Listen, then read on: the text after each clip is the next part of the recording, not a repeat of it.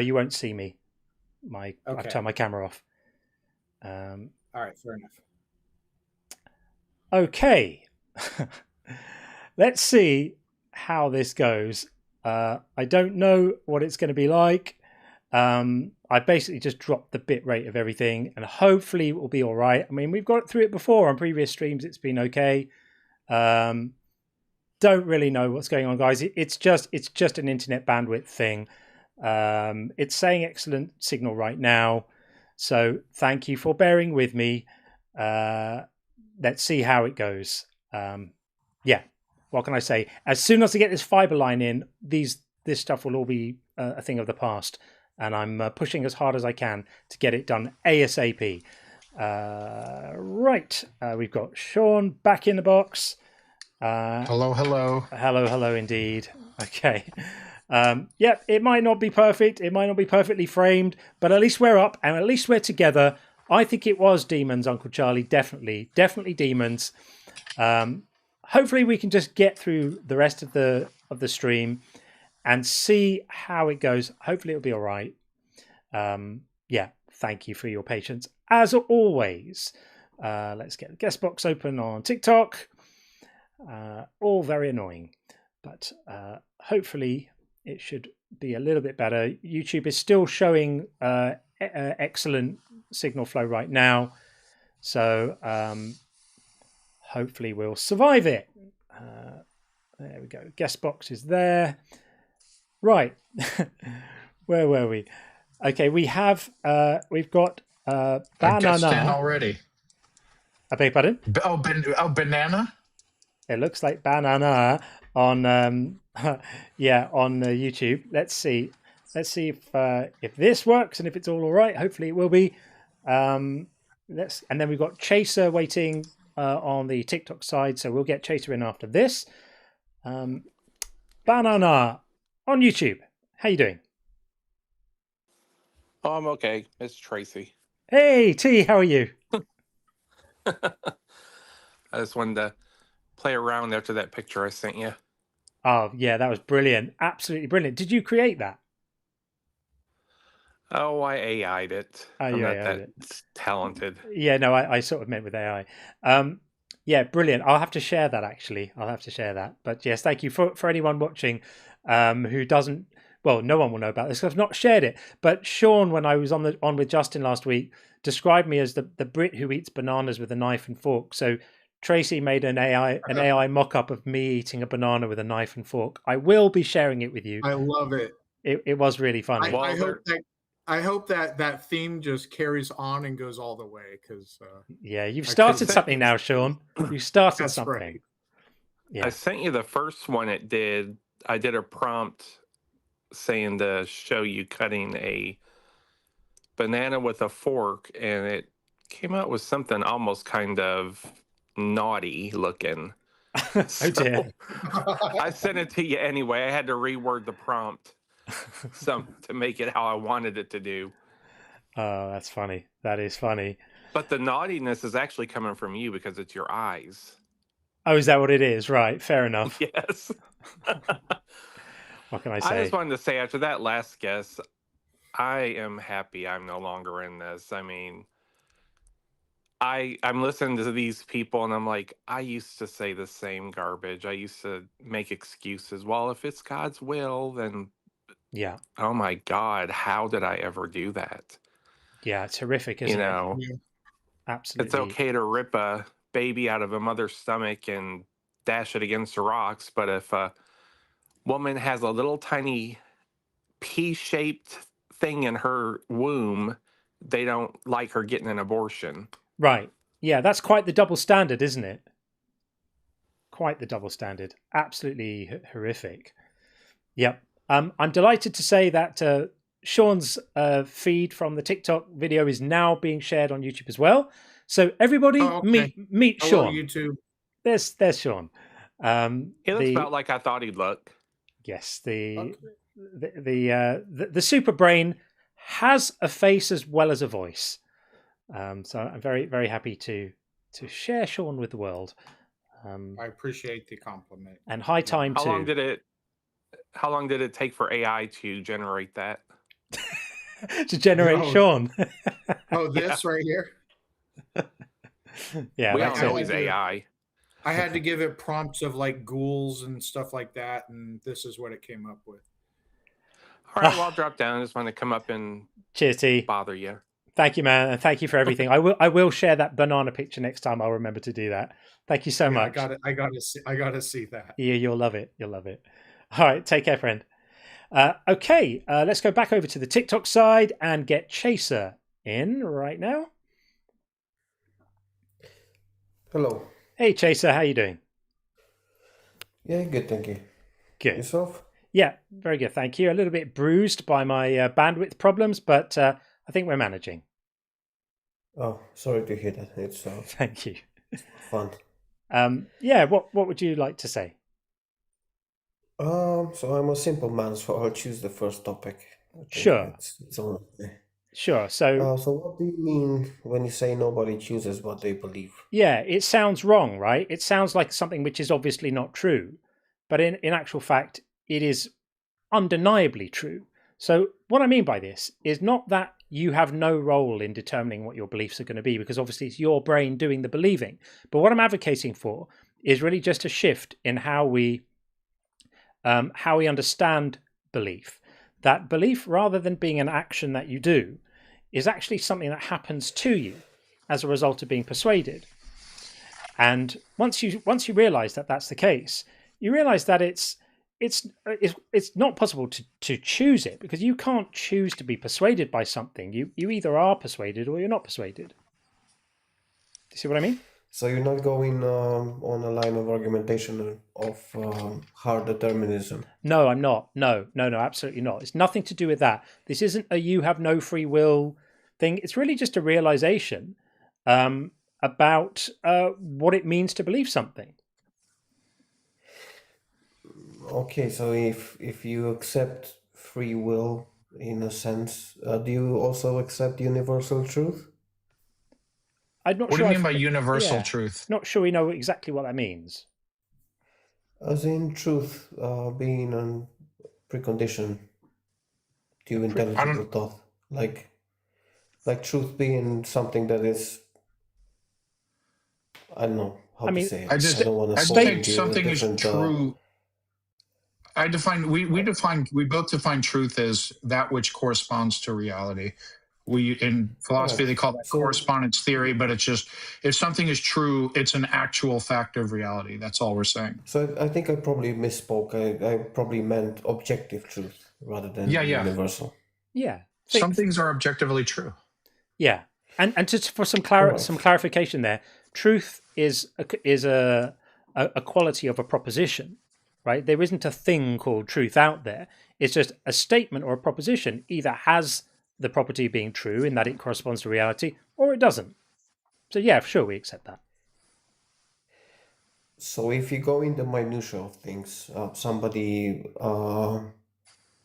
being willing to be persuaded by a new set of data and alter their beliefs accordingly, it's not really undermining their choice.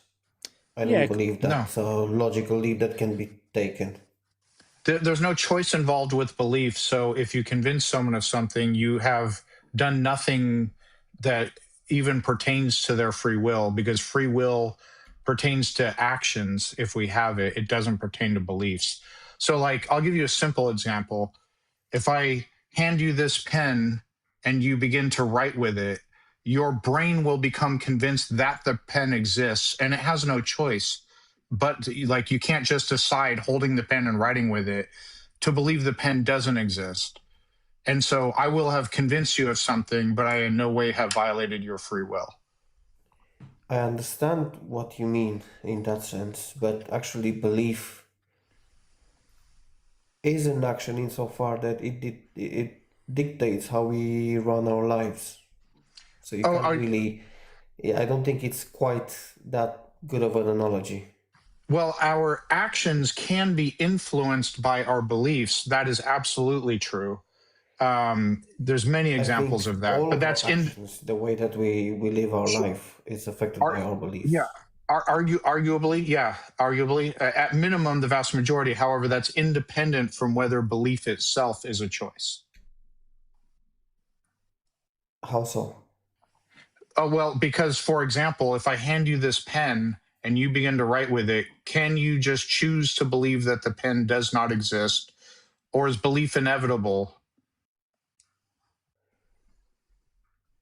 Well, I can believe that I don't need to write.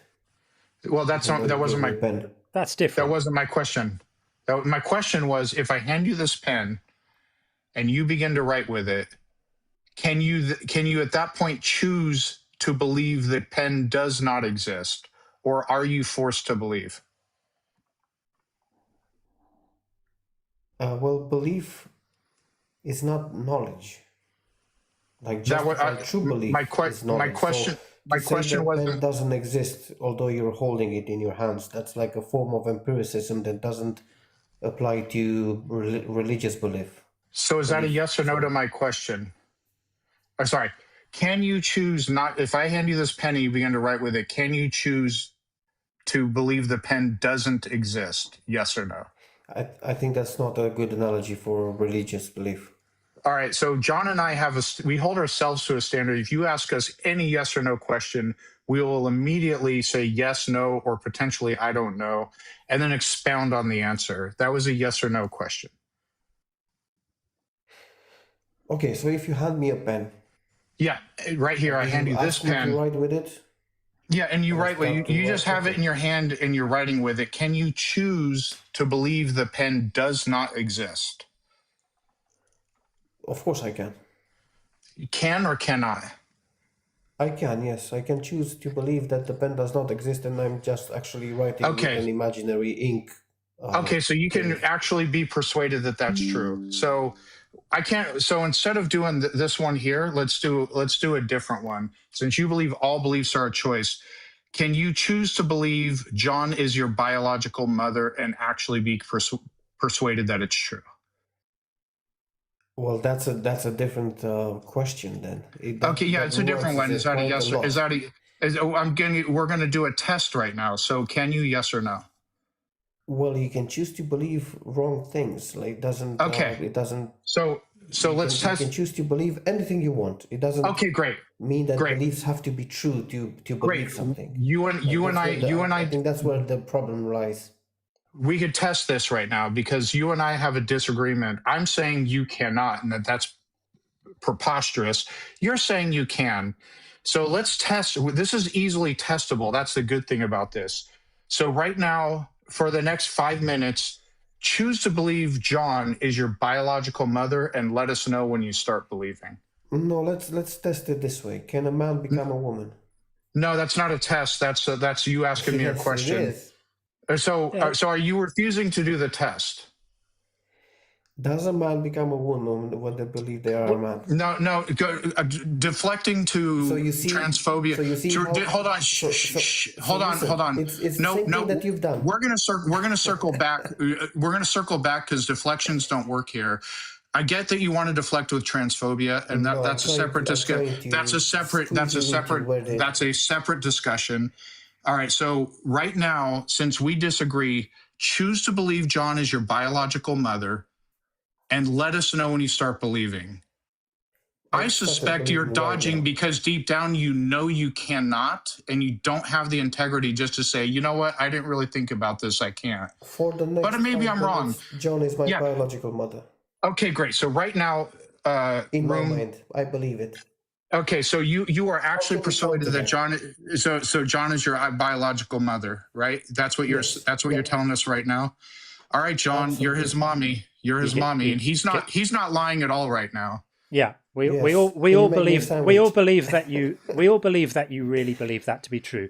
Now, I mean that's just complete bullshit, obviously. So another way of framing this is how can you hang on? You can learn some manners now. Another way of framing this is: can you choose to believe something that you don't find persuasive? Can you choose to believe something that you don't think is true? Of course. Do you really think that? You think it's possible to? Yes. So. Are you suggesting that by a sheer act of will, you can recalibrate your judgment about what's actually true? or are you just making the even more ridiculous claim that you can disbelieve something and believe it at the same time? I'll give you an example. I'll give you an example. Many Muslims come to the realization that Islam is false, and they're in a cult.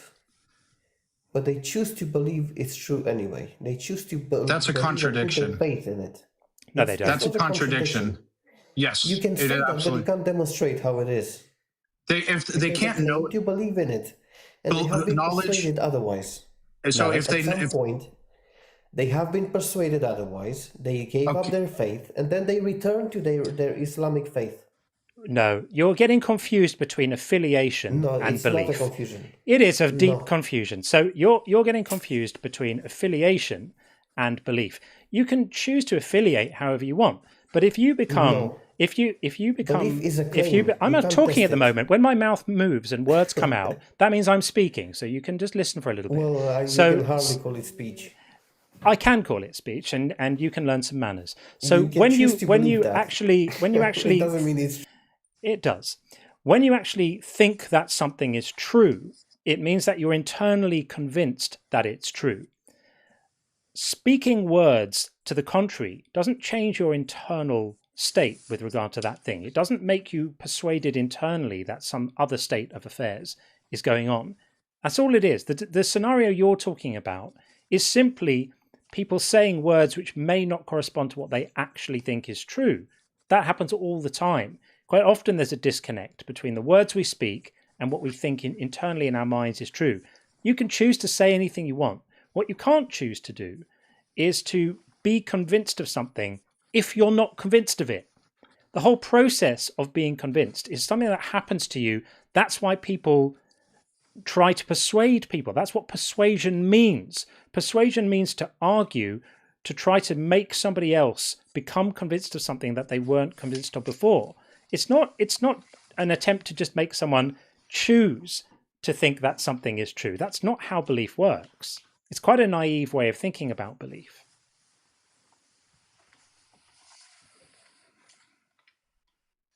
You can unmute yourself now. So in about 3 seconds, I choose to not believe that you're my mommy. Okay, but for the last 3 minutes or so, internally, I completely believed that you were my mom. You're lying. You're lying. We all know you're lying, and you know you're lying. We can demonstrate it by the fact that it's obviously untrue.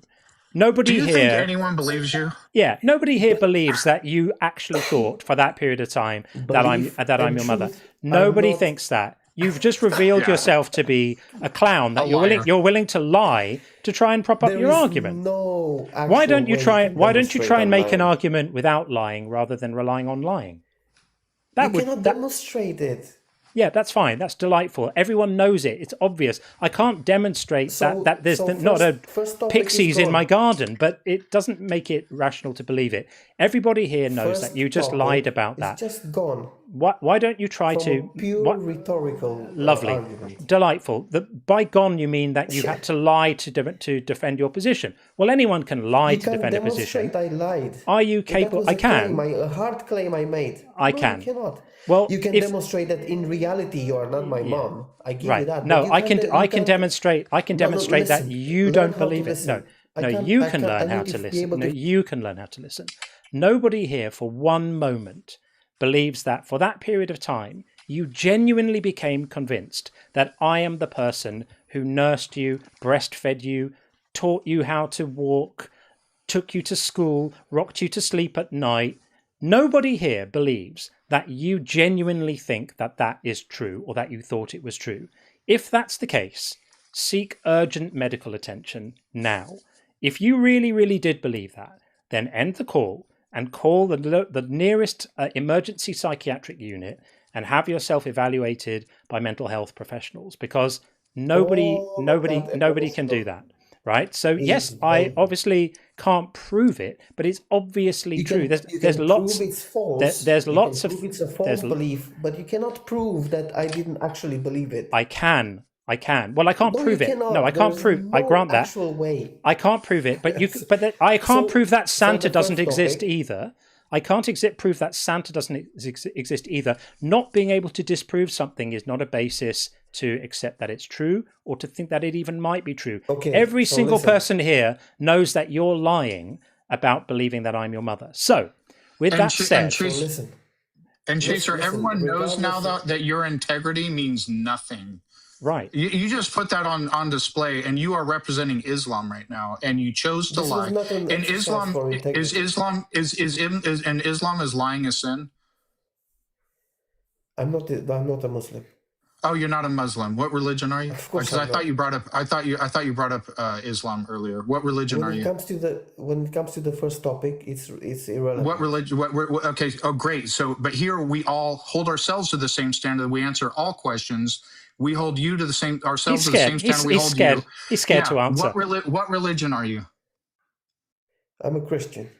Okay, Fine. great. In Christianity, is lying a sin? Sure, yeah. Okay. Did you lie? I want to see if you're willing to tell another lie. Did you lie when you said you could believe John, that you actually believe John was your mother? No. How can you prove Okay. that? Have you read? So you're sinning again. Have you read Revelation 21:8? Do you know what's waiting for you now? What's waiting for me now? A burning lake of sulfur, my friend. That's where the non-believers and the liars go. Oops. Really? Are you the authority on interpreting the Bible? Your Bible in Revelation 21:8 says it pretty clearly. Want to see it? Really? Yeah. Revelation 21:8 says that the non-believers and the liars and the sexually immoral and the murderers will go into a lake of fire. So I guess that's what's waiting for you. Oopsie daisy. And by the way, Christians on YouTube and TikTok, this is one of yours. This is the man representing your faith right now at this moment. Yeah. It was an argument. If you don't hold a hard determinist perspective when it comes to the first topic, then you cannot actually falsify any belief. That I just proved it, regardless of you didn't prove lying it. Or not lying, or your presumption of me lying. No, we all know you're lying, and your so-called proof. No, your so-called proof was a lie because we gave There's that actually example. a term for that. It's called lying for Jesus. Yeah, lying for Jesus. It's called lying for Jesus. Yeah. That happens a lot. Really? Not all Christians. Really? I want to give Christians credit. Not all Christians completely lack any semblance of integrity and shamelessly lie to the point. Can you tell me where in the last 5 minutes or 7 minutes I've been on the live have I actually mentioned the name Jesus even once? You ridiculous fool. You haven't. No, but... you don't have to mention Jesus to lie for Jesus. You're lying. Exactly. You lied to defend your. You lied to defend your faith. Argument. That's right. It was a semantics argument to prove that your first topic is actually a stupidity of enormous. So you proved it stupid by blatantly by telling a blatant lie that everyone knows is a lie. That was defeating the argument. That was the proof. You Apparently, know what was defeating the argument? Do you know what was defeating your the lie? Your lie was your lie. Do you want to know? Do you want to know? Pants on fire right now.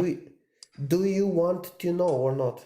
Do you want to know, or are you just don't have the capacity to understand the argument? Do you want to know? Your only defeater for the argument was to respond to the example that we gave of not being able to choose belief by lying about being able to choose it. That was the best you could come up with. It wasn't very good because it revealed you to not be very good at arguing and to be a liar.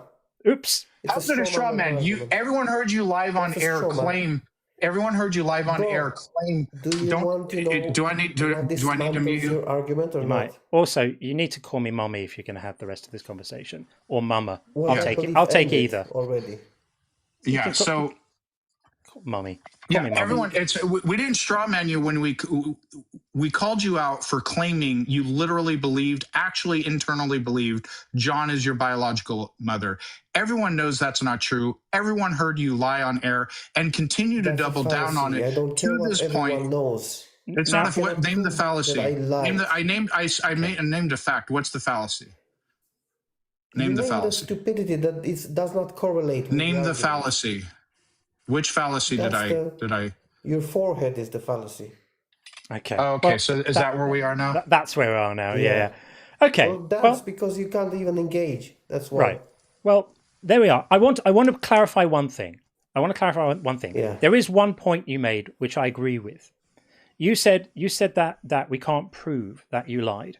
I actually agree with that. Exactly. That's my whole We can't point. prove. Okay, well done. It's a fantastic point. I also can't prove that my mother loves me. I also can't prove, beyond any shadow of a doubt, that that the physical world actually exists. I also can't prove that I'm not a brain in a vat. I also can't prove that the Earth goes around the sun. I also can't prove that all of reality isn't a simulation. I also can't prove that there aren't fairies at the bottom of my garden. There's lots of things I can't prove. So the bar you cannot prove. So the bar a hard determinist view. So the bar for believing something isn't whether you can disprove it, it's whether there's a reason to believe it. Now, we take lots of things on the basis of strong evidence, like that the Earth goes around the sun, like that my mother loves me. There are lots of things. If our bar in life was that things have to be absolutely proven before we accept them, we'd never be able to accept anything. But we do accept things on the basis of reason and evidence. And reason and evidence show us that your argument was a bucket of poo-poo because in order to make it, you relied on lying. And that didn't work out very well. So I think that we're probably going to move on right now. I think we've made our point. I think you were not able to make yours. Preaching, and good luck in the lake of fire. There we go. Well done. Done. It's such a ridiculous thing to push back on this by saying, yes, I can believe anything you want, I want. And then when given a concrete example of something you obviously can't believe, to just lie and say you could do it. That's not impressive. Go away and learn a better way to argue that doesn't involve lying. Because if lying is on the table, then anyone can prove anything. But what proper dialectics involves and proper discussion and proper discourse it involves people being truthful about what they actually think, and that's how you look at ideas properly, with intellectual integrity rather than just bullshitting and lying. Honestly, what I got from that was, okay, nod wink, we both know I'm lying, but haha, you can't prove it, therefore I win. This is a game. I'm, anything goes, not an adult, honest conversation. Absolutely. Yeah. Okay, so because of our tragedy with the connection before, I lost all my queued up super chats, so I'm so sorry. Tim and others that kindly made super chats and they went before I could read them out, so I'm not going to make that same mistake here. We're going to read some of these out. So Liquid says, caller, listen to your mother. I wish I said that. I know. Wish I said I know. it. I should have called it out then and there. I'm so sorry. And Tracy says, I can't make myself believe you're my mummy. Daddy, yes. Mummy, no. You too, Sean. Puff is the shiniest of dragons. Puff is the shiniest of dragons. May you be reflected in his scales. And Chris Dover says, the proof is that he didn't honor Jon as his mother. He really should have called me mom. I mean, if he wanted to make us believe, he should have called me mom or mummy or mama or mum or mom or one of variations on those, just for the period of time. At least we might have kind of believed him a little tiny bit. And then Zafji says, Chaser made me wonder why I watch this. It makes me feel like smart and honest, I guess. Are people like him representative of theists out there? Look, there are theists out there who are not dishonest and stupid like that. I like it when they call. We do have discussions with smart, intelligent theists who just have different views to us sometimes, and I quite enjoy it when they call in. Unfortunately, sometimes baby Jesus doesn't send his best. I'm not sure why. Maybe it's like the middle of the week and all the smart people, all the decent people are doing other things, but we get people like that. So very, very sorry about that. What can I say? If you're listening right now and you can make an argument without having to lie and talk nonsense, then we'd love to speak to you. Come and say hi to us. You'll get a warm welcome. Okay, well, we are going to bring in our friend on TikTok, who we have spoken to before, and time again, every time I get him in, I can't pronounce the name. So he's going to pronounce it for us. But welcome back again. Hey, John. Hey. John. How are you guys? Good. How are you? Good. How you doing? I'm doing good, thank you. My name's Duragon. Duragon, that's right. Yeah. So I just kind of wanted to touch on something that kind of got brought up. I think it really didn't get touched on very well. Yeah. But the idea that, and I mean, I have a hard time talking to people who are dishonest. I would like to not talk to them like from the moment that they are dishonest. Yeah. But he brought up the point that like how people believe things after knowing that these things are not true with religion. Yeah. But I think the important thing there that probably needed to be touched on is that when somebody has like their entire life wrapped up into this theology or a belief, and their entire community is wrapped up in this, you're ultimately at this cross point, like a crossroad, where you need to be able to figure out whether you're going to be walking away from everything that you know as a person that you have depended on for your whole life. So it's not an easy thing to do.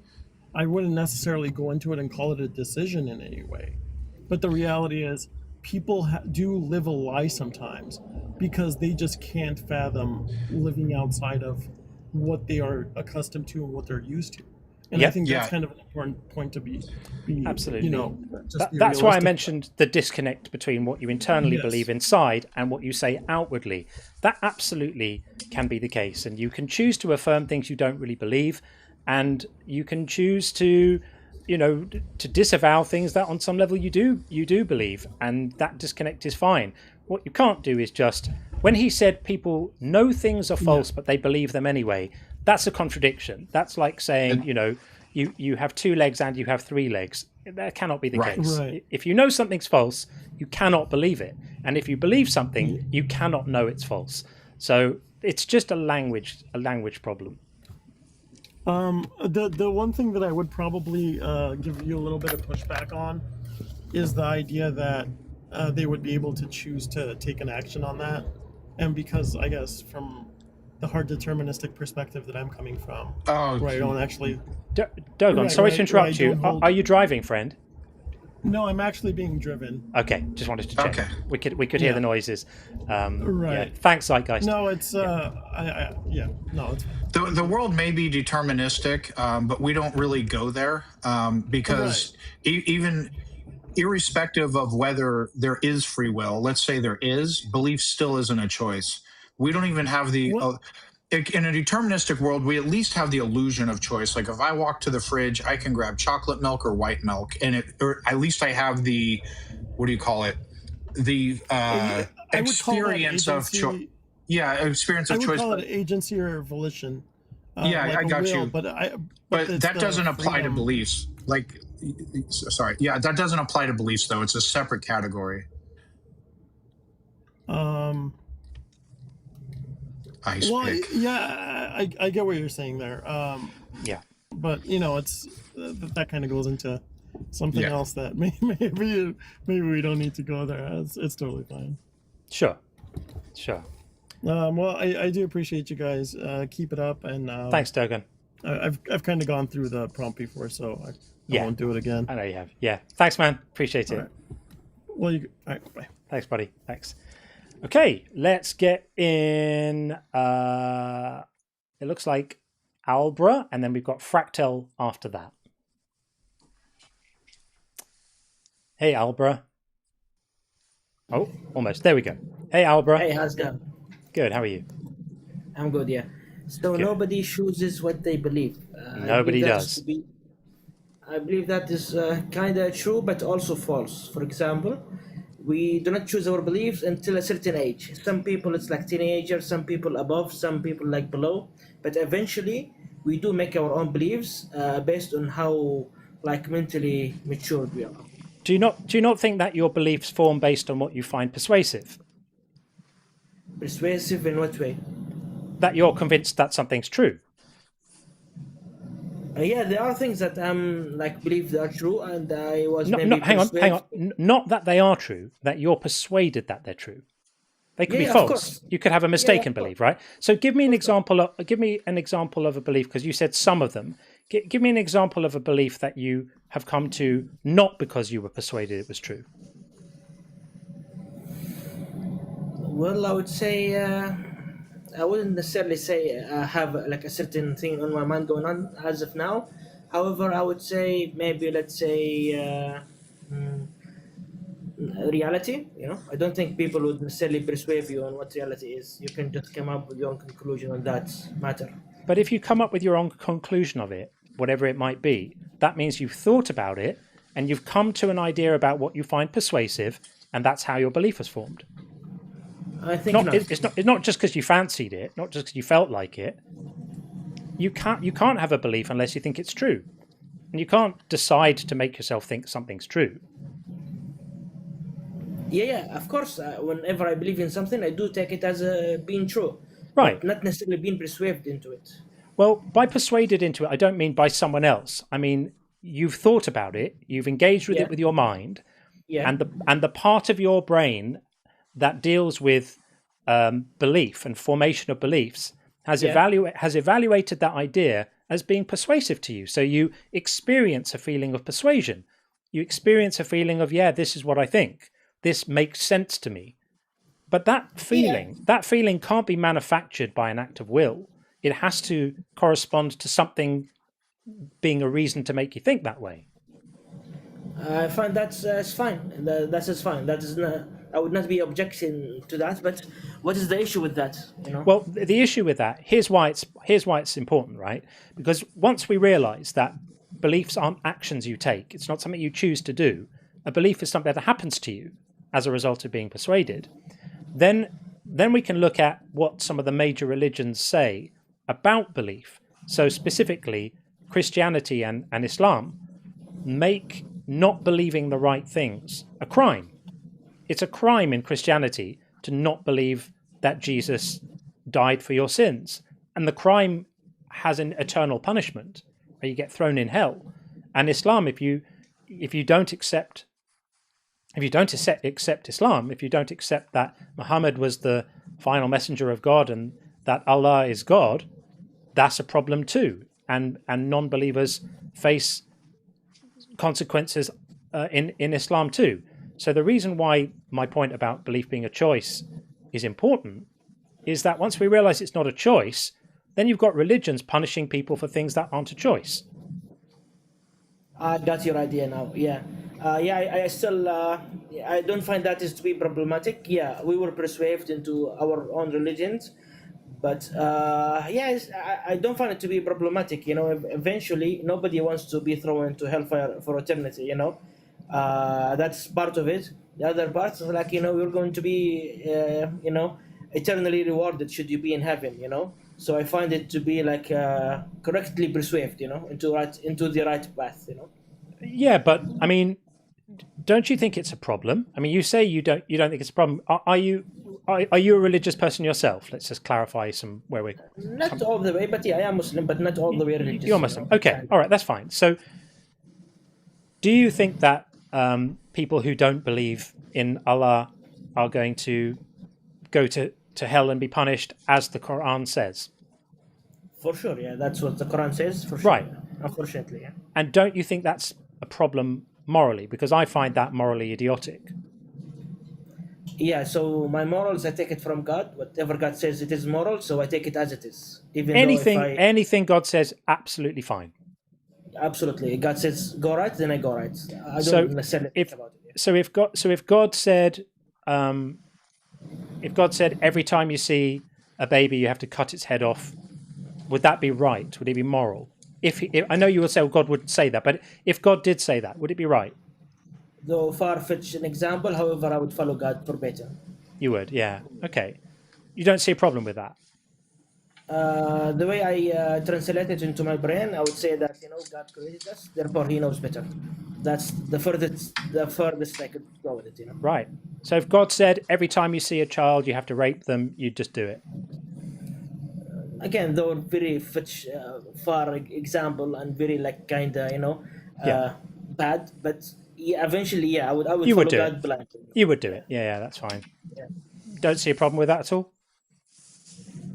I do not, and the reason being is that again, the furthest I could go with it is that God have created us, therefore God knows better. Therefore, like we should follow God's command. That's Right. Eventually, I will leave it to God. I would not leave it to myself to judge, or like Yeah. to more being explanatory or like elaborate on it. Should God say something, let it be done. So what you're doing there in taking that position is you're essentially giving up morals and ethics completely. You're saying you don't want to participate in moral judgments anymore. When it comes to God, you're not going to have any. You're not going to have an opinion. And rather than having morals and ethics, you're taking those out like a transplant, like an organ transplant. You're having your morals and ethics taken out, and what's being put back in is just being a mental slave. Just obedience. Just obedience. Yeah. That's terrible. I'm taking the moral of God and letting go the moral of humanity. Absolutely, yeah. So anything he says, no matter how terrible, you would call it right, and you'd go along with it, and you wouldn't even have an opinion. That's why I argue against religion, because it does that to people, and like it sounds a bit like it's been done to you. It's a willingness to just give up your own moral intuitions. That's a tragedy, and you shouldn't do that. I believe that God knows better. Like, I don't believe you would know better than God. What do you mean by knows? What do you mean by knows better? What would constitute better? I would say, like, in any way, should you take it to any regard in any way, he just knows better. No, what's the criteria for better? For something X being better than Y, what do you mean by better?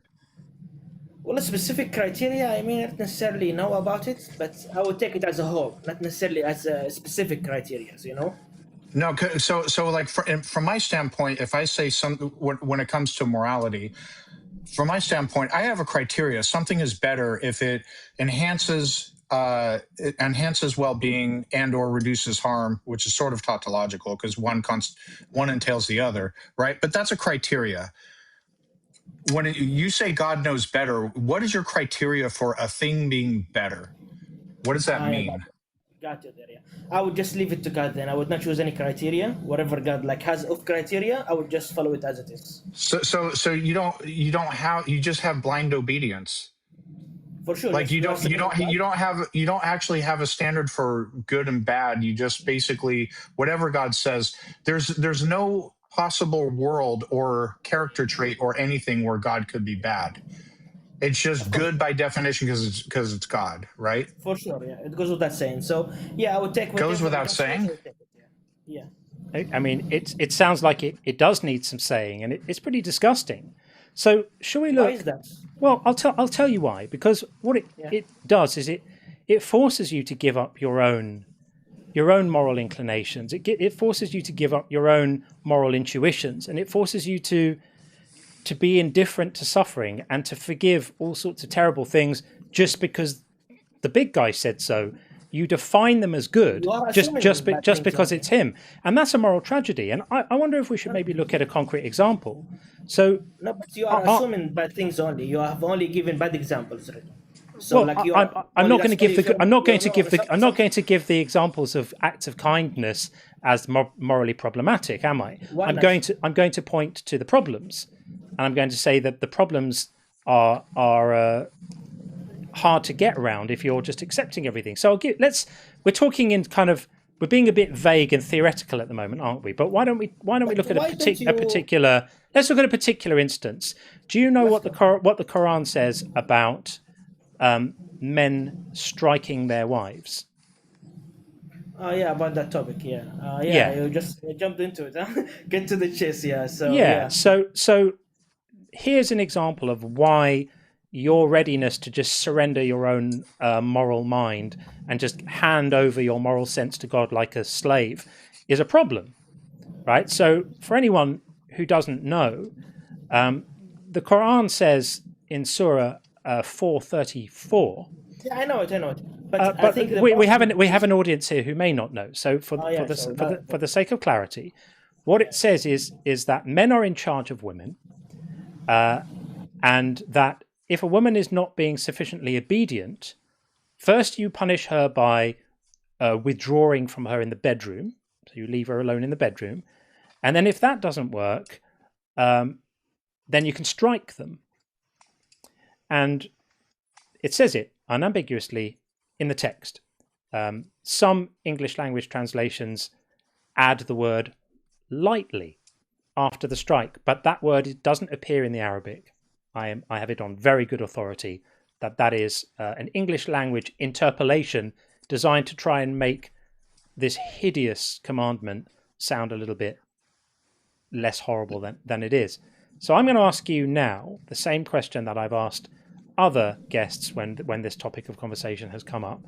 Do you think it's okay, under any circumstances, for a man to beat his wife, however lightly, to beat his wife for not being obedient? As far as you think it's okay to follow society, I do not follow society, I worship society. I worship God, I follow God. I take. Do you think that answers his question? I just want a simple answer. Society.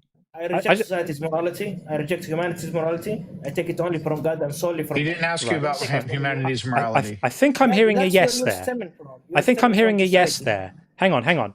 So stop dancing around this. I'm not talking about society. I asked you a very straightforward question. He said yes. He said yes. So you do. So I'd like to hear you actually say, I think it's okay for men to beat their wives. No, you want to just click page and No, I want you to own the position you're taking. Are you scared to stand up for your beliefs or not? Sorry. As an atheist, you have a problem. You take don't worry about my problems. We're talking about your problems right now. You're rejecting God by worshiping society. Like, which one is better? Relax. That pivot. We're not having it, and we're not going to have the pivot.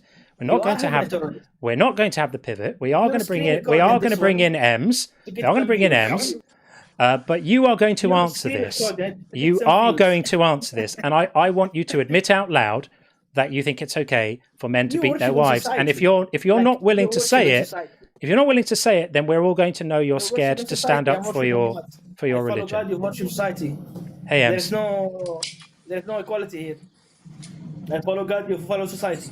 Period. البراء. Did you understand what they said? Oh yeah, so I think I think you're the guy from Twitter as well. You came back. Twitter? No. I've never been on Twitter. Okay, perhaps another guy. But why? Okay. I worship God. It is very different. Sure. What does what you have just said have to do with this question? His morality is stemming from society. Jamil. So you are better, right? You are better, right? So he's fundamentally coming from another question he won't answer. البراء اسمع حبيبي اسمع يا حبيبي يا ابني you are better than him, right? I'm not example. You are better than him, right? You have no morality. You're an atheist, bro. Again, you are better than him, correct?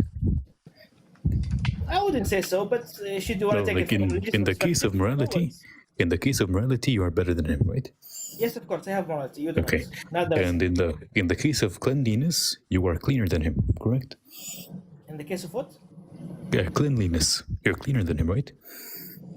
You mean like hygiene? He could be. Not hygiene. I meant like as a human being, you're a cleaner person than he is. Okay, so you're also stemming from society. Is that a yes or no? Can you answer any questions? This is any questions? Yes or no? Start with you. Ems, ask your question again, please. Yes or no? Manipulative. That's where questions are stemming. By holding you to the same standard we hold ourselves, if anyone asks us a yes or no question, we will answer with a yes or no. You're kind of an angry person who have like Ems, please answer. Please answer. So your question. I'm gonna answer the question for him. Believers, like mainly perhaps Muslims, because they're straightforward. No, not because they're straightforward. Ask your question again. Habibi, you're the least straightforward person I've ever dealt with in my life. Like bro's like you hate me because I'm straightforward. What's straightforward, bro? Bro, you're conniving, bro. You're cunning man. Okay. You are طيب as well the guest is a cunning man. هل يمكن أن تهدأ؟ نعم أم لا؟ No, keep it English, bro. No worries, keep it English. I can cook you in English. No worries. جميل. هل يمكنك الهدوء؟ رجاء. Keep it English, bro. Keep it English.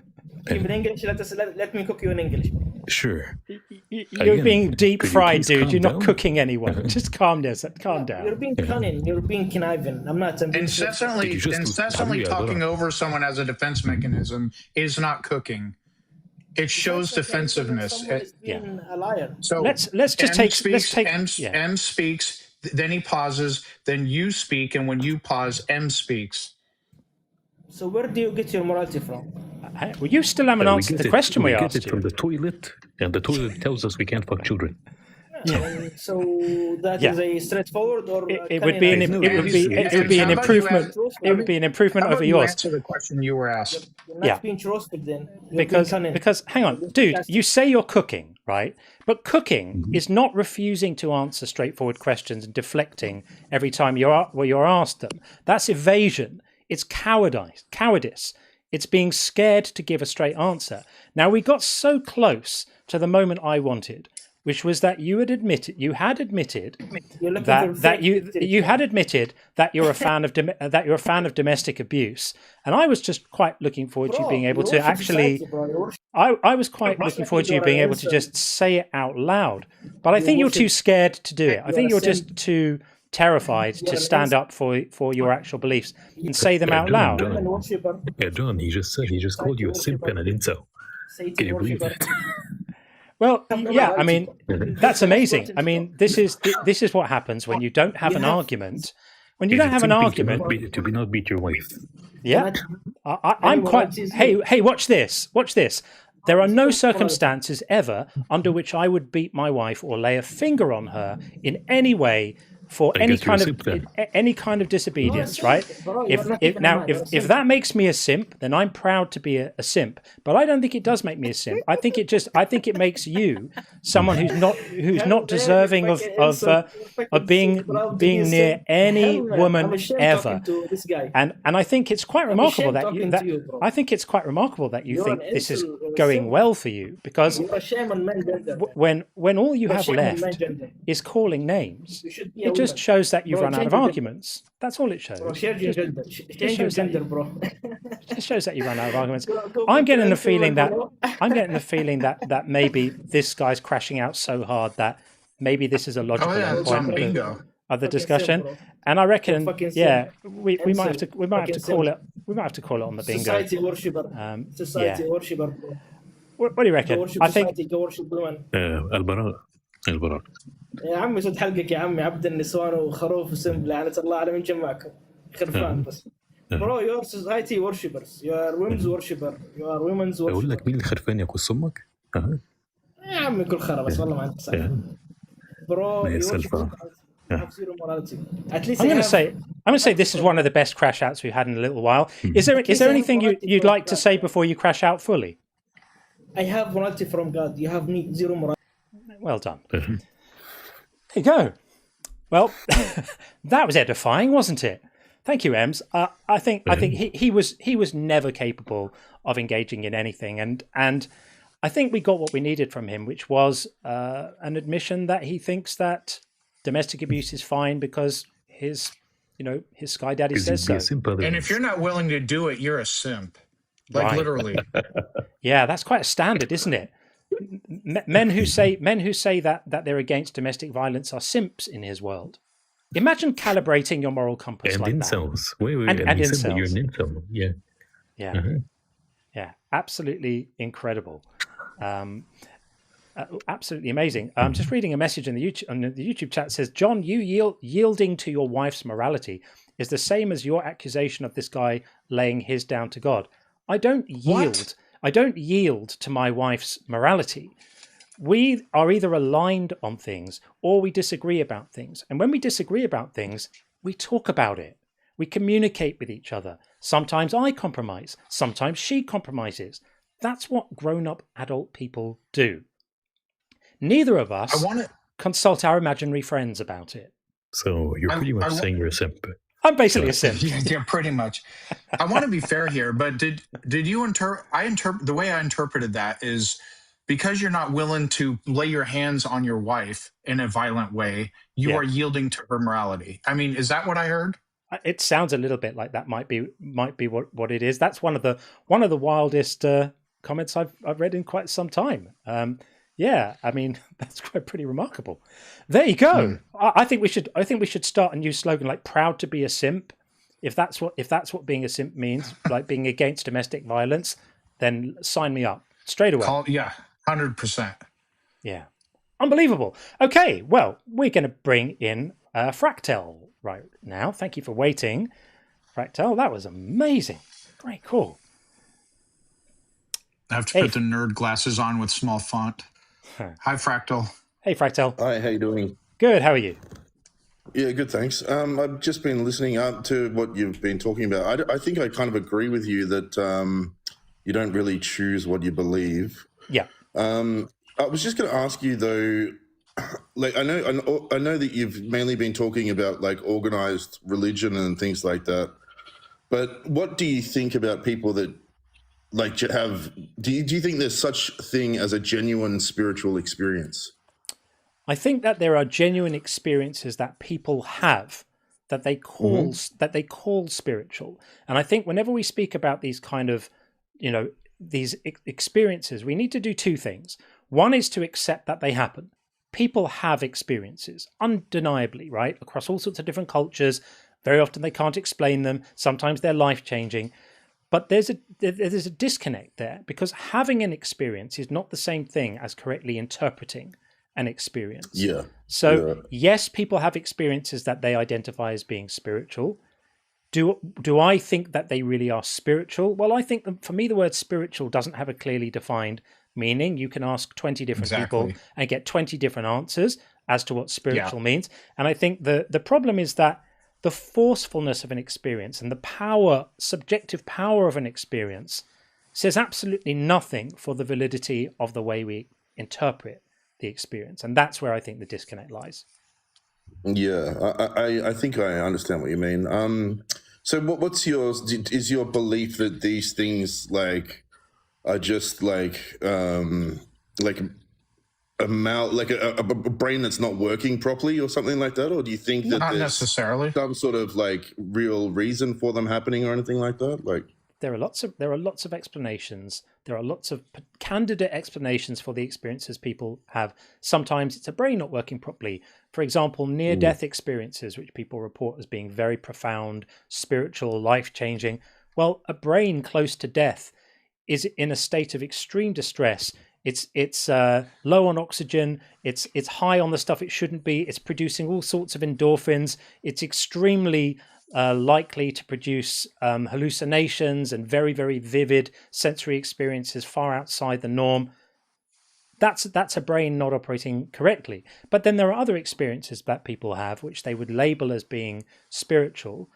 Even enjoying a sunset. Which aren't, yeah, like exactly. Some people enjoy a sunset and it's so serene and it just envelops them in this feeling and they describe it as spiritual. They might not even mean spiritual. I don't know. Like I've been looking into like some people's descriptions of spiritual experiences, and like what I find that the most, well, it seems like what they're talking about is something that's formless. Yeah. Like something that's like it's delving into or having a more profound experience of the consciousness that we are, in a sense. Yeah. Like the fact that there is something that does not change within reality, well, that is aware of all the forms that change, and that's the fundamental layer of reality. You know what I mean? I mean, I'm not sure what you mean by that, but most of the time when, at least in my conversations, when someone describes a spiritual experience, they're describing a powerful emotion associated with an experience, and there's all kinds of. Like it's different to that. It's actually the formless state of the present moment, right? Like it's not emotion. The emotion is something that's observed, right? What do you mean by formless state of the moment? I don't know what you mean by that. So if you take everything that you perceive, right, there's fluctuations in your thoughts and your emotions, and there's things that can be perceived, and then there's the perceiving formless awareness that is just there, right? So it's there, but the fact is, people don't really recognize this when they think all the time, because they think that they are their thoughts, right? And that's overlooking the fact that there's a deeper experience you can have of like the present moment or awareness, and it's actually got like a depth to it. You know, you can go in so deep to these experiences where the forms of the world actually disappear and things like that. You know, let me ask you a question. Do you think in some cases people have experiences that they consider and they describe as spiritual that has natural explanations? Do you think at least sometimes that's the case? Yeah, I would say so. I'd say that a lot of like, you know, like, I don't know, I've definitely felt like, you know, joy and emotions and things like that. But I've also had a couple of experiences that are significantly more profound than that as well. You know, like, do you think, for instance, for some profound experiences, sometimes there's natural explanations? In what would be a natural explanation? Like I'm not attributing these things to God, but what I'm saying is that there could be a spiritual dimension to these, which, like, when I say the word spiritual, I'm saying like the formless, like, consciousness that anything to exist, right? It needs to happen in a moment of awareness to be known, right? So I'm saying that's a universal thing that any being or any entity anything that exists, right, is happening within that same fundamental knowingness of some different forms, right? What are you attributing those to? I would say that it's consciousness, and I think that people that consciousness exists. So no, but I think that people that have ventured into those realms, right? Yeah, and actually have had a first-hand experience of this sort of stuff, right, can actually be swayed and actually have the first-hand knowledge of the fact that everything is actually a unity, right? Okay, so you know what I mean? Okay, so I just want to correct. I just want to kind of steelman or see if I'm understanding you correctly. So you're not suggesting a God. You're suggesting, is it like a universal? You said unity. Are you suggesting a universal consciousness? I'm suggesting like kind of like a universal awareness, right? That is simultaneously all the different forms and personalities and all that sort of stuff, but it's something that doesn't change and will remain after even the disappearance of the universe. Yeah, I just can't go there myself because there's many I'm not a neurologist. There's many plausible explanations for all kinds of different experiences. The ones that I can't explain, or even if neurologists can't explain, I just leave at I don't know. But from my perspective, it appears that, well, I know for a fact I'm conscious. I strongly believe, based on reasonable inference, that other people are consciousness. All examples of consciousness to me appear to be independent and caused by brains. We think with our brains, physical brains that all seem to be separate and apart from each other. And I would need strong evidence to persuade me that there's some brainless consciousness that's universal to the universe, that's tying it all together. To me, and I don't mean this in a disrespectful way, but it sounds like woo. It's like woo to me. Yeah, it sounds like woo. And to be honest, like, before I'd had personal experience with these kinds of things, I would have said the same thing, man. Like, you know what I mean? Like, but there is definitely there's something to be said about something like that is beyond the mind. Okay, there's a deeper essence to what everything is, you know what I mean, that you can actually move into, right? But you can surrender into by simply putting your attention back upon attention itself. Can I make a comment? And then I don't mean to interject, and forgive me for interrupting, but I think this is an appropriate point to say this, right? That within the kind of discussion that we're having now, the sorts of things you're saying, there's a line, and on one side of the line are incredibly profound truths. Like things like the power of just being in the moment, right? The power of stopping and just being in the moment, being present. All the traditions around meditation and how you can learn to train your attention and to not just be at the mercy of your thoughts all the time. And there's a lot of really profound stuff there. And there's a reason that people practice for years and years and years to become better and more able to just be in the moment. And a lot of that stuff isn't crazy and isn't woo, and there's a real like profound truth there. And just 2 inches away on the other side of the line is an entire ocean of meaningless nonsense. And this is the issue I have with these kind of discussions, is that we can skirt along the boundary between these two worlds, right? On the one hand, some really, really useful insights into self-awareness and meditation and the use of our attention and, acceptance and a lot of Eastern thinking around just being and just being in the moment, all of that good stuff. I've got lots of time for that. But you only need to move a tiny little bit to the other side and you're into a whole load of stuff which, as far as I'm concerned, might as well be the tooth fairy. It's no more. It has no better grounding than. That's what I was going to bring up. Like. But how do you know when it comes to like? Are you like? I suppose when it comes to believing something, to bring it back to what you were talking about, right? Yeah. What about these people that claim that they're claiming that they have connected with an entity or something like that, right? For them, what do you think? What do you think is happening? Like, do you think that every single one of them are charlatans, or No, I don't. I don't. I think the majority of them are not charlatans. I think that people can just become persuaded of things for bad reasons, and that applies to all of us. By the way, I don't consider myself above that. That's part of the human condition. Is that we all don't think straight all the time. We are all fallible. There's a very, very good book that I'm a huge fan of called Inevitable Illusions, How Mistakes of Reason Rule Our Mind by Massimo Palmarini Pigliatelli, who's an Italian psychologist. And he defines like ways that our thinking routinely and recognizably goes wrong. And some of them happen more the smarter you are, right? So I just think it's possible for us to engage in fallacious reasoning and come to incorrect conclusions about things. And that's why I said right at the beginning, and we will move on in a moment because Hayden's been waiting for ages and I don't want Hayden to wait any longer. But that's why I made the point at the beginning that one can accept the truth of these experiences without accepting the interpretation of that truth.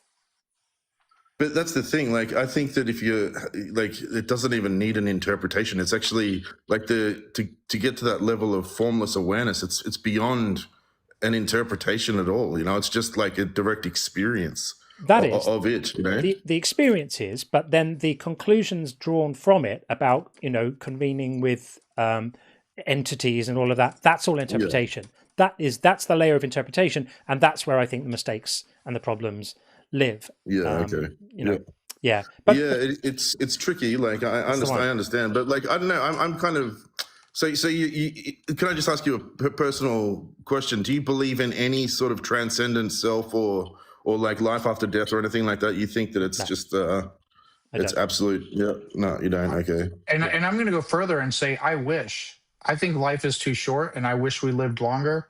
I would love for there to be some sort of happy consciousness of any form after we die. I just have to deal with reality as it is, and it does not appear that there's any evidence of such a thing. I don't know. Like, I think we're still off the table, man, whether consciousness is created by the brain or not. You know what I mean? Like, we're not. You know, we're not. Sorry, we're not. We know How that. do you know that? Because you can extinguish it by the application of drugs. You can change it by the application of electrical currents. You can alter it forever by the application of blunt force trauma to the head. We know that consciousness. But that's contents. That's contents of consciousness, though. It's not consciousness itself. It is. You can switch it off like a light switch with propofol. Gone. What do you think the brain does? What do you think the brain does as an organ?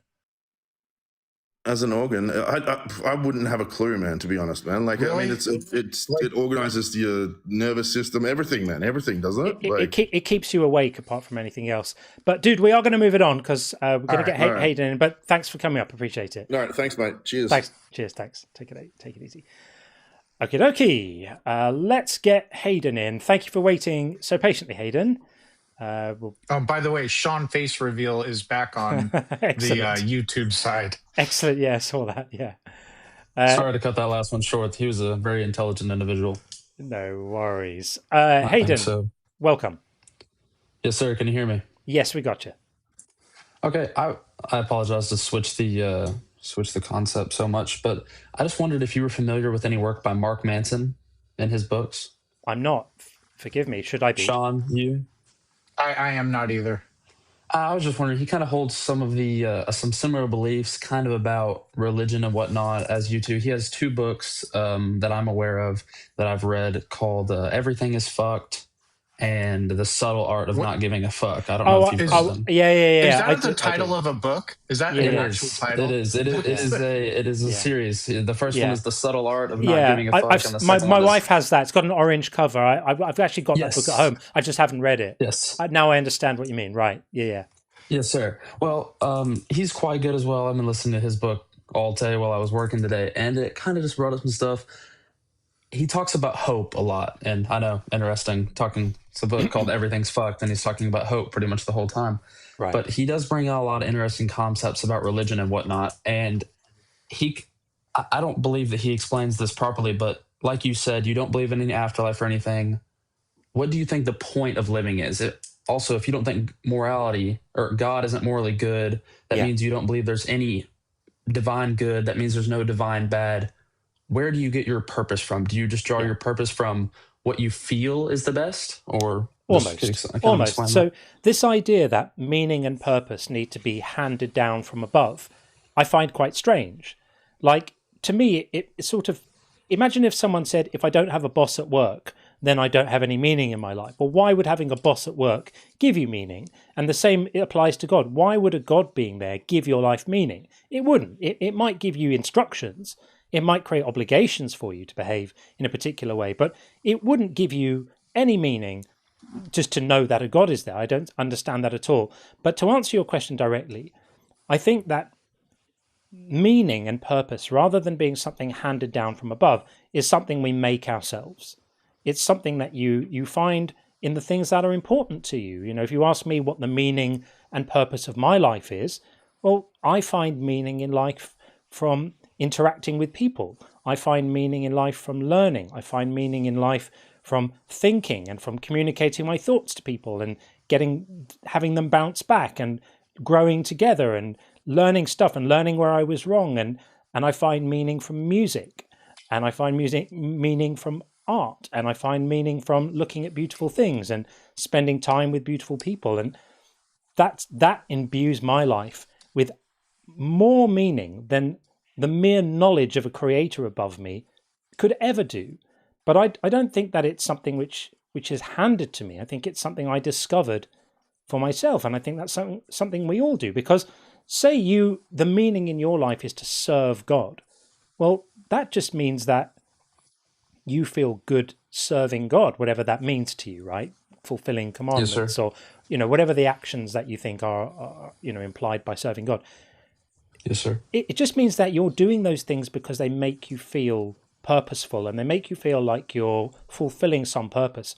We can find that purpose in lots of different ways. Yes, sir. So what you're saying is the purpose that you find in doing all the things you just listed is what you imagine people feel when they serve God, as in going to church or doing a righteous act. I find an externally imposed purpose to be quite ominous. We have real life examples of that happening throughout history in the slave trade. I agree. Slaves being bred with an externally imposed purpose. I think the beauty of being we do that to all types of different species. I mean, we do that to animals every single day as well. Absolutely. I mean, just because it happens to humans doesn't mean it's irregular or special in any way. That's a great obviously point. It does mean it's special. You're granted, right. But granted. They do have consciousness. That's a great point that you brought up there. But it just seems ominous to me. As autonomous beings, the beauty is we could find our own meaning and our own purpose in our own lives. That's truly having autonomy over your own life. That's truly having free will. Is there's no being above that's saying you were created for this purpose. Now you must glorify me. I always go to The Sims. Sorry if people are sick of hearing it, but if I made a Sims game and created them all as sentient beings, how would it make me look if the sole purpose of me creating them was to glorify and worship me? Like, what kind of a narcissist would that make me, and what kind of a life would that give them? See, I don't really have that certain belief. I do believe that Jesus Christ was real and he did die on a cross for our sins, but I just find it very difficult to believe that he affects our everyday life because a lot of people pray and whatnot, but I think that so I live in a very, not remote, but a rural part of Texas, and a lot of the things that we pray for is rain. We pray for rain a lot. It's a farming community. Sorry, I know this is kind of a weird example, but it's kind of a farming community. A lot of people grow crops out here. So a lot of people pray for rain. And when rain comes, everybody praises God. And I don't think that's a bad thing, but I just don't understand how people attribute that to God, since it's predictable. If God was doing it, it wouldn't be predictable unless that's why science exists. That's basically what the religion of science is things being predictable. I believe it's not that religion. God created everybody. Hang on. I can't let you get The away with religion that. of science? There's no religion of science. I apologize. Not religion, but it's a method. I apologize. It's just a method. I've been listening to that book all day, and Mark Manson does kind of classify science as a religion, not religion, but it takes the religion of evidence, basically believing in whatever has the most evidence. That's what he. That would be a very. I mean, if he uses the term religion to refer to deciding, he uses it loosely, but the religion of evidence is what he kind of calls it more often. Okay, I mean, we would whatever has the most evidence. We would have words about calling it religion, but if you think about it, don't you think that praying is a bit stupid? Because, like, if God has a plan for the world, then He has a plan, and praying presumes that you know better than He does about how things ought to unfold. That it almost presumes that what God needs from you is a slight course correction, a little intervention, because He sort of hasn't figured out that actually. Well, I don't think most people pray for God to change things. I think come on, of course they do. They pray for healing. They pray for. I agree. They pray for someone to get a job. They pray for Him to change things. I agree. Yes, sir. That is correct. Which presumes that He either wasn't going to do it anyway, or that if He was going to do something else, that it's not the best thing, or that He wouldn't know that they want Him to actually do the thing that they're asking for. The whole point of prayer is a bit silly, isn't it? Because God knows what you want already, so you don't have to tell Him. God knows you think He's great already, so you don't have to tell Him. And if God has a plan, we should just allow Him to enact His plan, because if He's that smart, His plan's going to be better than anything we can come up with. So who the hell are we to say, God, please deviate from your plan and arrange for the Redskins to win this weekend, or whatever it might be, right? Right? Yes, sir. If God's got a different plan, we ought not to be so presumptuous as to tell Him that we know better. So yes, I think sir, everyone should stop praying. It's silly. Stop that. It's silly.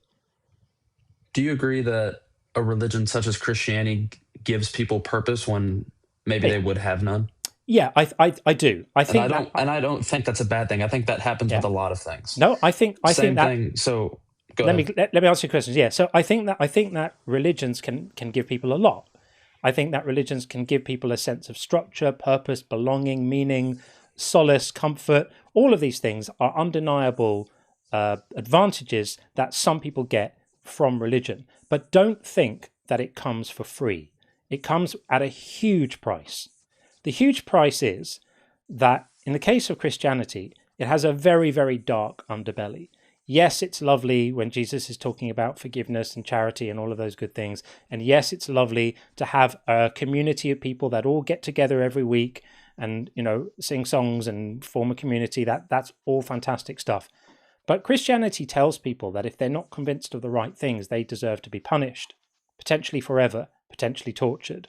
That's absolutely horrific. And that idea alone causes an immeasurable amount of suffering in the world all the time. It's going on right now. I think it's unforgivable. And it also venerates lots of values that I think are also unacceptable, like the God of the Bible is cruel. He supports slavery. Old Testament extremely, yes, sir. Right. All of that stuff, right? It's absolutely brutal. Yes, sir. And some people go, oh, well, Jesus came along and, disavowed all of that. First of all, He didn't. In Matthew 5:17, He validated all of it. He said, I'm not here to abolish it.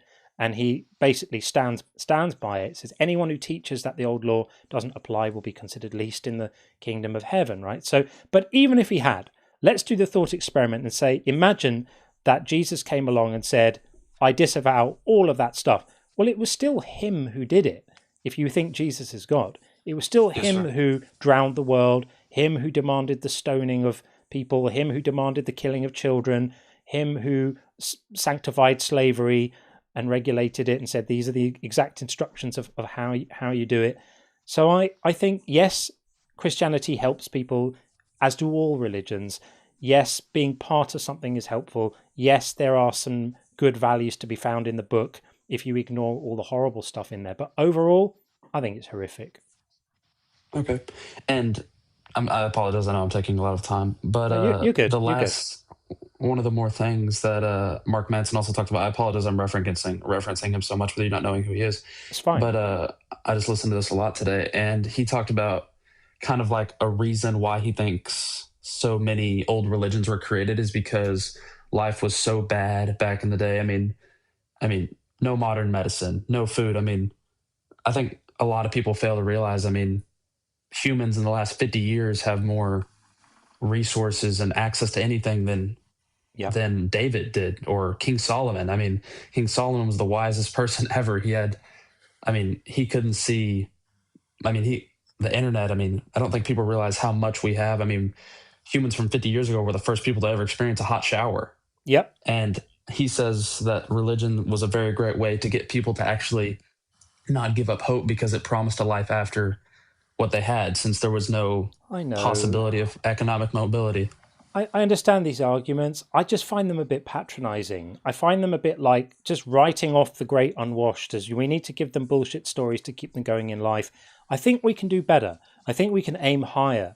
And I don't want to live in a society that says the way we give people hope is by telling them, fairy tales. I think we can give people hope by inspiring them about how to make life better, by showing them compassion, showing them cooperation, inspiring them with science, inspiring them with progress, rather than, Bronze Age stories. Yes, sir. But do you agree that easily it could have been how some religions were made, that life was so bad? Obviously, I mean, thousands of years ago. I don't think there's a single answer. Yeah, I think the reason religion has been so prevalent, I think the reason religion has been so prevalent over the years, there's multiple answers to it. And, a lot of atheists also, I think, oversimplify it. Religion was a tool made as a tool to control the masses. Okay, and in some cases, there are people who used religion in that fashion. There's other people, other things, other dynamics were at play. I think there's people multiple do that today. You could argue Republicans and Democrats are doing it right now. If you want to count not as a religion, but as an ideology, for sure. Well, yeah, I don't want to get into politics, but I think the answer to why religion has been so prevalent throughout many different societies throughout time. I think that's an interesting discussion that you can delve into a lot of different areas, but I believe the answer to that is there isn't a single answer. There's multiple factors at play. Yes, sir. I understand. I was just saying, he kind of argued, I mean, if you're a serf in Egypt and you're going to be a slave for the rest of your life and you have absolutely no hope, the idea of an afterlife that is all good definitely would appeal to you and give you maybe a reason to keep working. If you work correctly, you'll get this eternal afterlife. Because what are you supposed to tell to a serf that's 20 years old that has watched his parents work in a field for 20 years? His kid's going to do the same thing. I mean, what could you possibly give him other than hope in another life? But this is an argument against religion, because actually, rather than aiming to keep people in serfdom by mollifying I wasn't arguing for religion. I was just arguing a logical fallacy.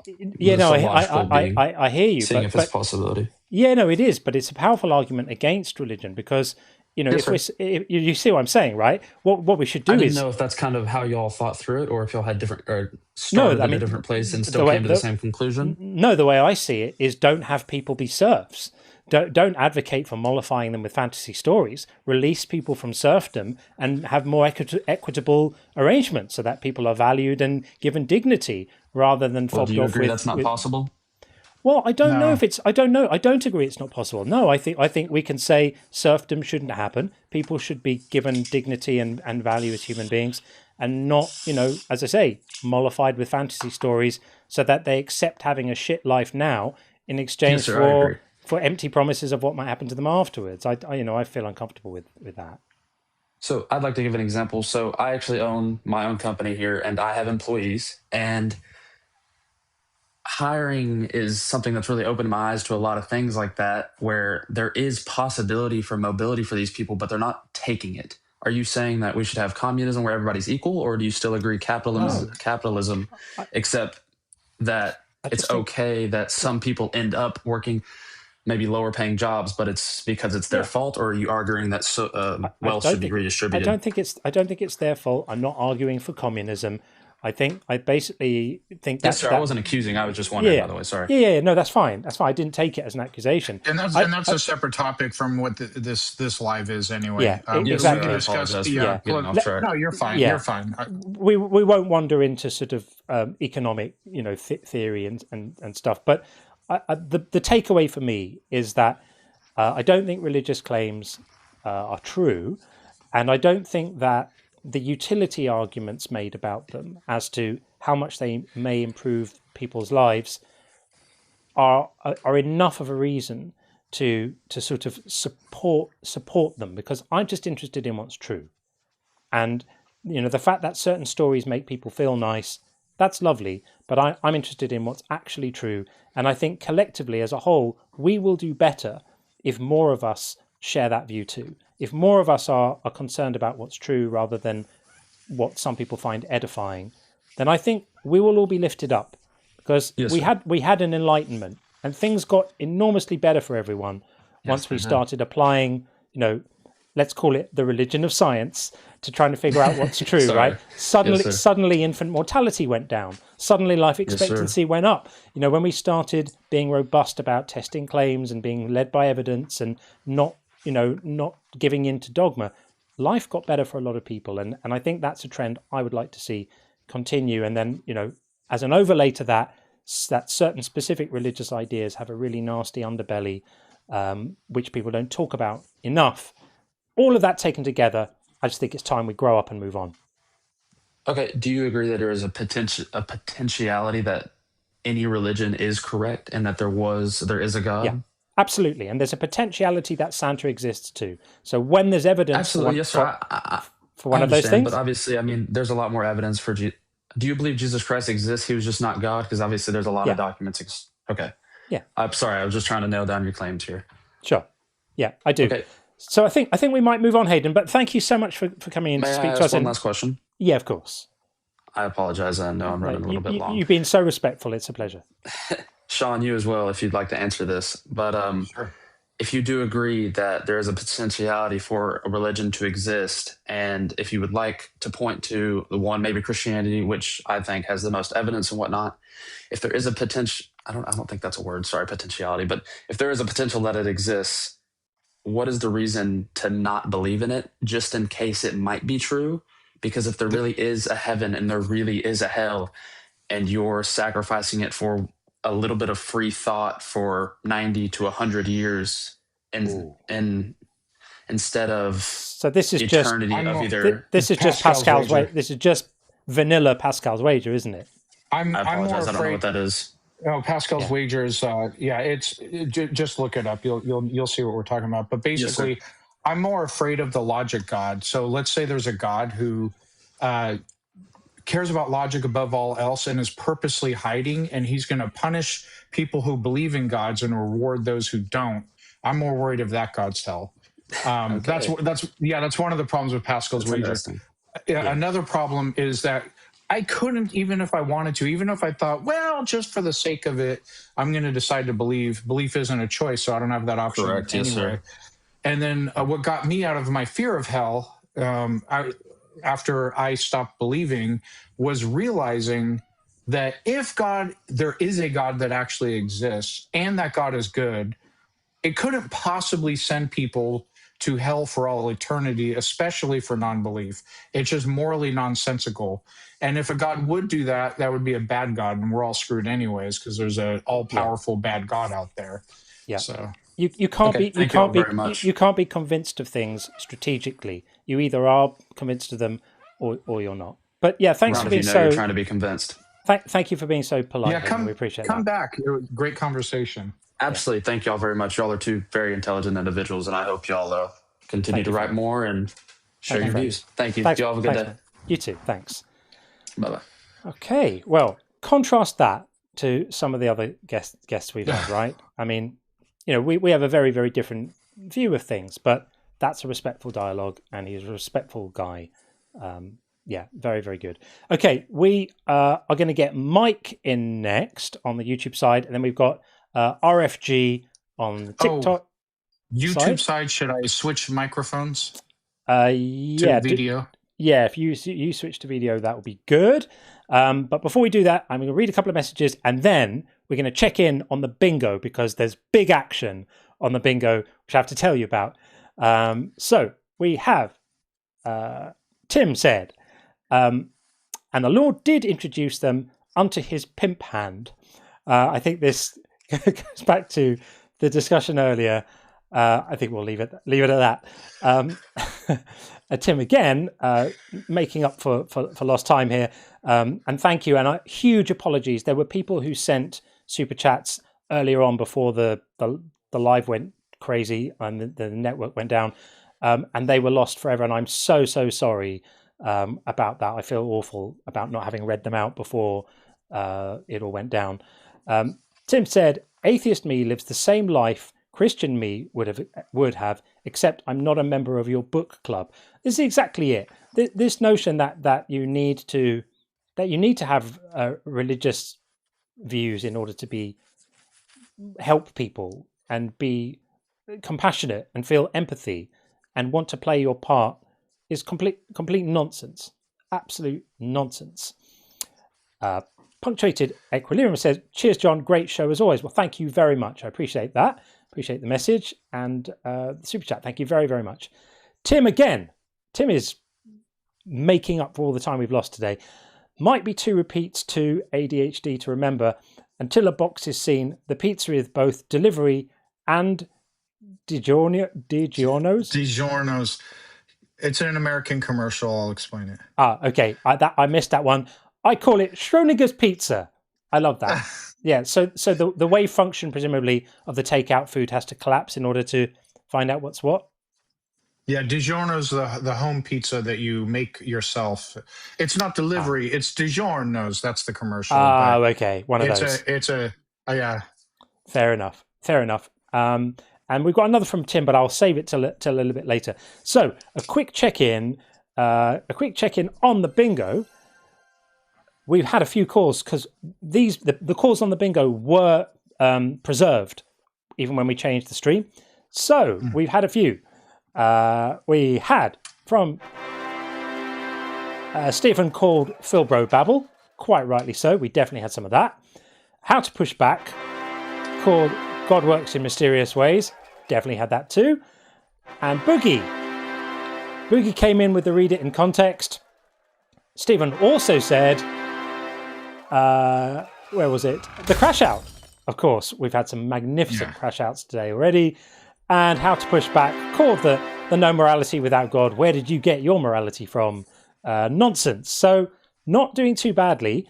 I'm still over the moon that we had a full house on the bingo the other day. That was absolutely stupendous. Okay, right. We're going to remove the super chat off my head and we're going to get Mike in. Mike, are you there? Yes, I am. How are you doing? Hey, good. How are you? Super great. Great. The floor is yours. Now, I see that one of the topics that you have down there is that God is immoral. Yeah. Can you enlighten me and tell me why you think that God is immoral? Yeah. I mean, it's because of all the absolutely horrific things he does and commands other people to do, like killing everyone in the world, apart from a drunk and his family on a floating zoo, and demanding genocide, including the explicit instructions to kill children, telling soldiers they can keep the young virgins left over from battle for themselves, treating women like garbage. The list goes on, celebrating babies being dashed against the rocks and telling women that their wombs will be ripped open with swords and their insides spill out, and all of this delightful language, and supporting slavery and all of this stuff. I mean, the list goes on. It's a long list. I mean, how long have you got? I don't know. Okay, so that's the biblical God, Jehovah. I would imagine you're talking about. What about the Quran's God? Is he any better? Yeah, no, he's also an arse. So he presides over unspeakable, easily avoidable suffering in the world, because the God of the Quran we're given to believe is all-knowing and all-powerful, and not really limited in his power, which means that every tornado, hurricane, tsunami, child dead of malaria from a mosquito, all happens on his watch with his knowledge that he could have intervened to stop it happening, and he chooses not to. And the only arguments I've ever heard about this are that there's some secondary benefit to him allowing all of this pain and death and suffering that will be actualized later, but that he's not capable of figuring out a way to get those benefits without the pain and suffering, which to me makes him either evil or incompetent.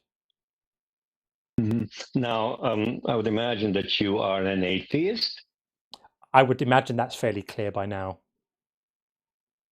Okay, now do you believe in Darwin's theory of evolution? Evolution is a fact. It's a fact of biology, and Darwin got some stuff right and some stuff wrong. He lived in a time where they didn't understand genetics properly, and we understand a lot more about it now. So I'm not too worried about Darwin. If you're asking me, is evolution a biological fact? Yes, it is. If you're asking, is the fact of evolution explained by changes in allele frequencies in populations? Yes, it is. Now, have you heard of Stephen Meyer, who wrote the book Signature in the Cell?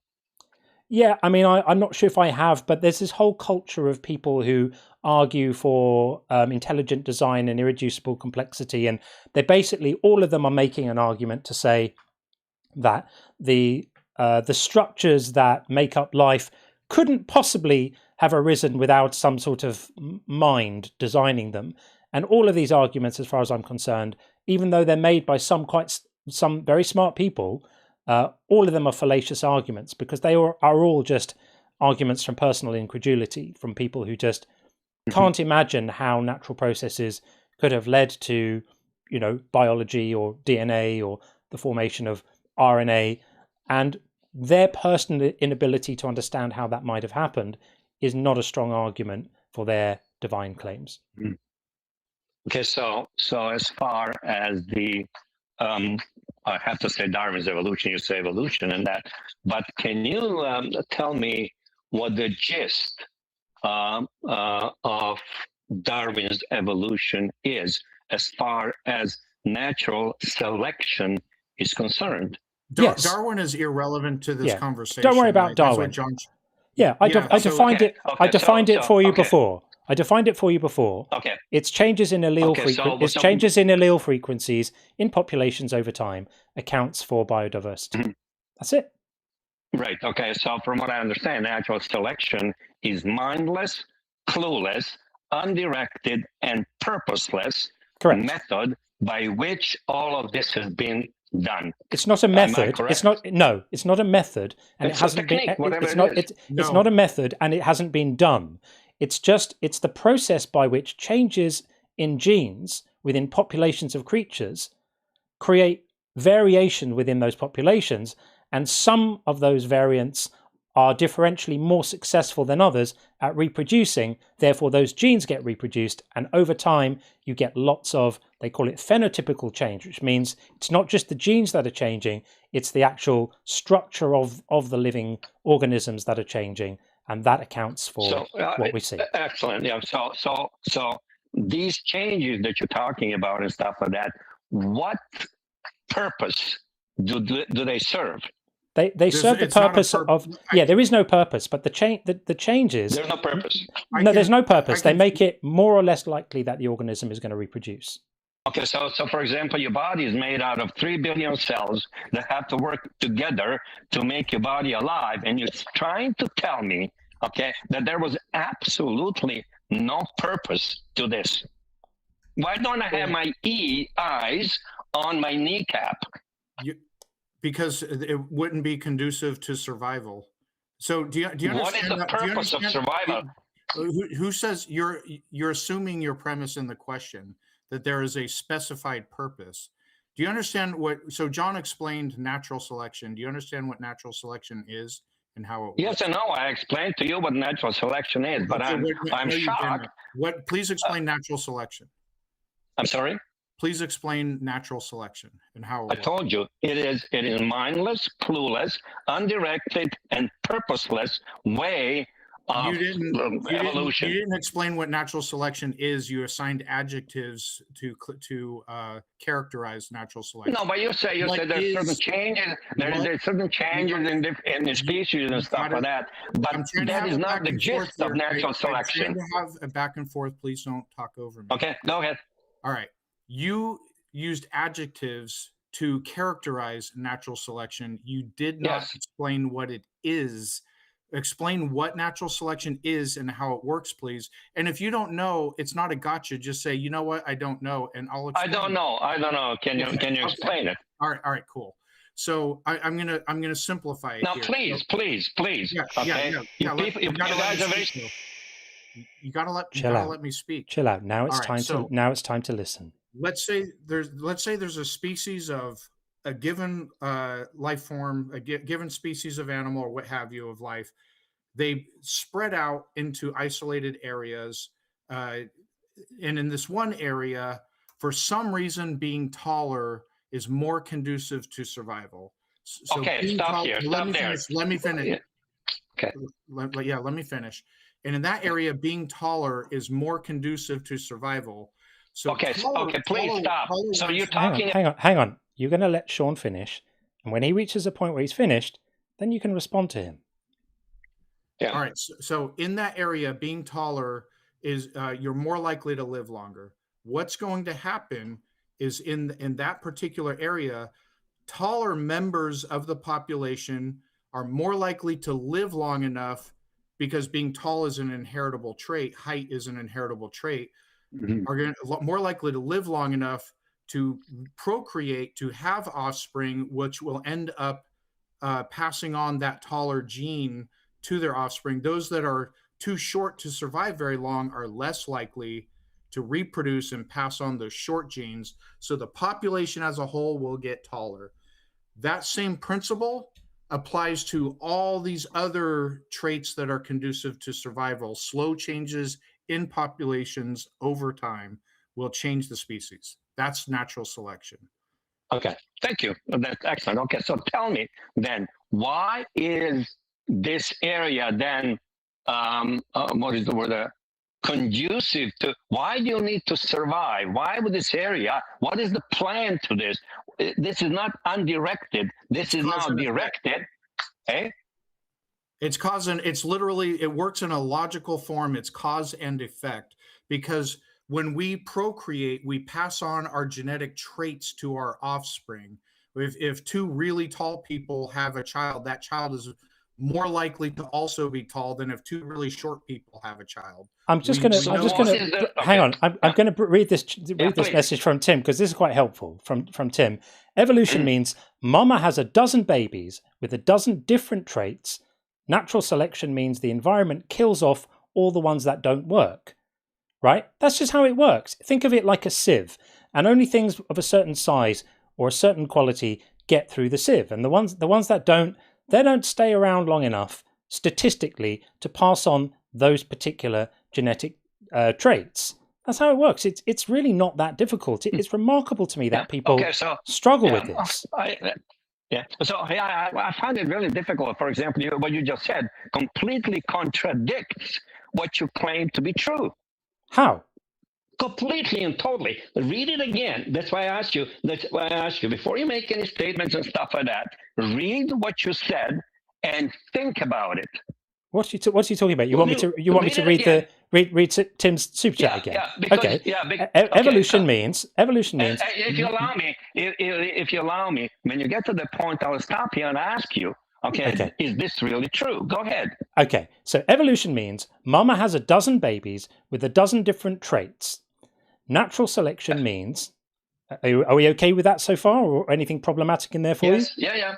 Okay. You agree that organisms can be born with different traits, right? Okay, and that it's their genes that determine those traits, correct? Yes. And do you grant that certain traits are going to make it more likely that those genes are going to be passed on? For what reason? Because they survive long enough to reproduce. For what reason? Because the environment has a certain properties, and certain physical traits are better suited to the environment than others. For example, so the environment has a mind. The environment doesn't have a mind. If you're an animal in an environment where you're hunted by other animals, well, the offspring that are able to run fast, are they going to, on average, live longer and more likely to reproduce than the offspring that can run slow, or is it going to be the same? No, the ones that can run away are better suited. Again, for what purpose? Don't worry about purpose. We're just talking about facts. That you're the one who's smuggling in purpose as if it's a requirement. There is no purpose. There are only facts. The facts are some organisms survive more than others. Some organisms are better adapted to the environment than others. The ones that survive longer or in greater number are more likely to pass on the genes that made them that way than the ones that are a bit slower or a bit less well adapted to the environment. This is not complicated. And therefore, what you see is the environment doesn't direct. Nothing is directing. The environment determines the conditions that are going to make some organisms successful and others less successful. Okay, again, I asked you to think of what you said, okay? And you're just reading it and you're not thinking. Am I not? The environment, according to you, decides which traits are going to be passed on for survival. But at the same time, you claim that the environment does not think. Yeah, because you used the word decide. I didn't use the word decide. I said it determines, as in, it is part of the causative factor that will determine whether or not an organism is likely to survive or not. So this is I'm not attributing agency to the environment. I don't know where you're getting that from. That's not something that I've said at any point. It's an idiotic thing to say. Sean, what have you got? If we drop you in the South Pole, naked, alone, no humans around, you're just naked in the South Pole, are you likely to live very long? I'm not. I'm going to die pretty soon. Did the environment decide to kill you? Okay, but that is not the answer same the question. thing that answer that. Okay, no, okay. Well, the environment didn't decide me, but right. I did not decide. Of the situation. Just like, but you contradicted yourself before. No, I didn't. So you're just not getting it. You said that the environment decided which genes are going to be passed on. The ones with the long legs that are going to run away. Joe says, "My dude, stop trying to assign agency. This is a good call." When we say that, just like the environment didn't decide to kill you if you were naked and alone in the South Pole. You're just not suited for the South Pole. The same thing in my example. This species moved into this new area where being taller is important to survival. The shorter members of the population would not survive as long, just like you won't survive very long in the South Pole. The taller members of the population will survive because they're better suited for the environment. And then the taller people will bam chicka bam wow and have children, and their children, because their parents are tall, are more likely to be tall. So the species gets taller as an entire population. Yeah. Mm-hmm. That's it. I think you're just confusing determines with decides. So when we say the environment determines what's going to happen, the environment is going to be the deciding factor, it just means that the environment is the space in which these organisms have to live. And it's going to be that sets up who's going to do well and who's going to do less well. And by the way, the environment is a very broad term, right? So the environment might mean the physical landscape. It might mean what other animals are around. On the level of genes, the environment actually might mean what other genes are present in that actual organism. It's not complicated. It's not difficult. But let's just rather than bore everyone with your incredulity about this, let's just grant for a moment. Imagine if we said evolution is not true. Would that be evidence for any gods? Well, as I said, looking at the world, looking at everything around us, looking at ourselves and stuff like that,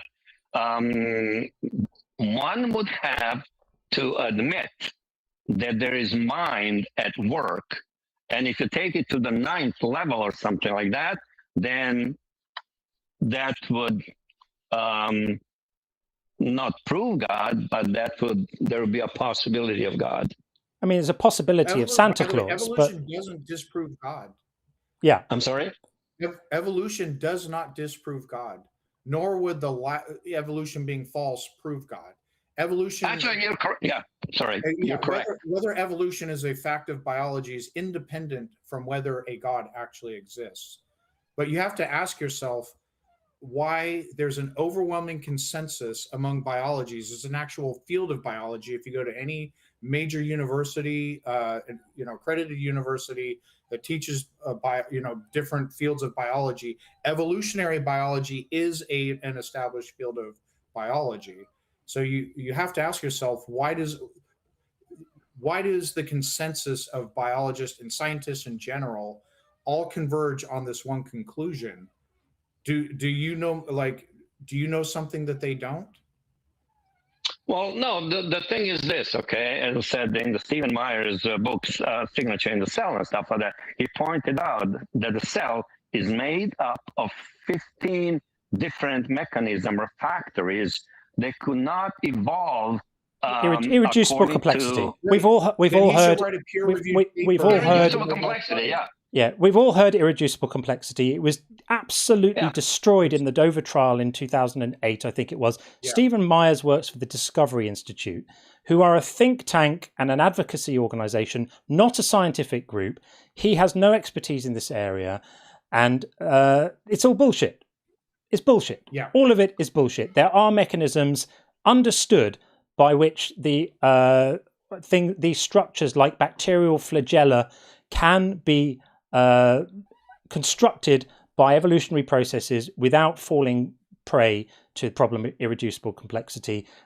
All of this is just one huge argument from personal incredulity. That's all it is. The whole thing is fallacious. And as I said, even if we removed evolution from the explanation, that would not be any evidence for anybody's special magic friend. It would just mean we had a gap in our understanding and we would need to apply science to fill that gap with evidence, not magic stories. That's all. That's it. Well, I agree with you. There shouldn't be any magic stories and stuff like that. I mean, anybody who has any brains would say, well, science explains the way God has done things. Okay, so the thing is, on one hand, okay, as I said, on one hand, I have, or what you have, evolution, which is mindless, clueless, undirected, and purposeless. Yeah. And on the other hand, you might have an evolution that is purposeful. Yeah. Okay. Now, when I take a look at my body and stuff like that, I cannot say that the way that my body operates and stuff like that there was no purpose to it, that's undirected, that these things are not supposed to fit together. So what's your actual position? Because you started off by denying evolution, and now you're saying evolution is God directed. Do you accept? Yeah, that's what I'm saying. Actually, no, I denied Darwin's evolution, but I didn't say that evolution is not correct. I'm saying you accept God's. Yeah. I just want to clarify. You accept that biological evolution explains the diversity of life, and that we have, for example, a common ancestor with chimpanzees and bonobos. Oh, whichever science says, I'm not sure that all of that is correct, but it is theistic evolution. It is not mindless animalistic. Okay. That's fine. So we can take God out of that, and we can put Puff the Magic Dragon in.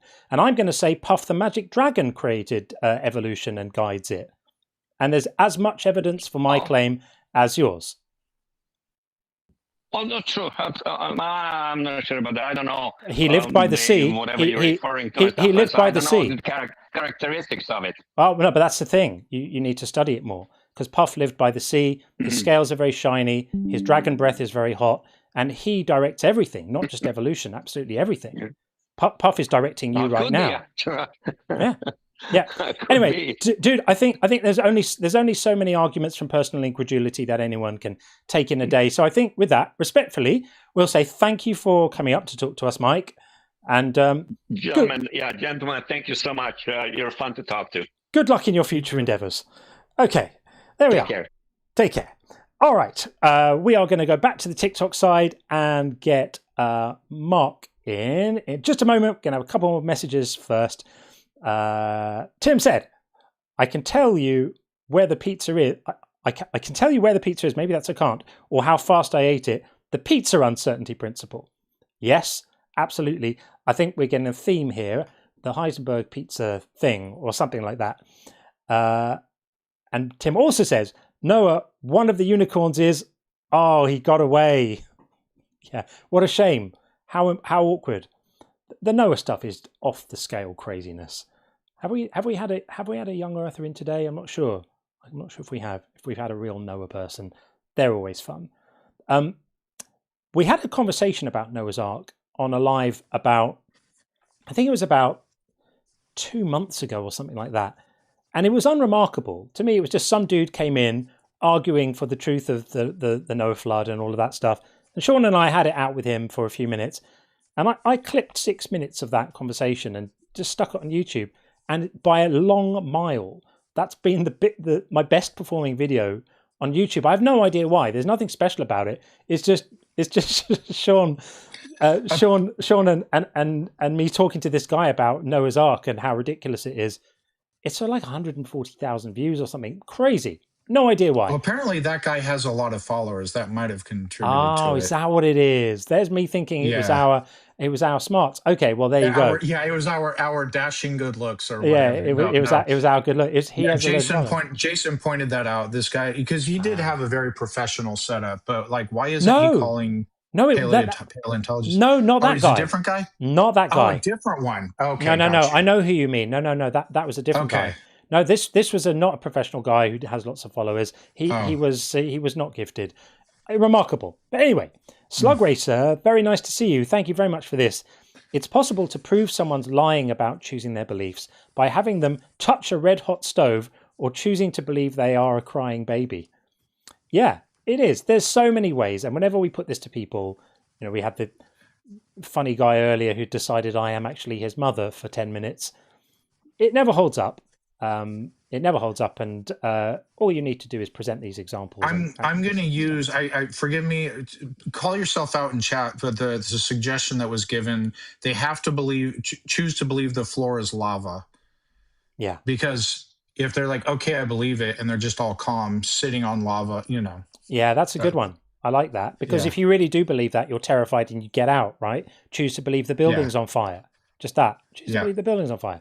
Anyway, let's get Mark in next.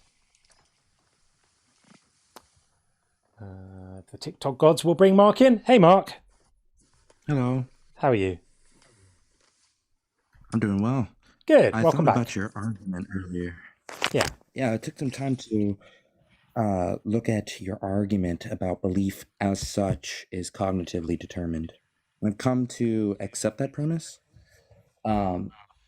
But for belief as such. But I came to think about and mull over the scriptures, and I understood that the argument doesn't disprove or it doesn't demonstrate that God is morally evil, because you sort of said it entails if belief as such can't be determined because it can't result in a punitive action against a person, right? Like lack of belief can't be a thing that people are punished for. Yeah. Because they have no control over it.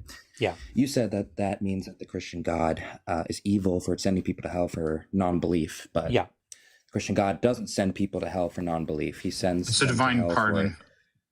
he sends them to hell for their sins. For disobedience. Yeah, but that argument doesn't work, because if belief can't be instantiated at will, like turning a light on, then not having it can't be disobedience. It's just a fact about someone's cognition. It's like saying someone's disobedient for having blue eyes.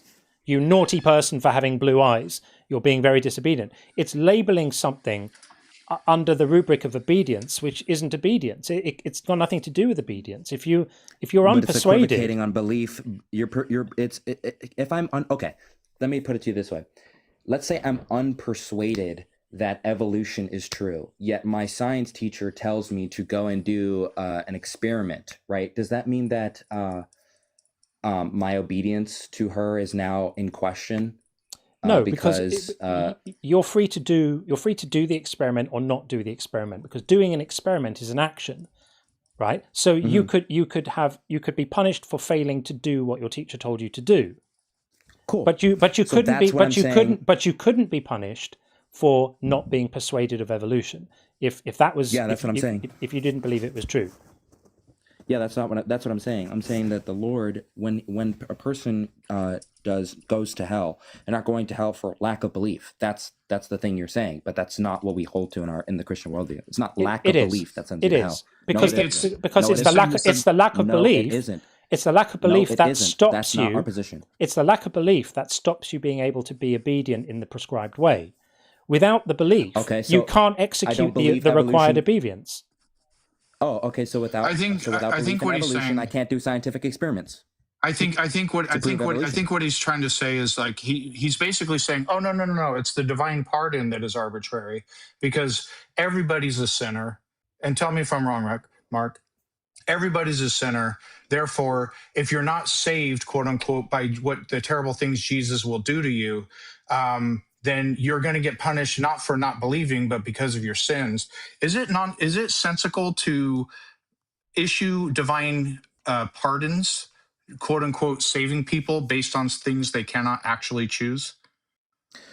So I'm saying that the argument lies a problem against our position. So in orthodoxy, is that a yes or no?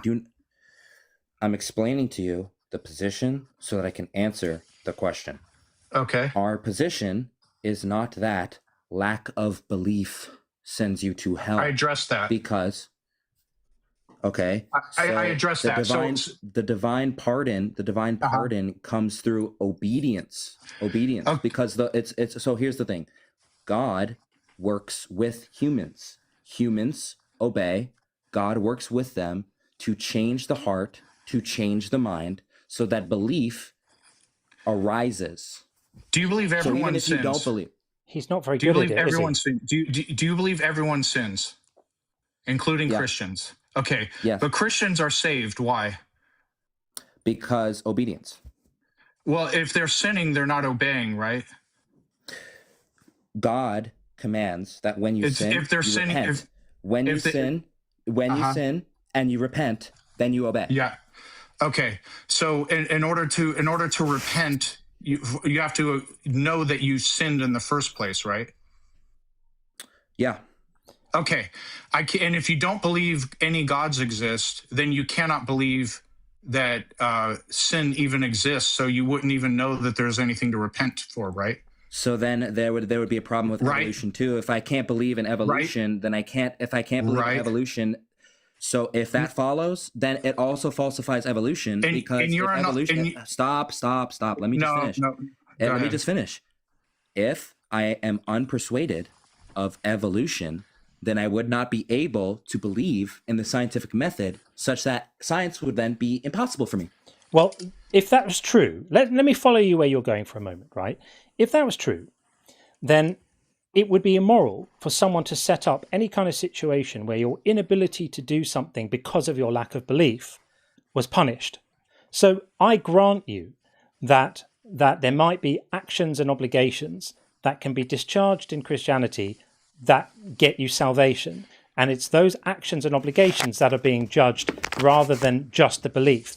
But where your argument falls down is that the belief is a necessary condition for those actions to be possible. I can't do the obedience if I don't have the belief. And therefore, the obedience you're talking about is downstream of the belief. If I don't have I can't do science. I can't do it. I can't do science if I. So then I can't do science if I'm not convinced of evolution. Then it would be wrong for you to be punished for your inability to do science in that case. In your case, in your case, you can do the science because you actually believe the authority figure, your teacher, actually exists and has given you a thing to physically do. Okay, but how do you know? Let me finish. Let me finish. Okay. In your example, you're in a classroom. You don't believe. Yeah, this is all bullshit. Let's say you're a fundamentalist Christian and you're ignorant about science. And so you're in the science classroom. You know for a fact the teacher exists. The teacher is giving you an assignment, and then you have the choice then to carry it out. Even if you don't believe in it, you at least believe in the authority figure. In our example, no, but how do you know I would believe in let me finish. I wasn't done yet. Our example, you don't believe in the authority figure. And if you are in such a situation where you could not believe the teacher exists, I don't believe you should be punished for not following that teacher's instructions. I'm consistent on that. Yeah. Okay, so here's the problem. Let's say you take some logical proposition, right? God exists. And then you take another logical proposition. If God exists, then God is good, right? And then take a third proposition. I don't accept that. Oh my gosh, I'm not saying that you accept the proposition. I'm just saying. Okay. So God exists and God is good. Yeah. Right. If God is good and God reveals some action is good, right? And then you fail to do that action according to these propositions, would it logically follow, given the argument, that the failure to do action would be the failure to do the good, given the proposition? God, maybe, but God hasn't revealed anything to me, let alone what is good or not good. Hold on. Okay, so the proposition, God exists, God is good, and what was the last part? If God reveals what is good, then the failure to do that good is failure to do good. Given the argument, just does it follow? Given the argument.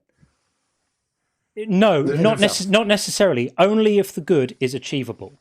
In other words, if God says it's a moral good to jump 50 feet in the air, and he declares it to be a moral good, and then goes, "Oh, look at all you people! Hang on! All you people unable to jump 50 feet in the air. I've declared it a moral good. I'm now going to punish you for all not doing the action." That's the scenario you're outlining here. That's why it's morally ridiculous. Okay, so then I'll add the proposition. God is good. God reveals that which is good. The good, attaining to the good is possible. To fail to do the possible good is to fail to do the good. Does that argument, within the argument itself, is that internally consistent given the argument? Even though you don't accept it? Yes. If the good is possible, then yes, obviously we don't accept the premise, but for the argument is actually revealed, which in our case it's not. In the Christian paradigm, believing the proposition or not is irrelevant. Obeying as if the proposition is true is what is regarded as true saving faith. Hang on a second. The way you made your scenario work was by making sure that it was doable, right? You put that in, which was the decider between it not working and it working. This was the qualifier that you added to make sure that the moral action was doable. In this case, the moral action isn't doable because you can't do the moral action. That's not doable. You can't be obedient to God if you don't think God exists. Okay, so then I can't do science if I don't think evolution's true. So then science is impossible. And that's why I would say that people shouldn't be punished for not being able to do things. Your epistemology in your own system collapses if I'm unconvinced that knowledge is possible. No, nonsense. That's a wild pivot, dude. Nonsense? That's absolute rubbish. No, it's not. It's complete nonsense. On what grounds? If you yourself are so brain damaged that you don't agree with science and therefore you're unable to do it, then I would say put him in a comfy bed and look after him. Don't punish him. If he's that damaged that he's incapable of participating in science because his epistemic framework doesn't accept it, because he doesn't grant it, then I wouldn't advocate for you being punished, because I would accept that you're unable to do it, and the requirement to do science would be something that's beyond your ability. I don't understand why you can't see this. Mark, do you agree that the divine pardon is based on something we cannot choose? No. No, he Okay, doesn't. so the divine. How do you get the divine? Hold on. How do you get the divine pardon? Through obedience. Right. So Wait, if you're sinning in every single, and basically according to you, let me finish. All right. So according to you, nobody obeys because we're all sinners, including Christians. However, some people get a divine pardon for disobedience. You're saying they get no, you said they get a pardon for disobedience through obedience. Nope, you're misrepresenting my position again. So everyone disobeys. Is everyone disobedient? Oh my gosh.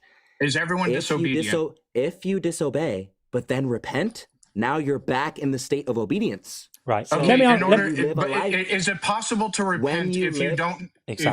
If you don't believe sin exists, is it possible to repent? Exactly. Yes, because you're you can repent without believing sin is real. Yes, because you act as if the proposition is true, even if you don't believe it. So we can lie to God. I love that. Okay, then let me say this, right? Jesus, I love you.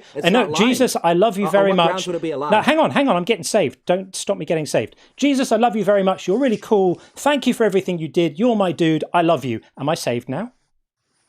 I repented. Do you repented? Do you behave? Okay. Do you behave? Is he saved now? Is that a yes or no? Is he saved now? Okay. Hold on. Is that a yes or no? When you get saved, is it yes or no? You've been dodging yes or no questions. Stop.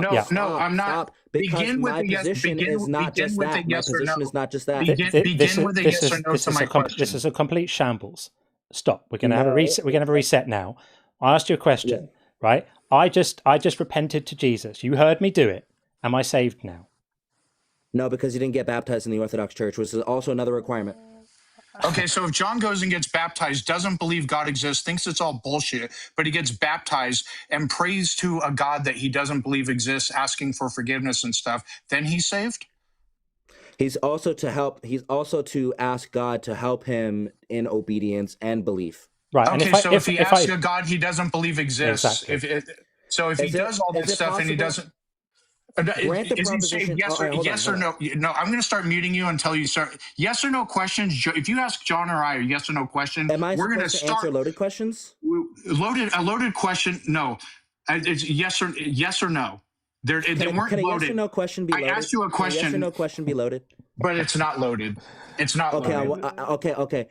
Come on, Mark. If John does all the things, if you misrepresent my paradigm, then it is loaded. If you misrepresent my paradigm, you can say yes or you can say no. The kill switch is activated.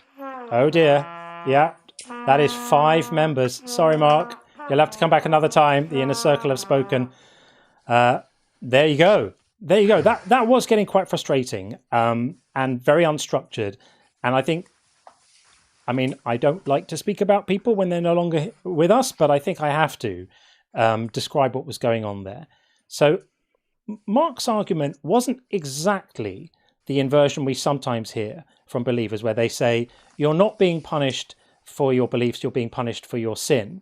That's just a word game inversion. He wasn't exactly doing that. He was saying that you're not being punished for your beliefs, you're being punished for failing to do the things that are required of you, like the devotional activities and the baptism and all of those things, that if you don't do those things, that's what you're getting punished for.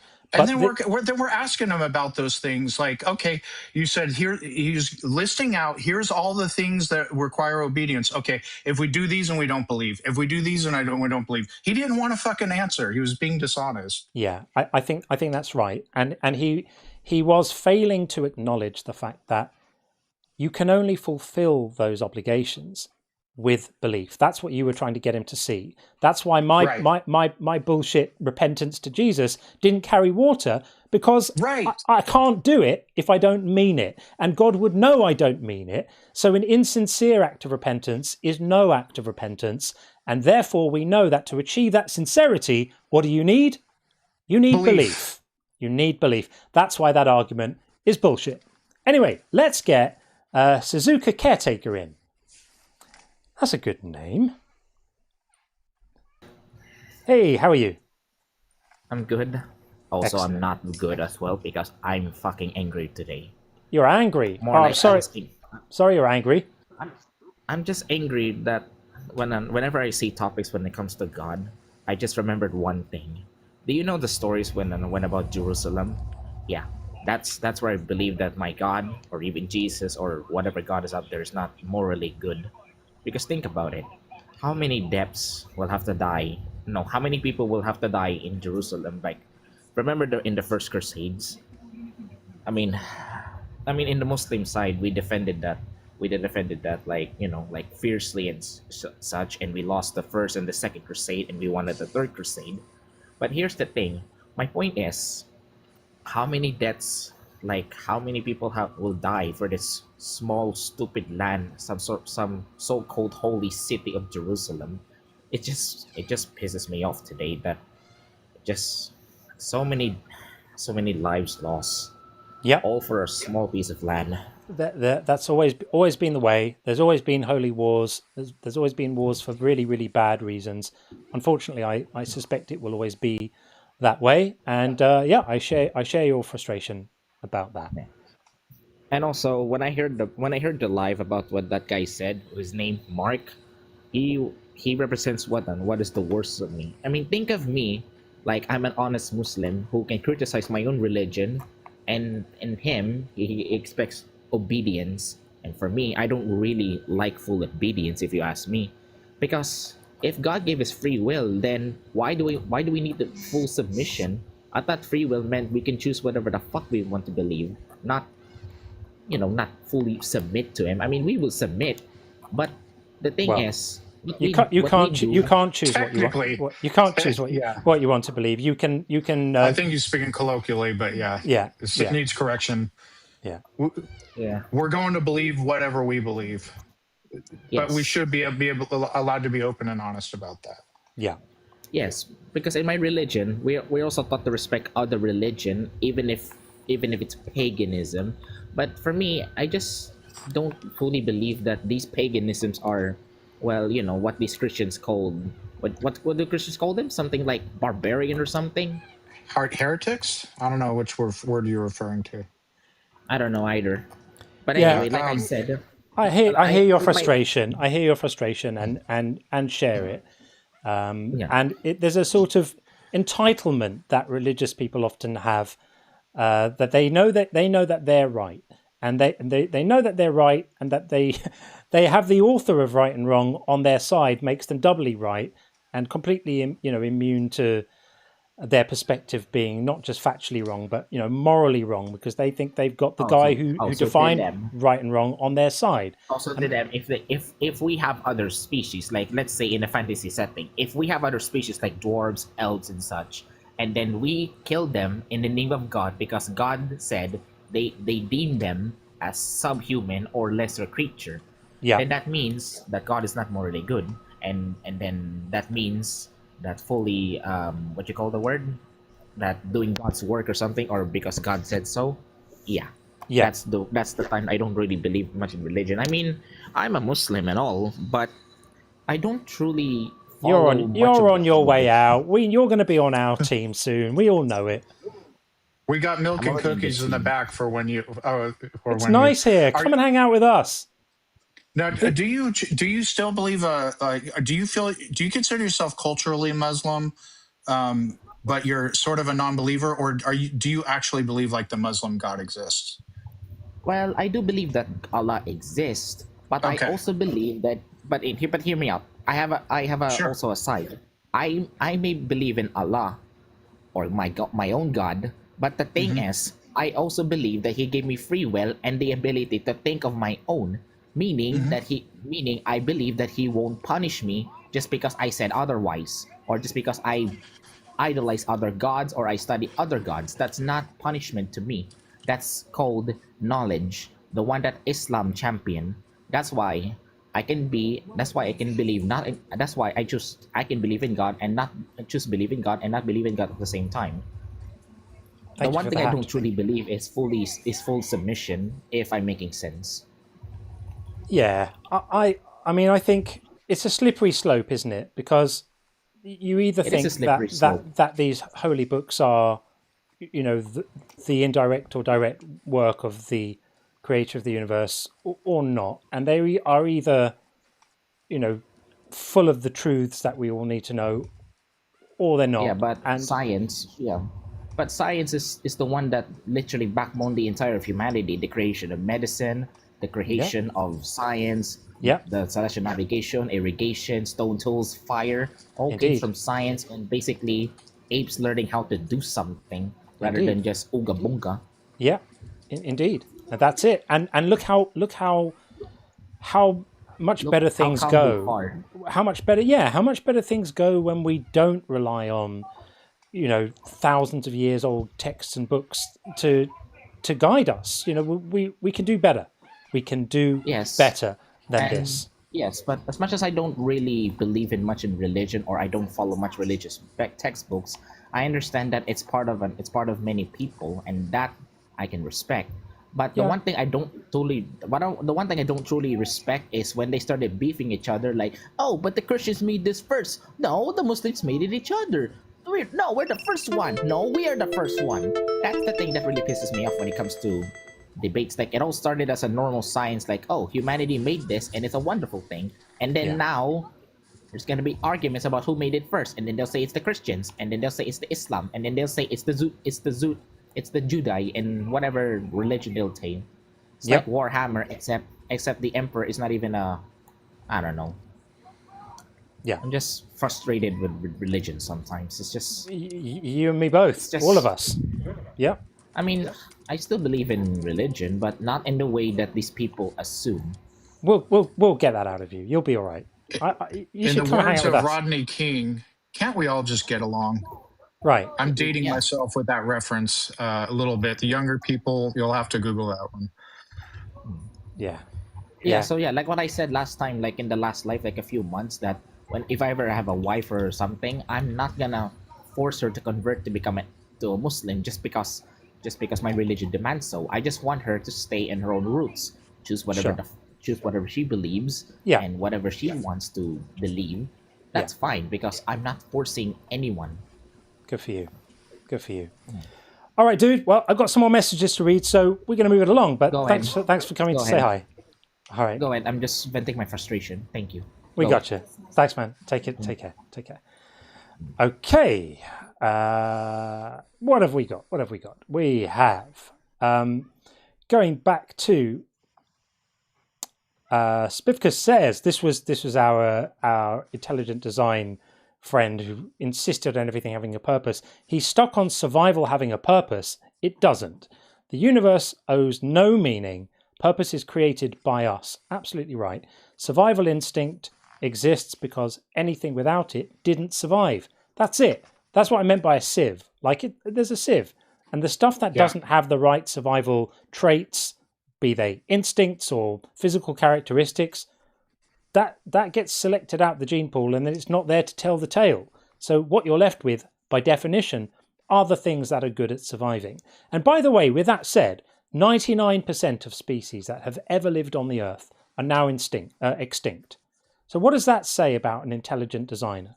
How intelligently did the designer make things that 99% of organisms that have ever lived were not designed well enough to survive in the long term? Sounds pretty crap to me. And then we have Gordon. Nice to see you, Gordon, and thank you for this. Happy to see the man behind the voice. This is about you, Sean. Sean is amazing. I agree. Sean is amazing. We love having Sean around. It's awesome. And Zafchis again says, if you had to choose one of the world's religions to be true in its best version, which one and why? Holy moly. I guess I'd probably have to go with something like Quakers, because I think they make very soft claims. There's very little dogma there. It's just about being nice to people and kind, and I don't think there are too many metaphysical commitments to be had there. I have friends who are Quakers, and they're some of the nicest people I know. I'm not sure. What about you, Sean? I've never met Quakers, but if you had to choose one of the world's religions, I'm Buddhism curious. I actually am interested in learning about their philosophy, how they approach life, etc. anything supernatural that's involved, and I believe that I don't know a lot about Buddhism, but I think there are some supernatural elements to it. I'm not going to believe it, but I could still, perhaps learn from and appreciate the philosophy. Fair. We've got some other answers floating around in the chats. Pastor Fairy says Pastafarian. That's reasonable, of course. And Stom John says Puffianism. I love that for sure. And of course, that we all know that is true. May you be reflected in his scales. Next we have Joe Skeptic. Hey Joe says, I can't do science if I don't believe in evolution. And what a ridiculous argument. That is arse backwards, my guy. Bass backwards, my guy. Yeah. Yeah. Science is the method. Evolution is the conclusion we find. Absolutely right. And I think, I sort of understood what Mark was trying to get towards. He was trying to say that you can't engage in the method of science if you don't accept the kind of epistemic framework that it's built on. But first of all, you can anyway. You can just go through the motions and do it. And secondly, as we've granted, is even if that were the case, if that were true, we would not advocate for people who therefore found themselves incapable of doing science being punished for that inability because of what they were able to be convinced of. That would be immoral and horrible. And Adam Tuasis says, thanks for being there for us. Well, thank you for being here for us. We're all in it together. We are all in this together. We are all trying to make it work in a world full of crazy ideas and damaging ideas and horrible ideas. And we do better to push back against them when we cooperate and we get together and we lift each other up and we validate each other and we listen to each other and we help each other heal and move on from the harms that these ideas do. And finally, we have Blaster Master. I hear you have a dragon that chose you to be its mother. Echoes of Game of Thrones there. Yes, I have a dragon that chose me to be its mother. Although I would never claim to be the mother of Puff because, of course, Puff is the father of all. And we all know that to be true. So there we are. TikTok queue is currently empty. I'm still firing on all cylinders here. So good to keep on going. Let's bring in, I suspect this is going to be PVG on the YouTube side. PVG has titled himself differently in every live so far, but he's recycling this name from last time. This is PVG in as Sean Face Reveal. Hey, PVG. How's it going, buddy? Are we there? Can't hear you. You are in, though. PVG, can you hear us? There we go. Yeah, I can hear you. I was still on the YouTube video and... there you go. Yeah, with the lag. Reading the question, so I gotcha. Aware gotcha. You're in now. Sorry, yeah. Yeah, so thank guys. Well, you recognized it was me. That's from last time. From an habit, yeah. So I just wanted to quickly mention something. By the way, Sean, you look dashing. Oh, you look really dashing. You remind me of some. I wouldn't go. I mean, if I had to meet you in a dark alleyway, I would be like, oh wow. I'm not gonna mess with that guy. So no, I am not a violent person, but oh no! You look really like an action superhero, like an action figure. Stop it. Sort of like a G.I. Joe action figure, So that'd be the worst action. That action figure would be the worst Christmas present ever. But I appreciate that. Yeah. So I was just reading through some papers. Some psychology papers, and I was just going across going through an empathy and compassion and how they are linked to the personality traits. So usually empathy and compassion are more associated with agreeableness in the ocean scale and also a bit of openness. And so I was wondering, what does it take? Because we deal with something called empathic distress, where if people are very empathetic, they can get distressed because they feel the pain that the other person feel as well. And the way compassion differs from empathy in a way is that in empathy, you feel what they're feeling, whereas in compassion, you're just you're expressing warmth, you're expressing care and warmth, and then you're championing for their well-being. So I was looking at, I was thinking about John, because John has never come out of a belief system because he's always been an atheist. But at the same time, me coming out of spirituality and all that mumbo jumbos, I've felt so much. I could relate a lot with John for his personality than I could with other people, and so I was just looking through these papers, and something I found something which was like, when they controlled for certain compassion or personality traits, it doesn't matter if people had gone through the same experience. They were no more compassionate or no more empathetic than those people who had those agreeable personality traits. Mm-hmm. So when I was in the UK, me having an Indian background, and yes, I've gone through. I have faced a bit of racism, and I've faced a bit of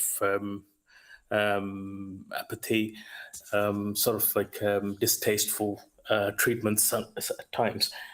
However, what I've also noticed is that people often come and tell me, look, people who have helped me out, they tell me that I don't know what you're going through. I've not experienced what you're going through. However, I'm with you. I understand, and this is not good. Yeah. And at the same time, I have been wronged, and I have been wronged physically. Don't want to go too much into the personal baggage, but people who, there's a saying, people who look like you, the stereotype is that people who look like you, people who are from the same culture as you, in a foreign environment where it's very cosmopolitan, and you're expecting them to be more nicer to you than the people who are strangers to you or who are drastically different to you. But I had a bit of a different experience. Yes, I had very good friends who are also, Indian or having Indian background or South Asian backgrounds, and I had good friends who are British and who are white and all that. But at the same time, I have been wronged by people who are also from my own culture and who have also gone through the same bad experience as me. So I was just curious, and when I was going through these papers, and I was just curious to find that when you control for personality traits and you control for empathy or compassion, it doesn't matter. They're no more compassionate than those people who have gone through the same experience, the bad experience as you. And often it is possible that people who have had the same bad experience can sometimes exploit you more from that experience. And not necessarily, it's not a default thing, but it can happen. It's not a given. So many people don't come forward trying to help you, saying, I have an example of that. What I've read is that children who were abused are more likely to abuse their children. Yes, that's what I was trying to get to. And then it can have the reverse effect where the person becomes a champion against child abuse. It can go the other way as well. Yeah, it can go the other way as well. But it's just not a given that to be compassionate and to be to understand you, to be empathetic, or to be very compassionate, you did not have gone through the same bitter experience as that person. And that's what I was getting out of the studies. And also many callers I have seen, when they have come out of faith and they really badly wanted to believe that Jesus was good and Jesus was and there's also this parasocial relationship people have when it comes to superheroes. And what they've noticed is that so when it comes to superheroes, because they're fictional, and we put this ideal picture on superheroes, as the epitome of morality or epitome of goodness and sacrifice and heroic tendencies. Mm-hmm. So we kind of actually did the same thing towards deifications of people, deifications of deities or myths or characters as well. So people invest a lot of that ideal characterization to Jesus or Krishna or Vishnu or Moses or prophet or Allah, whatever, whoever. But at the same time, what they're in fact doing is they're projecting most of their own goodness to this character. And that's exactly why when I see a lot of very good people come on the video, come on the call, and they are such good people and they just want the best for everybody. And they actually believe that the Bible says good things, and without God, you can't do good in this world. They do. And there are people who think that, and we have people who come and argue very strongly for their religious beliefs, and I don't think they're motivated by hatred. I don't think they're motivated by a desire to hurt other people. I mean, some of them are obviously deeply unpleasant people, but not all of them. But I still think it's incumbent on us to try to persuade either them or others that what they see as a moral good is actually not a moral good. It's not good to argue these things. It's not good to threaten people with magical punishments if they don't fall in line. And they may think they're being good, but you can sometimes do a great deal of harm thinking you're going to be good. And there are people who read, spare the rod, spoil the child, and think they're doing a good thing by hitting kids, and they're not, right? They're being terrible, even if they think they're motivated by some sense of wanting to do good. So yeah, it's true, they do come in here wanting to do that, but we have to set them right, don't we? Yeah, but that's true. That's more of a utility argument, right? But what I was trying to get to is, I can't remember the name. There was a caller who was getting really emotional one day, I think a couple of weeks before, on the call, and she was coming out of faith, and it was a lot for her to lose everything she has believed to be good. The light at the end of the tunnel is that goodness is them. It exists in them. So if they think they believe Jesus to be this pure, sacrificial, good, ideal figure, and when they find out that all along it wasn't so, when you tell them that Jesus he has actually endorsed some distasteful, wicked shit in the Bible. And all the goodness that they have been relegating to Jesus was actually from their own personality. And that is still there.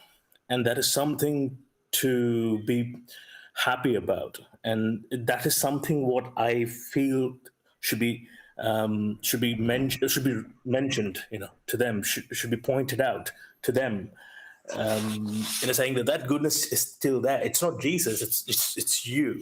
You're projecting all of your personalities. But isn't it interesting how when you sometimes do that, they deny it? So we had a guest on earlier, and she was saying how she's motivated by her faith to do acts of kindness and all of that stuff. And I said, if you didn't have your faith, would you not want to do them? And would you stop caring about people? And she seemed to almost say that she was quite evasive. She sort of said she couldn't imagine not having it. But I don't know. It's. I don't think they're ready to hear it a lot of the time. If you say that this is your own goodness that you're projecting and stuff like that, they can't see it. They can't see it. Yeah, it's very hard. It needs to have some sort of negotiations. They have to come out of. It can only work in those people who have come out of religion or who have deconstructed it, and then they're questioning it, and then they are in the trauma phase where, oh my God, my whole world is entire world that was shaped around this belief is falling apart. Yeah. And it can only work then. If they're still in the indoctrinated state, it's not going to work. But I think I just wanted to mention that because these studies were quite fascinating to me, and I observed it the calls and Fair enough. in the video as well. But that's pretty much it, guys. Thanks, and, PVG. Thank you for using the good mic today. We can always tell when you're on the different mic because it's not crackling and breaking up. This was much cleaner and sounds yeah, great. I'll always keep my laptop with me whenever you're on now. So, all right, friend. Yeah. Thanks. Cheers, guys. Thank you. Take it easy, man. Thanks. Cheers. Thanks. Okay.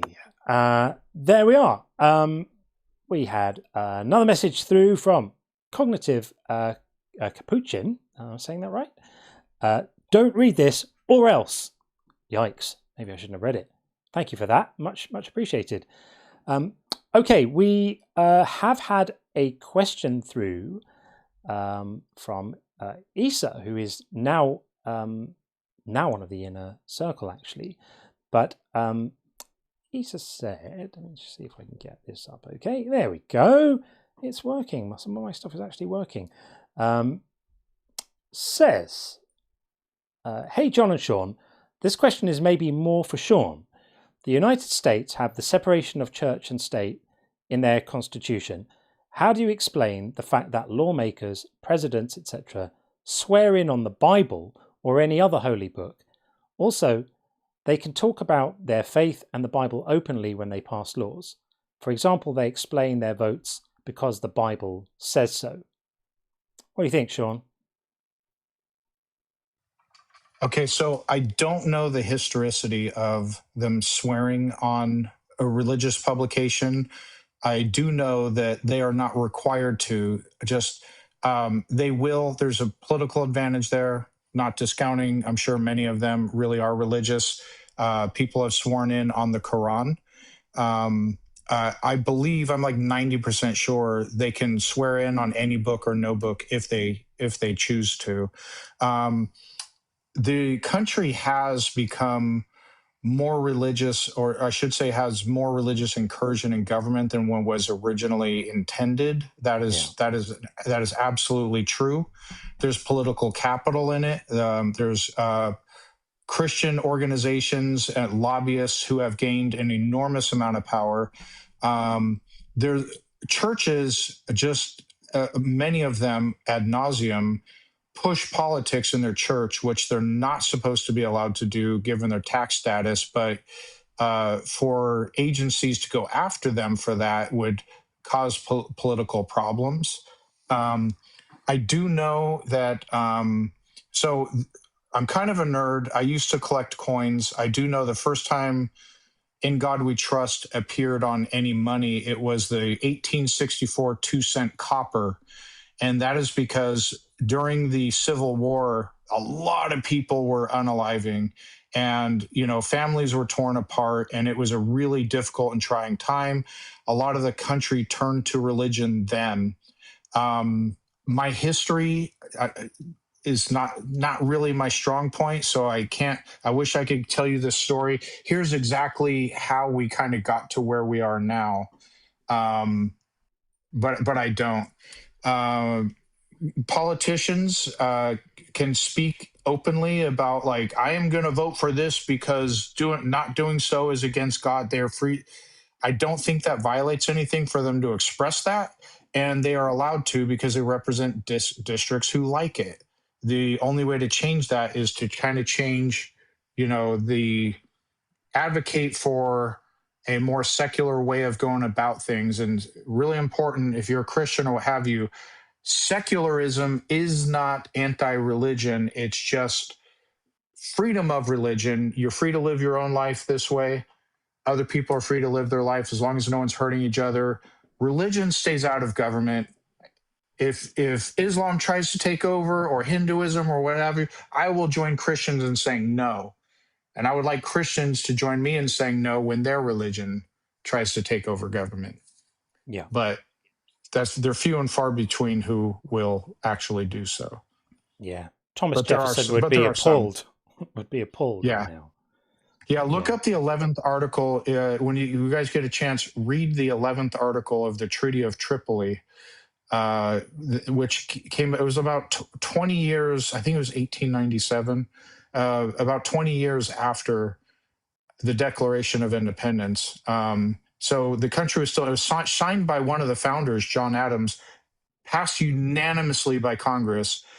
And it begins with, I'm not going to get it necessarily verbatim, but as the United States of America is not in any sense founded on the Christian religion. It explicitly says that.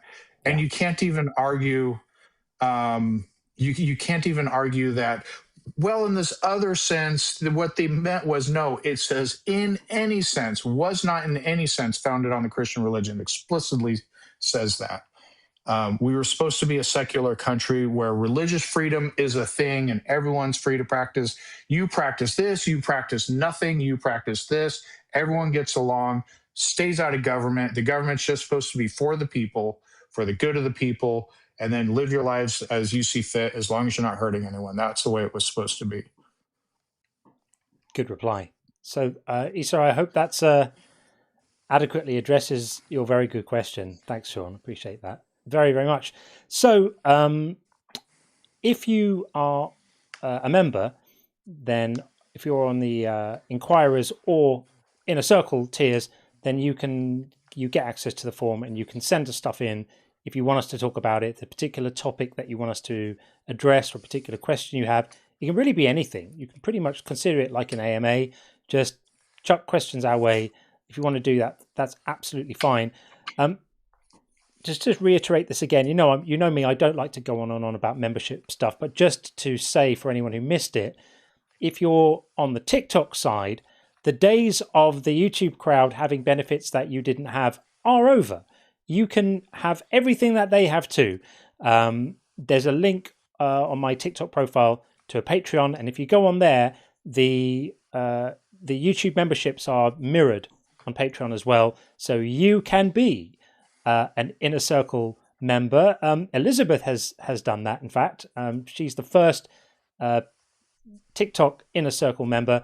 That means you get access to the kill switch. It means you can do the interactive bingo and all of that stuff. So if you're interested in supporting the channel that way, then that would be great. And obviously, if not, then that's also completely fine.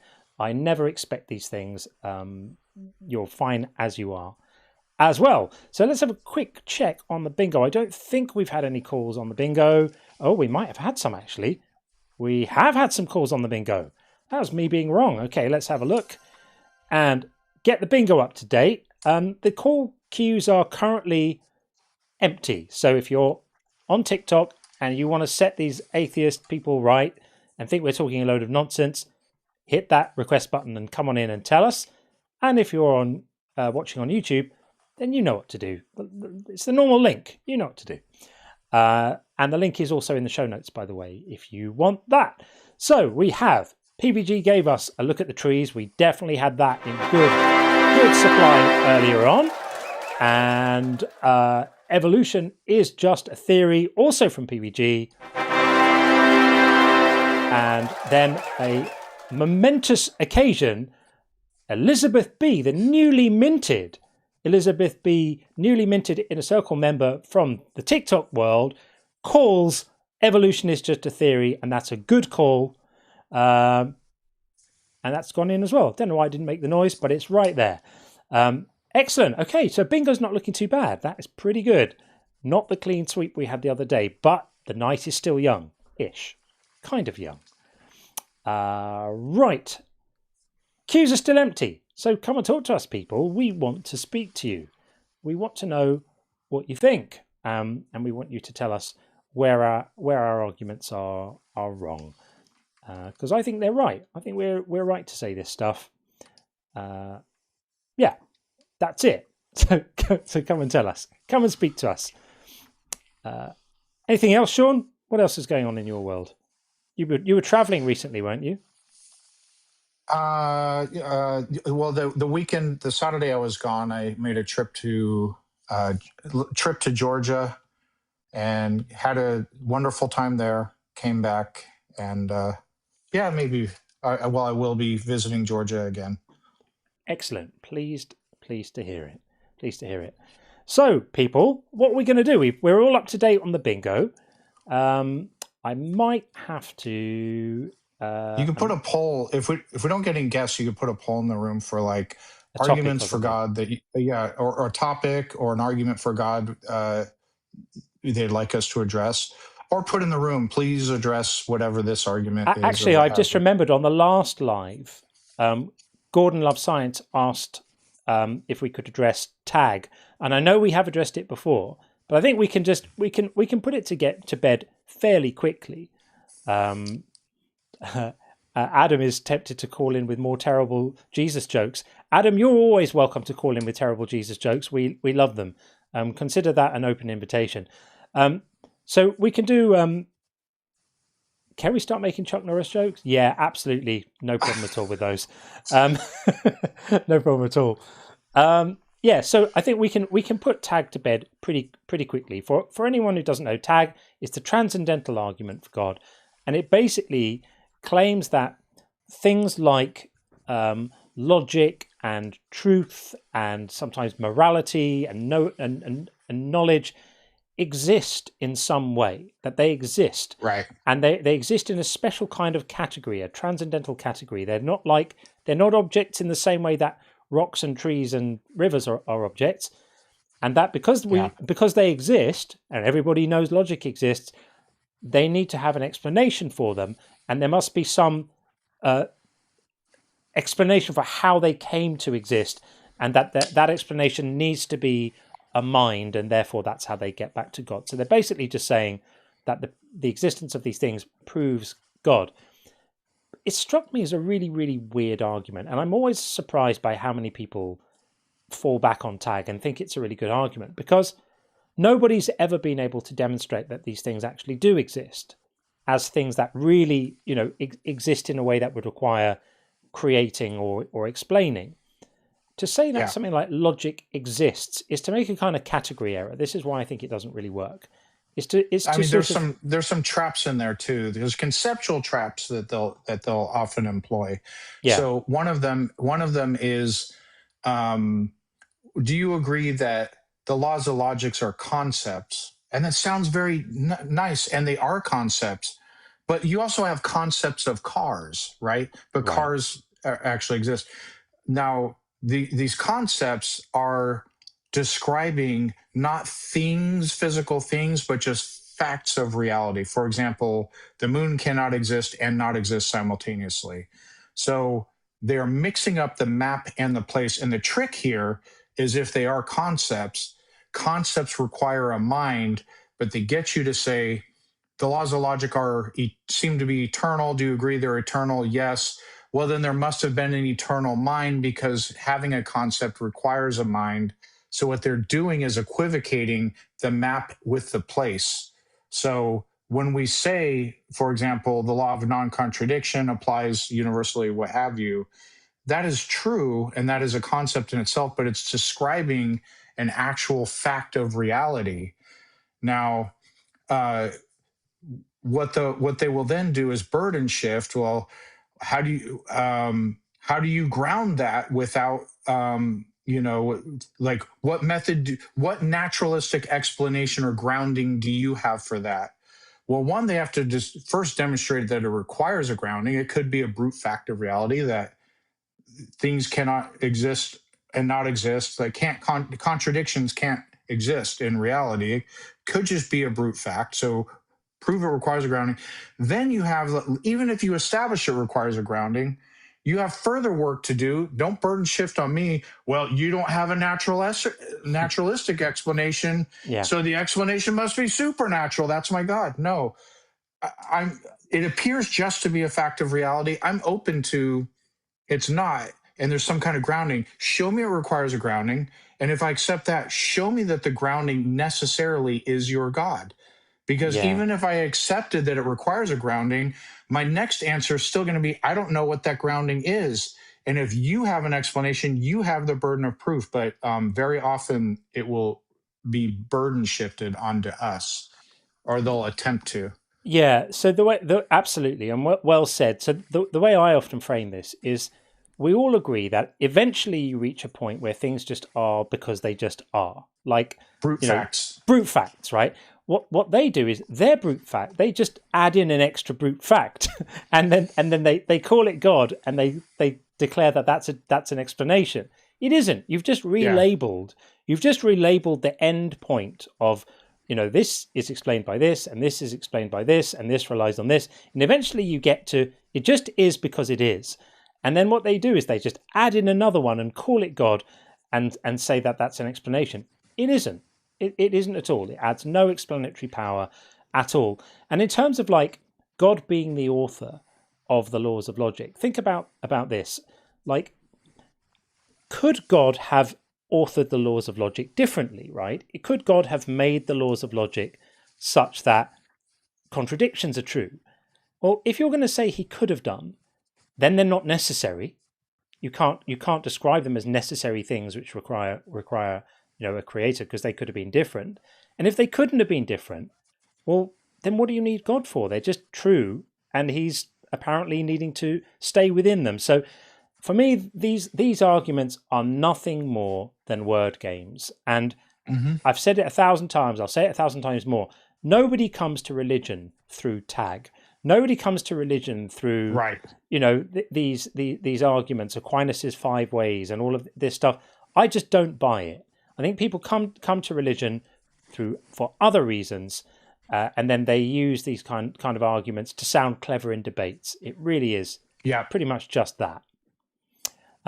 Shall we get Lacadian in, because he is here to say hello, and we always love to talk to him. Absolutely. How are you, friend?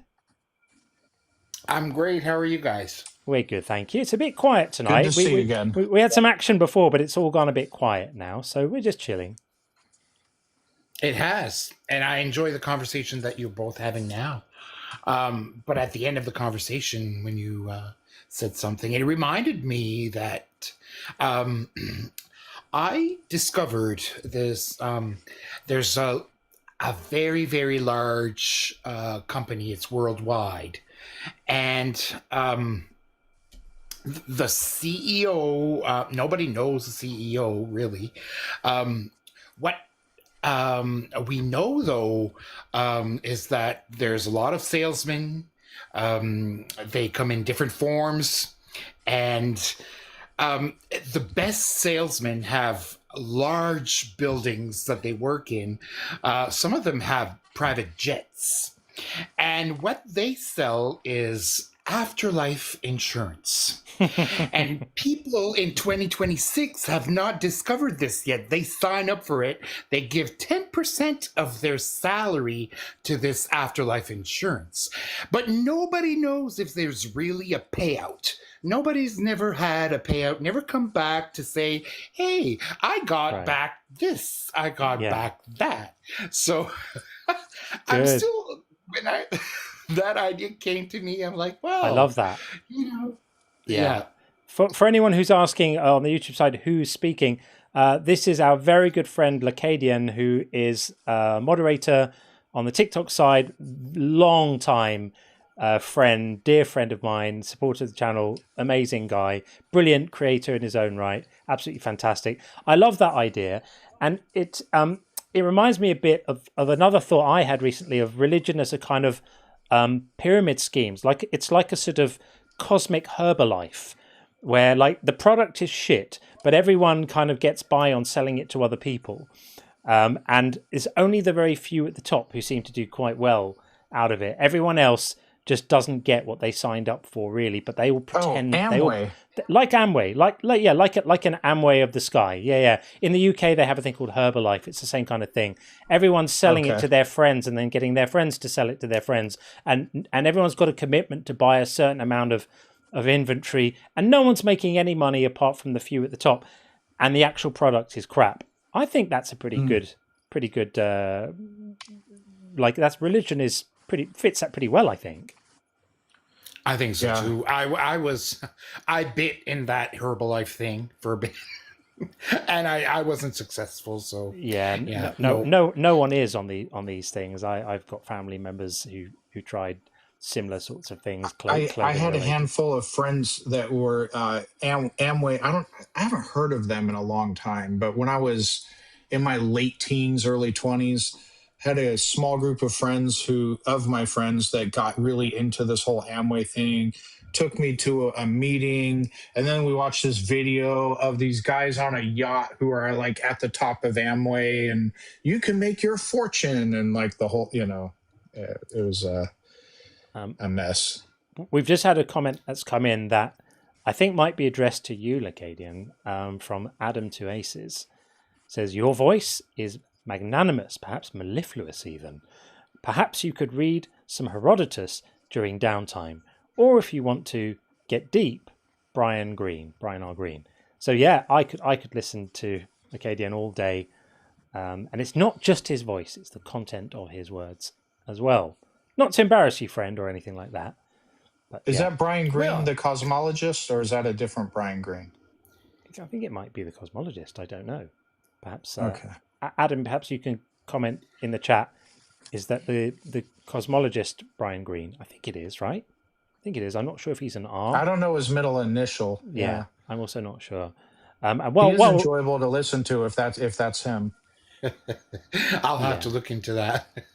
But when you think about how much money is made, and I'm not just saying the churches or the synagogues or all the different religions, but also there is taxed businesses, the people that print the Bibles, the people that print the Qurans, the people that sell all these poems and cards, greeting cards. They profit off of these religions, and even if you want to go like the spiritual stuff, all the stones and they make a lot of money in the spiritual world. There's money to be made, and nothing of that is proven. It's all BS. I just have to I have to read Sloshy Whale's fantastic super chat about tag. While we're talking about it, now I'm going to have to say this right. How much cause could an uncaused cause if an uncaused cause could cause? That's it. That's all it is. Yeah. That's all it is. It's just a big bag full of bullshit. That the whole thing is just literally that. Love that. Thank you, Slushy. Appreciate that. Thank you. That was clever. That was clever. Good. Very, very good indeed. Well, thank you. Cool. Thank you, as always, for everything and for coming up to say hi. Appreciate it. We really. It's my pleasure. Thank you. Thanks, friend. Take it easy. Okay. Bye-bye. Bye-bye. Bye. Okay, let us get on the YouTube side. We've got a couple of friends on the TikTok side. We've got Richie Screaming Silence and the wonderful Hasty Jane. But we're just going to take on the YouTube side John's Kick-Ass God. I wonder who this is. I literally, genuinely don't know. So basically, it's Puff, right? Yeah, Puff. John's Kick-Ass God. How are you? Hello. I'm Hello. John's Kick-Ass God. I'm to provide salvation to all your viewers. I'm just kidding. It's me, PVG. Hey, dude. How's it going, buddy? Were you just coming in to inspire us again? No. I just heard about the afterlife insurance. I just want to quickly share something they do in India. So some of these godmen, there's a lot of astrology here, big business. And if you have all the YouTube ads and all the mobile ads, many of them are astrology related, sort of like some esoteric astrology. And so one of the godmen, whatever organizations, what they do is that after you die, so if you have a lot of wealth, say if you're Bill Gates and if you die, or if you're Elon Musk and you die, they're going to do all these Vedic mathematics or astrological mathematics or whatever calculations, and they're going to predict where your soul is going to land again and who you're going to be reincarnated as. Wow. And they're going to give more. So let's say if you have 200 billion net worth or some amount of X billion net worth. So they're going to find it out and they're going to go and hand over, say, 10% of the wealth from your previous life, or 20% to your new incarnated body or whatever, soul, whatever. And they're going to get some out of it. there's actually some people that do it. There's one born every don't know how minute. That's all I can say. There's one born every minute. P.T. Barnum nailed it. The world is full of suckers. Unbelievable. Cheers, PVG. So yeah, no worries. Thanks, guys. Thanks, mate. Thanks. Okay.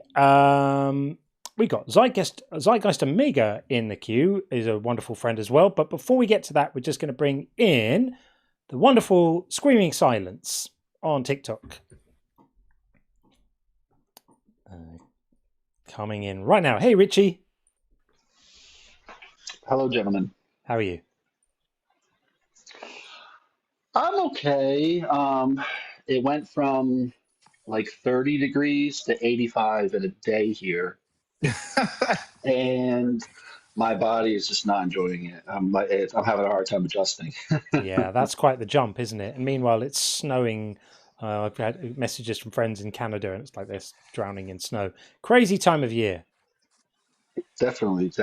I just heard that you were slow. There was no request, so I just wanted to pick your mind about something a little bit. Sure. One thing that I'm like personally, it's very, very hard for me to kind of get past a couple things, and one of them is like the idea that it's not even that there's no afterlife, but like that we are pretty much just like chemicals and electricity, and that we don't have like a spirit or a soul because, again, having this as like a belief and around me my entire life, it's hard for me to not like think that way anymore. Yeah. So I was just kind of thinking about that this past week because having, a conversation with a friend in person, and it kind of just was like, for some reason was popping into my head, like, so there's no soul there, like that they're not something apart from what I'm seeing in front of me. And I got thinking about it, and I'm like, I understand both sides. Like I see both sides of it, like literally 100%. I can look at the side that we have evidence for everything, even when it comes to like personalities and stuff, that if you alter the brain in any way, like that changes, so that personality isn't tied to like a spirit or a soul. But then on the other side of it, I'm like, do I really feel like that's all that it is, or do I feel like there's something more than that, and that person like has something that makes them truly them, that's like a spirit, and I feel that way too. So I'm just interested, maybe Sean, you dealt with that a little bit too. Yeah. Because that's one thing I can't figure out.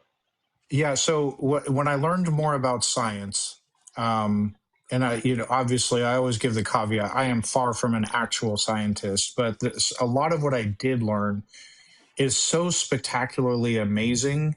It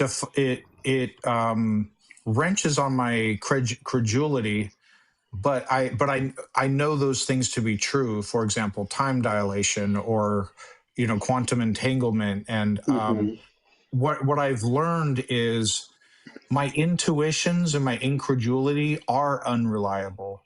And so I still marvel at the mysteries of life, the fact that we're conscious, the universe itself. Why is there something rather than nothing? I still marvel at those things, but I'm able to enjoy them on a more honest level, that they're true mysteries, and enjoy them as mysteries.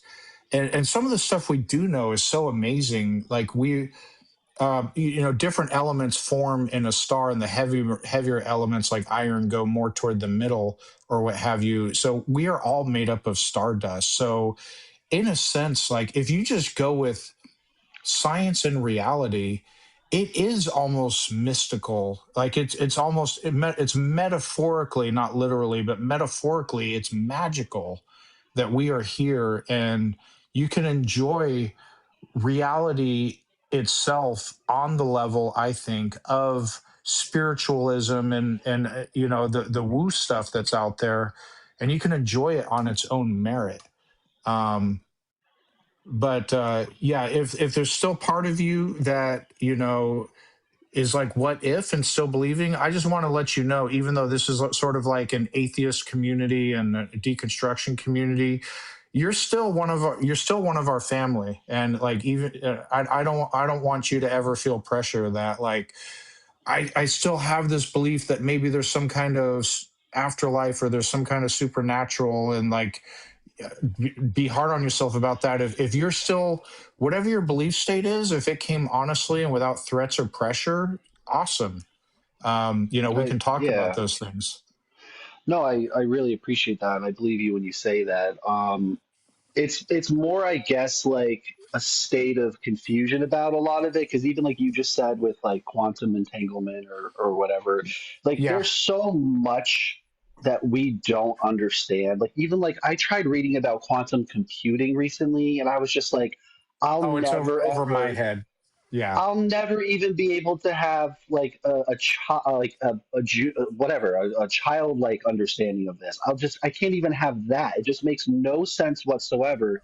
So I'm stuck with like, maybe then there's something that we just really don't understand yet. Because to me, again, like, I guess it is more about like feeling, like when I look at people, and because I'm such an empath, I just can't look at them and just be like, there's nothing that's you. Do you know what I mean? Like that makes you you, like you, Sean. There's like nothing that's separate that like embodies you. It is just physical, and that's just, it's confusing. And yeah, what I consider you and John and me and what makes us us is our consciousness. That is in my view, it's not our bodies, it's not our physicality. Now our nervous system and everything combined sort of has that emergent property that's creating our consciousness, but it's the consciousness itself that is us.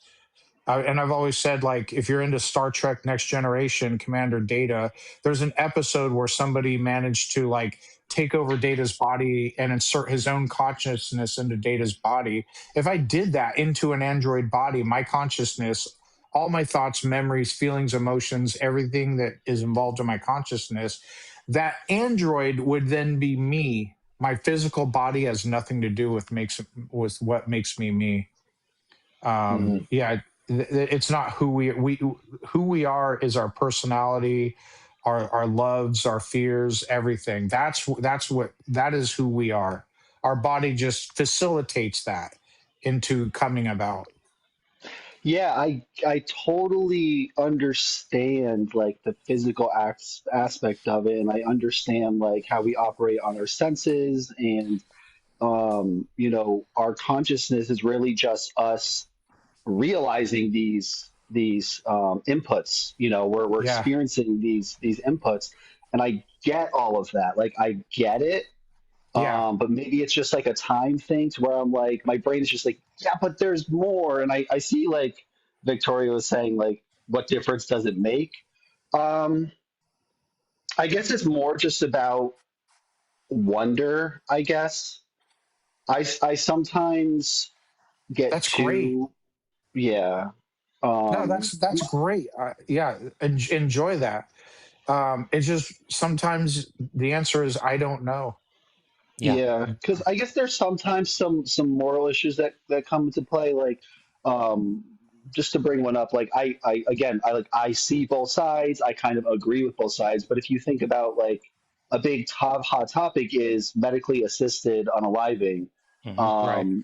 and I can say like right now I'm dead in the middle. Like if I hear both sides of the argument, I like agree with them both. Like I get where they're coming from. That's normal. That's normal for ethically complex stuff. That it should be that way. When things are really, really obviously clear cut, right? If we're going to say, well, should we have slavery? You can just immediately go, no, we shouldn't have slavery because we've got moral principles that we all should value around autonomy and freedom, and you know all of that stuff. And then there are tricky, complex ethical questions that don't avail themselves to sort of easy, quick answers. And it's okay to hear both sides of the argument and find them both having some value, and to say, I'm not completely sure. That's all right.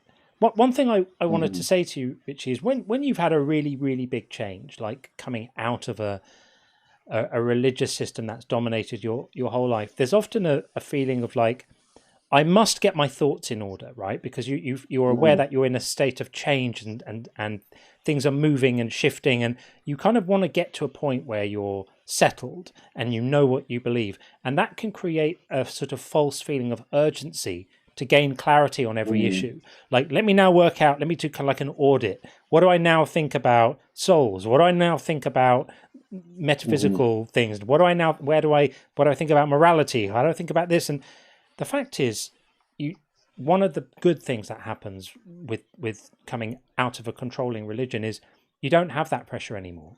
So you don't feel that you need to get your ship completely in order with respect to everything that you could potentially have any opinion about.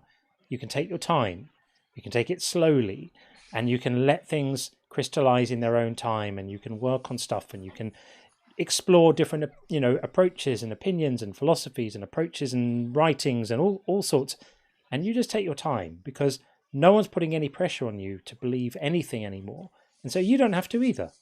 And just take it slow. And I just say that not because I'm assuming you're not doing that, but just I know that that's a thing that happens a lot. It's like, oh, I've got this newfound freedom, let me get my thoughts all sorted out, and I have to be able to give an accounting of what I think about this and that and the other thing. You don't have to.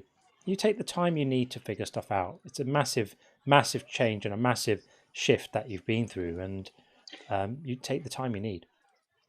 Yeah, I guess the way I put it when I was talking to one of my friends the other day was like, it's not like I have to be right. It's just I don't want to be wrong, if that makes sense. Sure. And I think that's kind of like maybe some of like the guilt and shame portion of the religion that's carried over to where I kind of like just don't want to make a mistake because I'm not being intentional.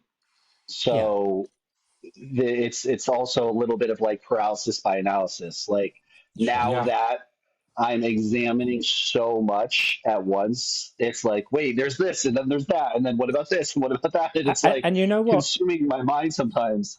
Richie, if you do make a mistake, that's okay. You can course correct. If you make a mistake, you can go, oh, right, yeah, I landed on this side of that issue. I hadn't thought it through properly. Now I see it's more likely to be like this. That's okay. That's okay. Yeah. No one's testing you. We are all wrong about something. I strongly believe that. Some things, plural. Like nobody has perfect epistemology. We're all fallible. The best we can do is try as best we can to align our beliefs with reality. But we're not going to be perfect at it. And if you are, it's great. What you're doing is amazing. Trying to apply proper skepticism because you want to believe as many true things and as few false things as possible. That's a great goal. It's never going to be perfect, but what you do is get as close to perfect as you can, knowing you're going to get it wrong sometimes. And you're one of the best weapons you have for having sound epistemology is being comfortable saying, I don't know. On those areas you don't know, that's totally okay. It's when you are convinced, you just kind of decide on an answer or something, without sufficient information. That's when you're going to get more things wrong than you would have otherwise. Yeah. I just wish I had more people in my life like present that I could bounce these ideas off of, and I don't, unfortunately.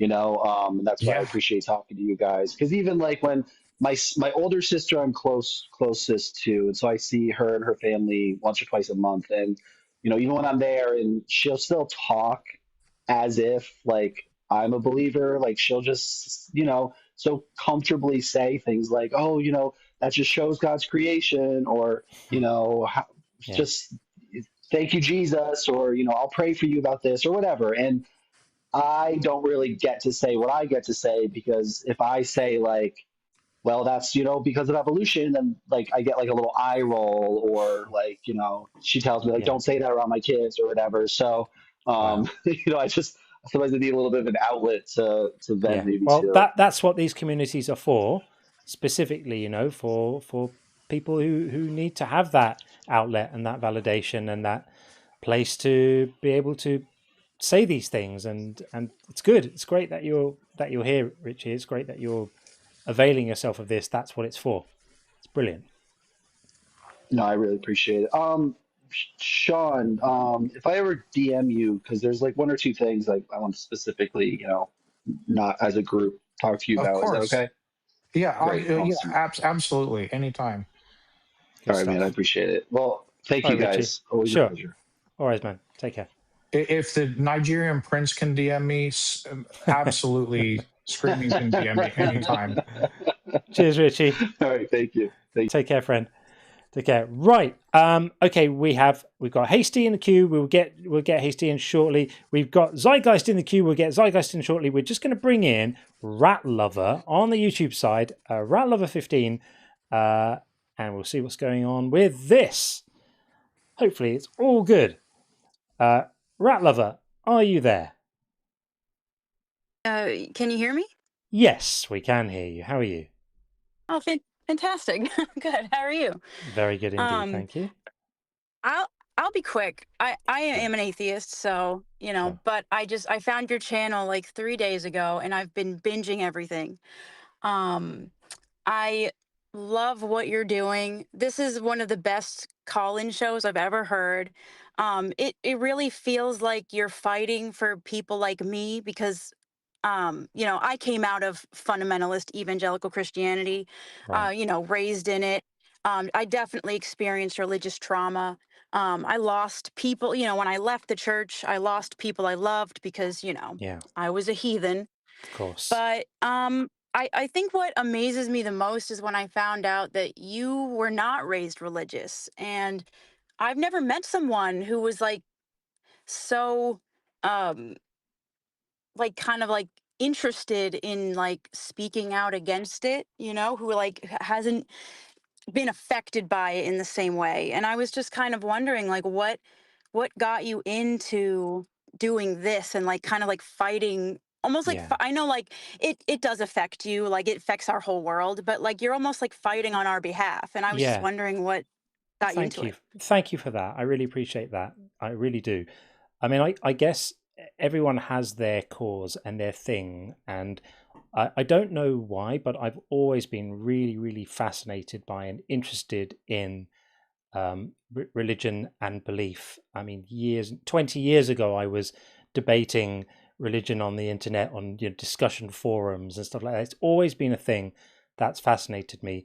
And last year, I ended up writing a book about belief, about the whole idea. I mean, if you've been watching my stuff, you'll know this whole idea of belief being something that happens to your mind rather than an action you do.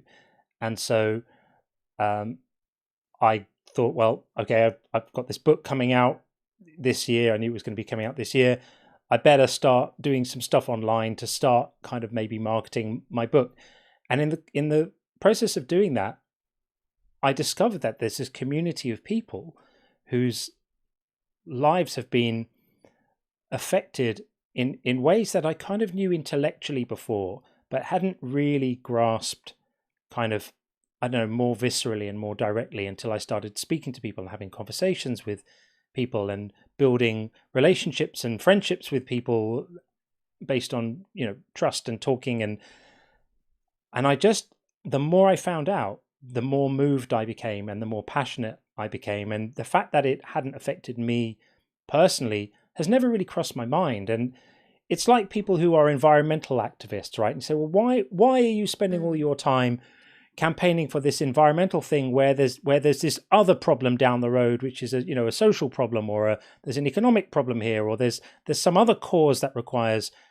You can't fight everything, right? You can't deal with every problem you find, but this is just one that first it captured. I mean, I'm going to be a little poetic, but first it captured my mind and then it captured my heart because it was the people. It was speaking to people like you. and the people who are in our community. And once I sort of had a taste of that, it became so much more for me. I mean, I forget about my book now. I almost never mention it. And people say to me, you need to market your book. And I'm like, I know, I'll get to it. But for me, it's not really about that anymore. This is so much more about building the community and creating this space to have these conversations and having robust, respectful but robust debates with believers, not because I think I'm going to change their mind, because of course I'm not going to. You never do. It never works like that. But because there's a value in having those conversations so other people can hear them and other people can hear the talking points being addressed and rebutted and the arguments being taken apart and shown why they don't work, and also shown that you can be a non-believer and still be decent. You can still be compassionate. You can still be kind. You can still have all of those values that religion seems to have co-opted and claimed for their own. I want to try and demonstrate, and our community does demonstrate all the time, that you can have those values and live them without the framework of religion. So I hope that kind of answers your question. It kind of started off in the mind and now it's in my heart. Yeah, no, that makes a lot of sense. Especially when you started like meeting real people, that'll really like bring it home for you. Yeah. I really do like the your take on the like that belief just happens to you. I've not quite heard it put that way before, and it's actually been very transformative for me over the past 3 days. Like, Good. Oh, thank you. it clarified, yeah, it clarified even more. I've always been the type of person who's been very passionate, and I've always liked to debate. So even back when I was a Christian, I was the person who was going to debate you. Like if you were an atheist, I was going to be like, okay, Right. let's go. That was always me. So, but yeah, I guess that's it. I didn't have a lot of time, and I wanted to say hi for the first time. I might call in again sometime. Sure. But my name is Wendy, by the way. Wendy, that's lovely. Okay, I got you. And are you a rat lover, But yeah, Wendy? no, thank you. Yes, I grew up. We had pet rats growing up. I love all animals. We have a pig right now. I have a pig with my fiance. That's awesome. That's awesome. My wife used to have a pet rat before we were together, so she's a rat lover too. So rat lovers unite. Yes. Yes, good. I'm Yes. more of a cat person. But yeah, Oh, yes, me all too. about the animals. So that's lovely, Wendy. It's lovely to meet you. Thank you for your kind words, and yeah, feel free to call in anytime. That's what it's what we're about. So for sure. Awesome. Yes. All right. Thank you. Thank you so much. Thanks Have a good night. And you. Take care. Okay. We're going to bring in Zeitgeist, and then we're going to get to Jane, who's been waiting super patiently. And if anyone's not heard Jane, she's all sorts of awesome. So let's get Zeitgeist Omega in. Good friend as well. Hey, how you doing? Hello, everybody. How you doing, everybody? Very nice. How you doing? I'm doing good. Thank you very much. Just make it through another day. That's what we want to hear. Yeah. What's up? Yeah, I just want to come on and discuss the efficacy. I can't say it. Efficacy. Efficacy, yes, a prayer. Hmm. And how, because you hear a lot of believers say pray to God, whatever God you believe in, just it'll happen. But at a philosophical level, it's bogus.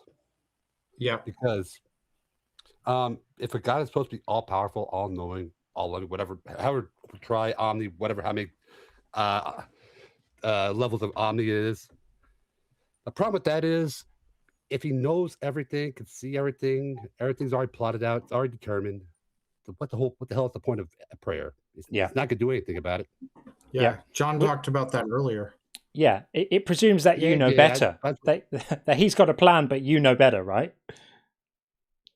Exactly. Yeah. Yeah. I mean, go ahead. Sorry. Well, yeah. So one of the sorry. Go ahead. No, John. go ahead, John. It's good. You got it. Sure. Yeah. One of the interesting things I bring up a lot, and I'm not the first to come up with bring up this issue, but I think it's pretty compelling. If in a church, very often churches will say, like, okay, let's all pray for so and so who has cancer or what have you.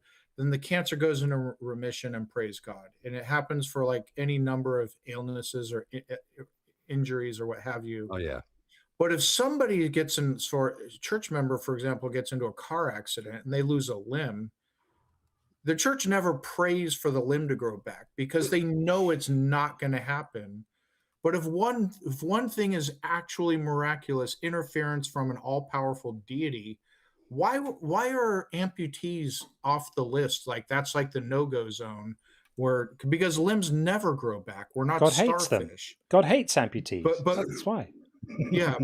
But cancer does sometimes go into remission. Some people have like chronic back pain and, maybe it gets better over time or, things like that. And then praise God. But these are things that can happen and do happen on their own. But limbs never grow back.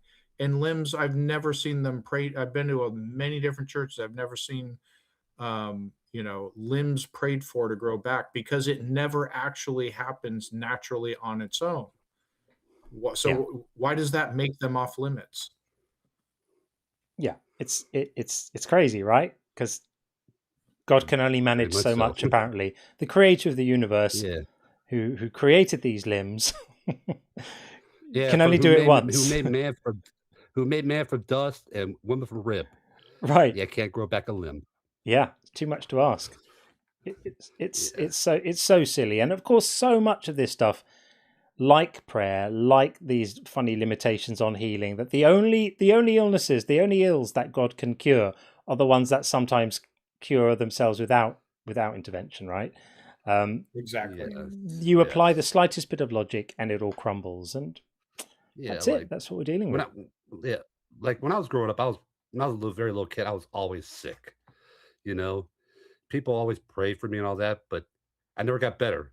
You know what saved me? A very good doctor who knew what he was doing. Right.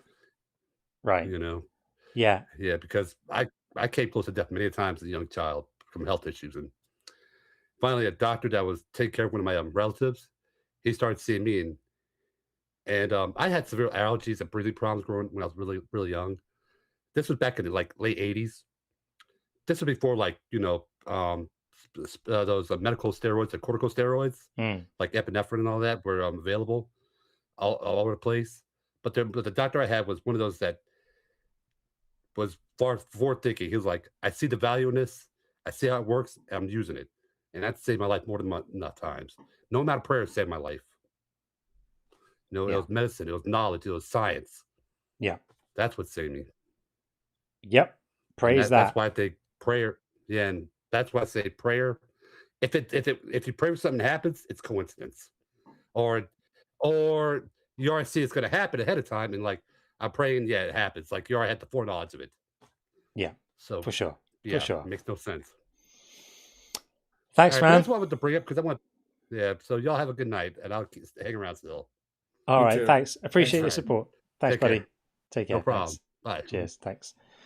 Okay. We are going to head back over to the TikTok side, and we are going to speak to Jane, and then we have more guests waiting on the YouTube side. So I'm pleased to say things are kind of moving a little bit. Let's do that, and let's do that, and get Jane in. Jane, how are you? Good. How you guys doing? Very well indeed. Lovely to speak to you. How are things going? Pretty good. Pretty good. I just had to hop up and see what kind of shenanigans was happening. All of a sudden, Sean's on camera, and we got 192,000 gifts. Yeah. On his thing, there's usually like 100. I'm like, what were they doing on this live before I hopped in? It's all happening here. All that has to happen is Sean makes an appearance, and the internet goes crazy. He's got the fans acting different all of a sudden. Yeah. Well, everyone knows who the main act is now.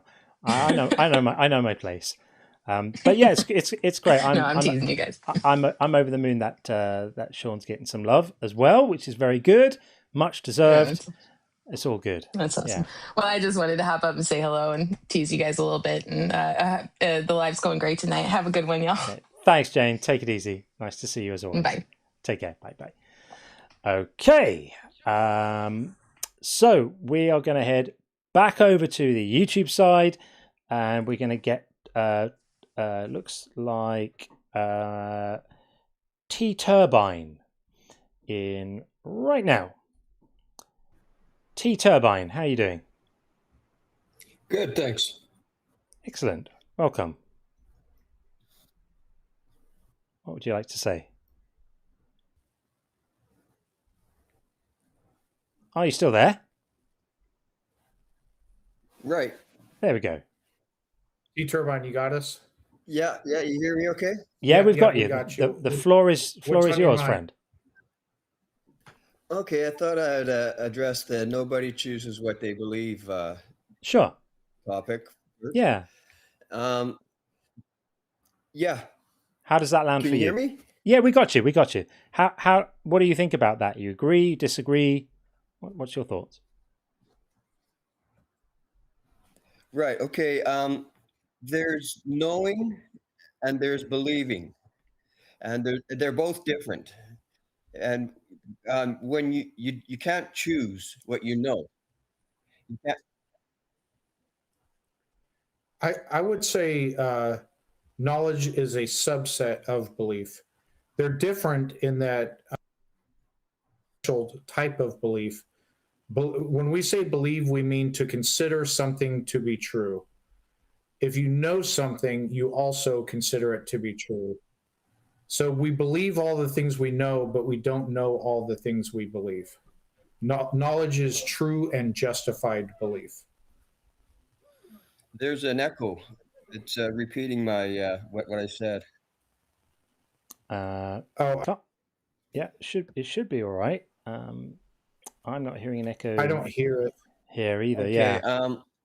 Yeah. If so, what you believe is a choice, therefore, and what you know is not a choice. So if someone tells you something, you believe them, or you might not believe them. That's your choice. Not quite. And Not that's quite. really based on the reputation of the person. Yeah, but think about what's actually going on there, right? So when you say, when someone tells you something, you choose whether to believe them or not believe them, and it might be based on the reputation of the person.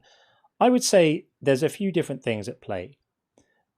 When someone tells you something, yes, their reputation might factor into how trusting you are of what they say. But if they say something to you and there's no reason not to believe it, you may well believe it. But even if you don't, in either case, it's never a choice. It's whether you find yourself persuaded by what they're saying. And whether you find yourself persuaded is a combination of their reputation, what they're saying to you. If they're telling you it's raining outside, you're probably going to take that at face value. You're not going to demand evidence before accepting it because of their reputation. If they tell you someone you know and trust is a criminal, well, then you might feel that you want a bit more evidence before accepting that. But in all of these cases, whether you believe it or you don't believe it is always a matter of whether you find yourself persuaded, whether you find yourself convinced. And there's no choice involved in that. You just do or you don't.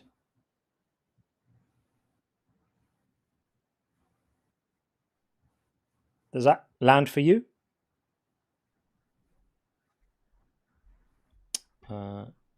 Hopefully it does. Are you still there? Did you hear all that? Yeah, I don't know if there's a bit of a connection issue Right. here, but there we go. Did you hear? I'm Did still you hear what here, I yeah. said? Okay. Yes, but there was a reverb going on. It was trailing by about 10 seconds. It sounds like there might be a bit of a lag or something, but I'm not sure why. It's working okay for Sean, and you're on the same system as him. I think there is a lag. That's why there was a delay when he first started. Yeah, sounds that way. No, there was two voices going on. There's another one going on while you were talking, and it was. But yeah, I did hear most of what you said. Yes. Okay, so yeah, there's two of us. John, there's Jon and Sean. So you're going to hear, I'm Sean, he's John. Yeah, I wonder if you've got the video playing in the background as well as the actual call software. If you have, you're going to hear everything double. Oh, That's yeah, why. maybe. That's why you're getting Okay, the repeat, because whatever we say hits the video after a few seconds, and you're hearing both lots. Okay, good. So you want to turn that off, and Okay. then you can concentrate just on and if that's you're listening, what I did. turn off the I video, closed and that then I no longer hear the reverb. good, and then we won't okay have now, yeah. we won't have an echo. Excellent. So did my point land for you? Okay. Do you understand what I'm saying? That all of these factors, you're just like the factors like how trustworthy someone is or how believable the claim is. All of these things are just factors.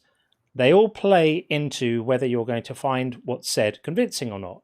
And if you don't find it convincing, you can't believe it. No matter how much you want to, you can't.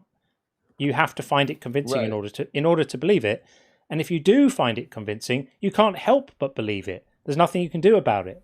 And that's why I say belief isn't a choice. Right. Believing is, knowing, seeing is knowing. And a scientist, that's science. A science determines all truth by observation. And so seeing is knowing. And once you know, you don't have a choice in the matter. But if someone tells you something, until you know, you're believing him. And that's what faith is. I'll define faith, and that is believing what someone told you. And so do you agree with the definition of belief is like if you believe something, you consider it to be true or likely true? Do you accept that definition? Not really. What definition are you using of believe? It's kind of the roll of the dice. It's taking a chance. Really? No. Ultimately, it's taking a chance, but it's got a lot of circumstantial evidence to support it. But there isn't hard evidence. Otherwise, we would know.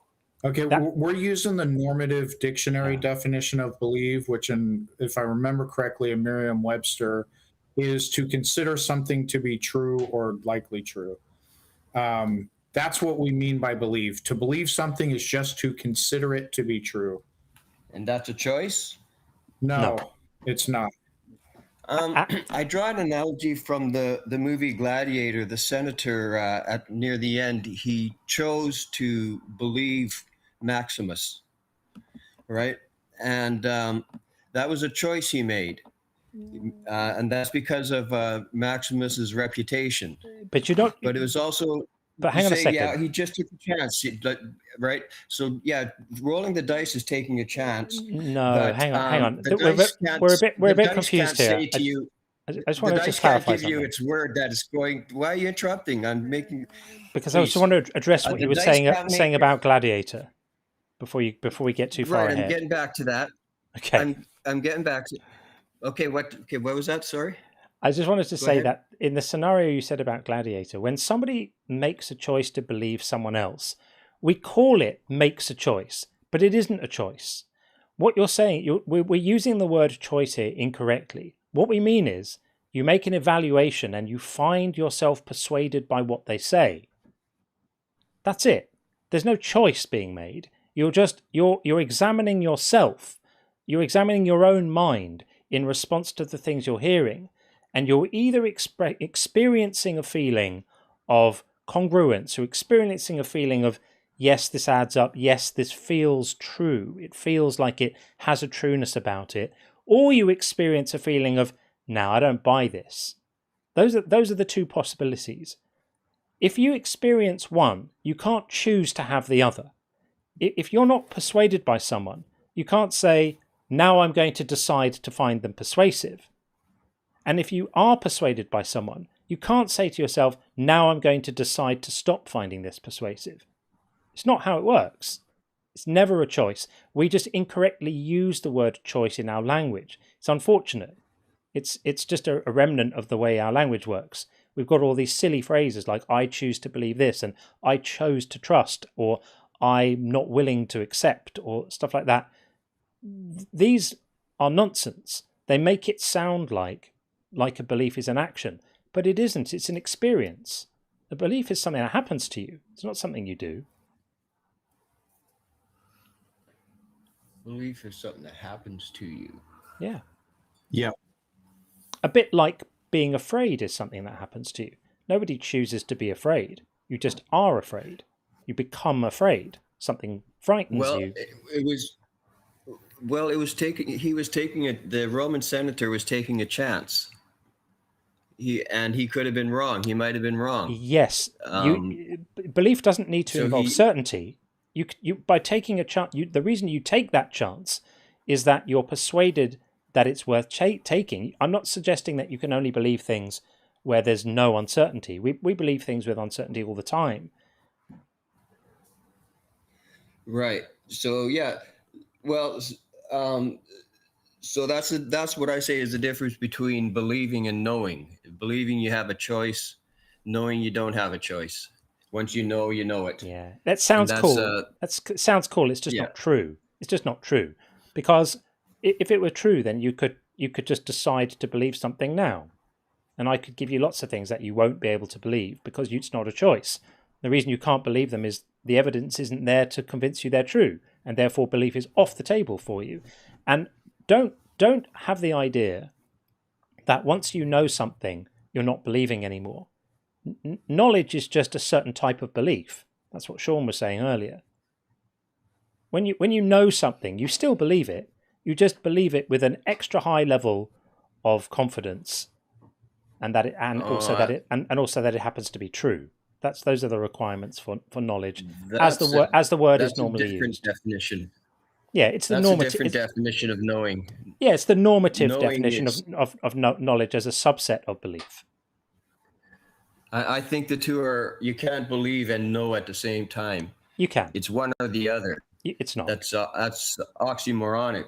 If you go by your esoteric definition, then I could see why you would say that. But if we're going by the normative dictionary definition of believe, the things you know, you also believe. If you look it up, it's going to have some variance of accepting something to be true or considering something to be true.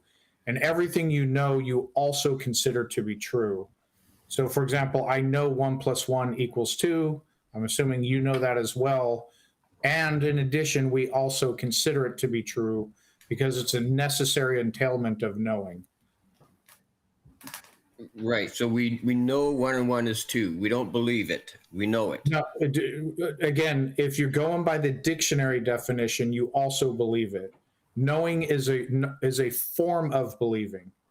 I don't go by that dictionary definition. I say the two are. Then we're speaking different words. Then and in a way, the words we use for things are less important, right? The words are just labels that we attach to concepts. What's important are the actual concepts. So we can make up our own words for these things if you want to. It doesn't really matter, right? We can reclassify.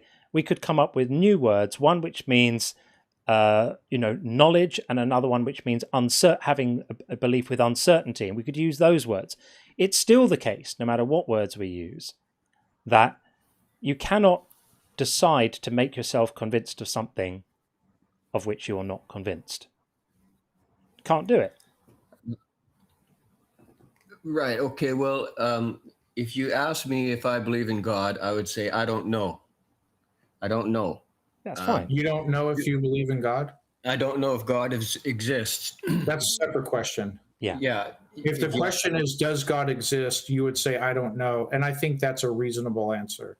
Right. If we ask you, do you believe God exists? You would know your own belief state. You either do or you don't. You either do or you don't. Those are the only options. Yeah. And not believing doesn't mean you believe God is false, by the way. It just means you are not convinced God does exist. Right. Yeah. Or else I could say I choose to believe God exists. You could, but it would be nonsensical, because you're either persuaded God exists or you're not. If you're not persuaded God exists, then you're a non-believer. If you are persuaded God exists, then you're a believer. And in both of those conditions, no knowledge is required. Okay, well that's different than how I define it. I say I don't know, but I believe, that's fine. You can say you don't know and you believe. That's absolutely fine. Yeah. Okay, yeah. So that's that's about it. Cool. We could talk about other things about God, but do you have other customers? I could tell you why I believe in God or such. We could discuss some of those things. You're welcome to if you want to. Yeah. Okay. Well, with me, there's the list, and then there's the scripture, and then there's my personal experience. And the list is non-Bible things. First cause, intelligent design, life creates life. Oh, ouch. And the theory. All the bad talking points then. Yeah, which one do you think is the strongest? The fourth one that I haven't mentioned yet, and that is, well, they're all quite strong. They're all very strong. Just give us the strongest. The theory that life exists and things that exist don't go out of existence. The theory that life exists. And so life exists. The present theory is that only matter exists. If it's not made of matter, it can't exist. But I'm saying, well, maybe two things exist, matter and life. Oh. And it's a good theory because the world is filled with life. And why do we presume that it must be only biological? And you said only matter exists? And it doesn't go out of existence, then we continue to live after we die. And the evidence for that would be? It's a theory. There isn't evidence. Okay, so the reason for the reason for thinking it might be true is because the world is so full of life. It's so abundantly full of life that and then also there's the idea that it's a soul, that spirit. So yeah, it's not only biological. So somehow it exists, but it's not biological. John had asked you, what is your reason for believing that when things die, they continue to live? And you said, because the world is full of life. So what are the logical dots? Draw the dots from the world is full of life. Therefore, when life dies, they continue to live in some capacity. Well, yeah, because saying the world is full of life is just something that supports the theory. Can we just clarify the use of the word theory here? Because theory is a word we need to be a little bit careful with. I think when you're using the word theory, you mean random idea that you had. Like in science, theory means an explanatory framework, which is supported by enormous amounts of evidence, normally generalized to laws, and has predictive power. What you're saying is none of those things. This is literally just this is a shower idea, isn't it? This is something that pops into your head in the morning when you're scrubbing under your armpits and having a little bit of a think about things, and an idea just pops into your head. This is one of those. This is a sort of a vague idea, isn't it? It's not tell that to Archimedes. Well, those kind of ideas can prove to be true if evidence is found to support them, but there's no evidence available to support this idea. Neither is it falsifiable, and neither is there any even vague reason for thinking it's true. Your argument seems to be, and respectfully, it's one of the worst apologetics I've heard in some time, that the abundance of... No, that's a good one. It's not, trust me, that the abundance It's obvious, because look, it's obvious. You could even say it's obvious that life exists. It seems to be, your argument seems to me to be that there's lots of life on Earth. Earth seems to be abundant with life. Therefore, it keeps on going forever after it's died. What am I missing? It's reasonable to think that might be it. That might be so. Why is it reasonable to think that? Because of we are wondering how life came into existence, and so that's a theory. That because we are trying to find out, that is why we think that. We don't know how life came into existence. There's tons of life on Earth. We don't know how life came into existence. Therefore, life continues after it dies indefinitely. That's a non sequitur. Like it doesn't follow. There isn't an argument there. It's not even a poor argument. It just isn't an argument. There's literally nothing there. I would strongly advise you to stop making that argument There are better ones. If life they're exists, poor. They're poor too. And then there's a great life that created it, that created life. Yeah. And if my grandmother, if my grandmother had wheels, she would have been a bicycle. Spirit world. The if You're there close is doing to that idea. Yeah, the if is doing a lot of work there. So if is all lovely. You got to go with what we actually know or what we observe, or we have some reason to think. I did look up theory the other day, and that's way overly elaborate for the definition that Google AI gave for theory. It's just basically what I'm saying. It fits theory. Something you pulled out of your ass. Well, not something so ugly sounding as that. But a theory, the word theory means different things when they're used in science. So if you Google what is a scientific theory, and then when it's used in everyday use, they mean very different things. Yeah. Right. Well, that's why we have to be a bit careful. What you have here isn't a theory; it's an idea, and it's a fairly poorly thought out one. I don't mean this disrespectfully, but you've started out with a starting point: life is abundant, and a conclusion: it keeps on going after it dies. But you have not done precisely zero work to connect the starting point to the conclusion, and that's what an idea expects. That's the work you have to do to make an idea. Well, what work? There's nothing that can be done for work. Well, in that case, it's time to discard the idea and come up with a different one. No, that's not the way it would be done. if we adopt if we shelf it for a very long time, because if we adopt your logic, I could say life is abundant on Earth, therefore fairies exist, and I would be on exactly the same ground that you're standing on now. If life exists, then life is more of a more fundamental reality to us than matter. The relationship with that life is more fundamental to us as a person than matter is. What does that mean? And matter is the most fundamental reality of life, isn't it? What does that even mean? Relationship, life itself is most fundamental to us, and so a relationship with God is more fundamental to us than matter itself. I'm sort of wondering if we've peaked. I'm wondering if this is possibly as productive as this one's going to get, because I think we're sort of talking past each other at the moment. I'm gently, and maybe even not so gently now, suggesting to you that there's a problem in the way you're framing your argument, and you're kind of just repeating the problem. So I think maybe we'll say thank you for calling in. Giving us your thoughts. I think you're kind of closed-minded, that you don't take the time to imagine that this might be so. Then you're just quick to dismiss it. But thanks for the conversation, and thanks for the polite farewell. No problem. And I'll wish you all the best. Thanks. And you. Take care. Thanks. Okay. Bye now. Okay. Bye-bye. Okay. There we go. All right. We don't need to say anything more about that. I think we'll move on. We've got Nietzsche's the One on TikTok. Bringing Nietzsche's the One in right now, hopefully. Hello. Hey, how you doing?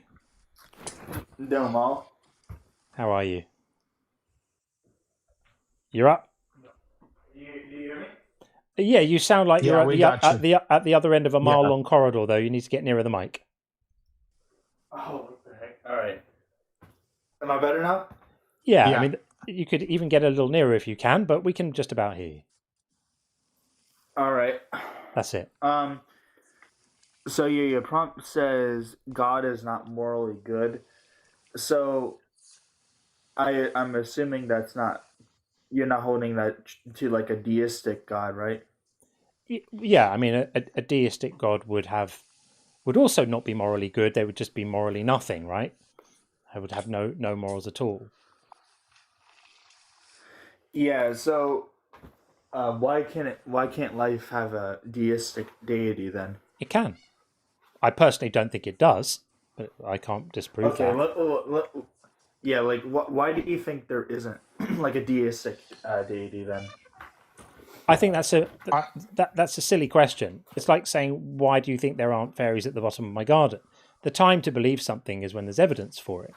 So you would have to say, here are the reasons to justify belief in a deistic entity or deity or whatever it might be, and then we could examine those. But there aren't any good reasons to believe it, and therefore the default position with regard to any claim is non-belief, right? You start off with non-belief, and then you go from non-belief to belief when that move is justified. We don't start off believing everything and then rule out everything that there's a reason not to believe, because we would be obligated under that scheme to believe unimaginable volumes of bullshit, which is kind of what we see happening around us on a daily basis at the moment, because some people think that is how it works, but it isn't. Oh, okay. I mean,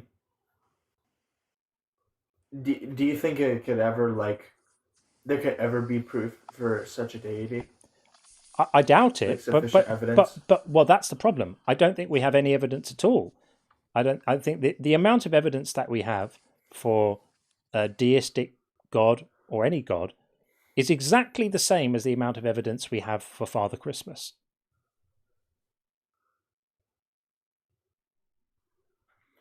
Okay, let me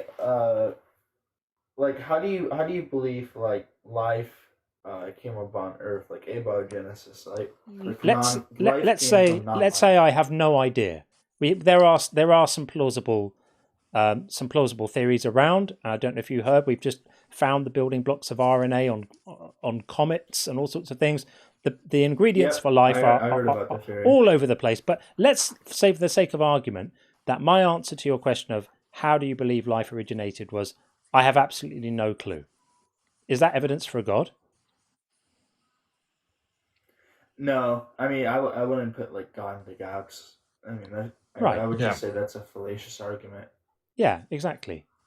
So until there's something a bit better than that, because that's kind of all we have at the moment, is appeals to the gaps in our knowledge. Yeah. And then the insistence that those gaps should be filled with people's imaginary friends. That's all we have at the moment. I don't find that psychologically satisfying at all. Yeah, arguments I've heard online, are since there's no evidence to the contrapositive, that there's no evidence that God doesn't exist. Yeah. That therefore we should believe in a higher conscience being that grounds all of our morality. I can see you grinning. Yeah, all of our morality and consciousness, and therefore. Yeah, that's a textbook. Yeah, that's a textbook argument for. Yeah, that's a textbook argument from ignorance fallacy. It is saying X is true because it hasn't been proven false, or X is false because it has not been proven true. And that's not how logic works. And you can apply that exact argument to fairies. Yeah, I mean, I see that's a valid point. Because I've been doubting my faith a little bit for the past couple of years. I've talked to some Christians, and they're like, well, without God, how could you ground your consciousness? Without God, how would you even fathom to do that? You're just do you observe your own mind, and that's why? Well, that's just circular, right? Yeah, it's BS. I mean, what would you say in response to that? I would say that the constant demands for grounding are like somebody's just discovered a new word and they just can't wait to use it. What do we need to ground things? We don't need to ground things. You have consciousness. We know that we have consciousness. We know that consciousness emerges as the operation of brains, because when you stop the brain operating correctly, the consciousness disappears. So we know that there's some kind of very special relationship there between what a brain does and what we experience as a result of it. I don't think we need to appeal to deities. And I'll go further than that. Let's take us back to a time when we didn't even when we understood nothing about the brain. We just knew we were conscious. That still isn't a reason to posit a God.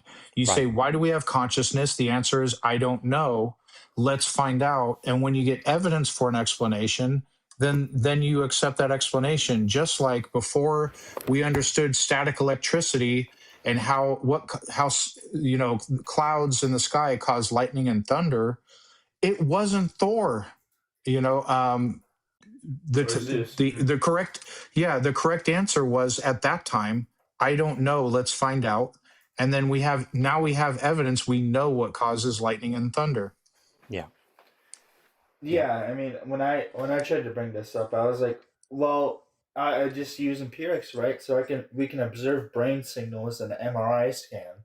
Yeah. Therefore, we know there's some sort of consciousness occurring in our own brains, some sort of thing that pushes out thoughts.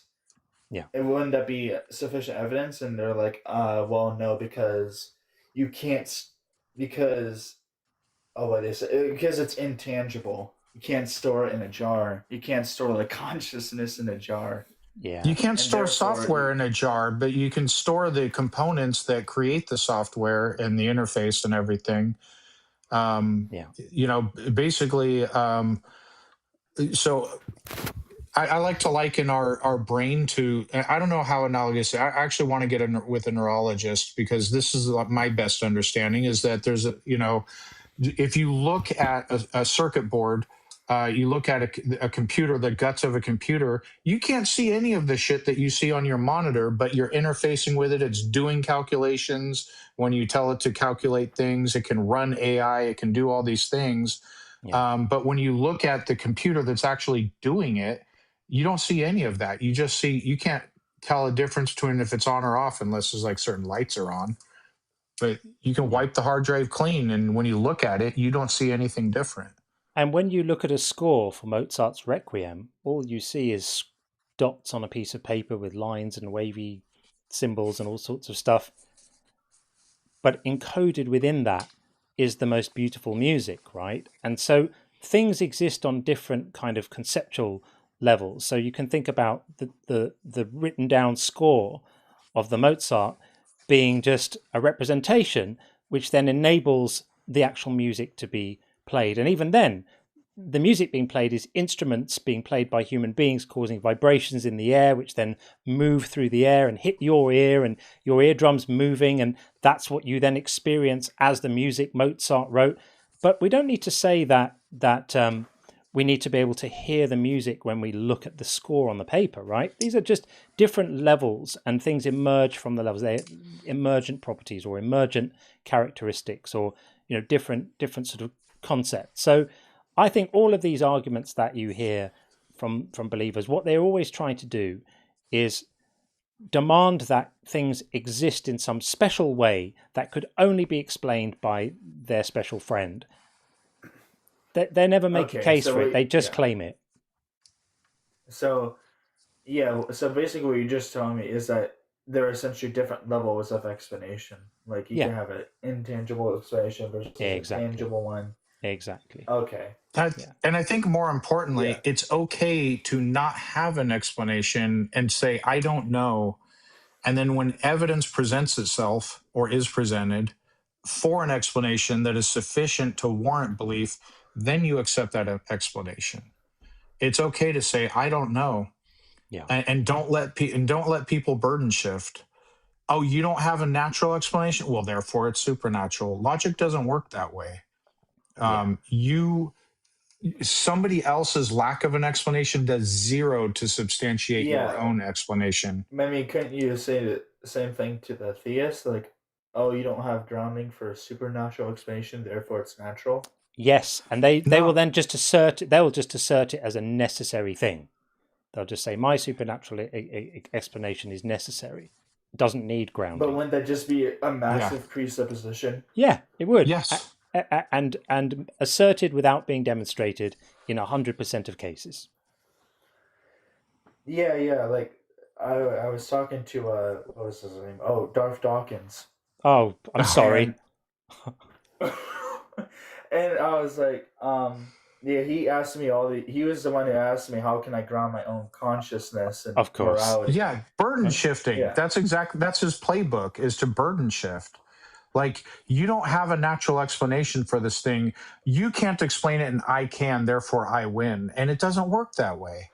Yeah. It's like There's an analogy I use. If John and I found a dead body, and I'm like, I have no idea how the person died, and John's like, it was Professor Plum in the library with the candlestick, I'll say, wow, John, what's your evidence for that? And if he gives me garbage evidence, I'm not going to accept it. And then John turns to me and says, well, I have an explanation and you don't. No, you don't. If you can't actually substantiate your claim, you don't have an explanation either. You just have a bald ass assertion. And just know that if you're speaking to Darth Dawkins, you're speaking to the very, very worst person. You know, like, he is responsible for so much bad argument, like so much bad argumentation that people seem inspired by, and they go out and they repeat his shtick. It is all bullshit. It's all word games. It's all assertions made, as I say, assertions made without being demonstrated. Claims that ultimately this all rests in special revelation and general revelation that people have had, with absolutely no demonstration at all ever about why that which has been revealed can be trusted or should be trusted. It's all disingenuous. It's the very, very worst. Okay. Yeah. Yeah, I had a feeling because he seemed quite toxic too. Quite a lot He's of people. horrendous. He got angry a lot. Did you have you seen him crashing out of my live? Oh, I think I've seen a few clips of that. If I remember correctly. Yeah, it was funny. It was funny. he the one that was requesting you to join his live? Yeah. If you debated him, was that him? Yeah. It was funny. Oh, okay. Yeah, it was him. Yeah. And then, let's see. I was talking to, you were talking to Q-Top about how I can ground my own consciousness, and he said, well, all atheists are solipsists, since they have no ultimate, since they have no ultimate grounding for their own consciousness. Therefore, they can only rely on their own empirics, like what is the argument I try to use. Therefore, they cannot discern reality from their own reality. Yeah, I mean, again, they just want to get to arguments about, no one can solve the problem of solipsism, right? Which is, how can you prove that any other minds actually exist? You can't, because any experience you could possibly ever have is compatible with you being the only mind that exists and everything you experience being an illusion. There's no experience you could ever have that isn't compatible with that, including your own death, right? Like, there's nothing. So you can never disprove it, but that's not a reason to believe it. And they lean into solipsism and hard problem of consciousness because they think it gets them a gotcha. But those problems affect them too. And all the solutions that they claim to have to those problems aren't solutions to those problems. They just label them as such and consider the work done. No, that's not how you do the work. You have to actually do it.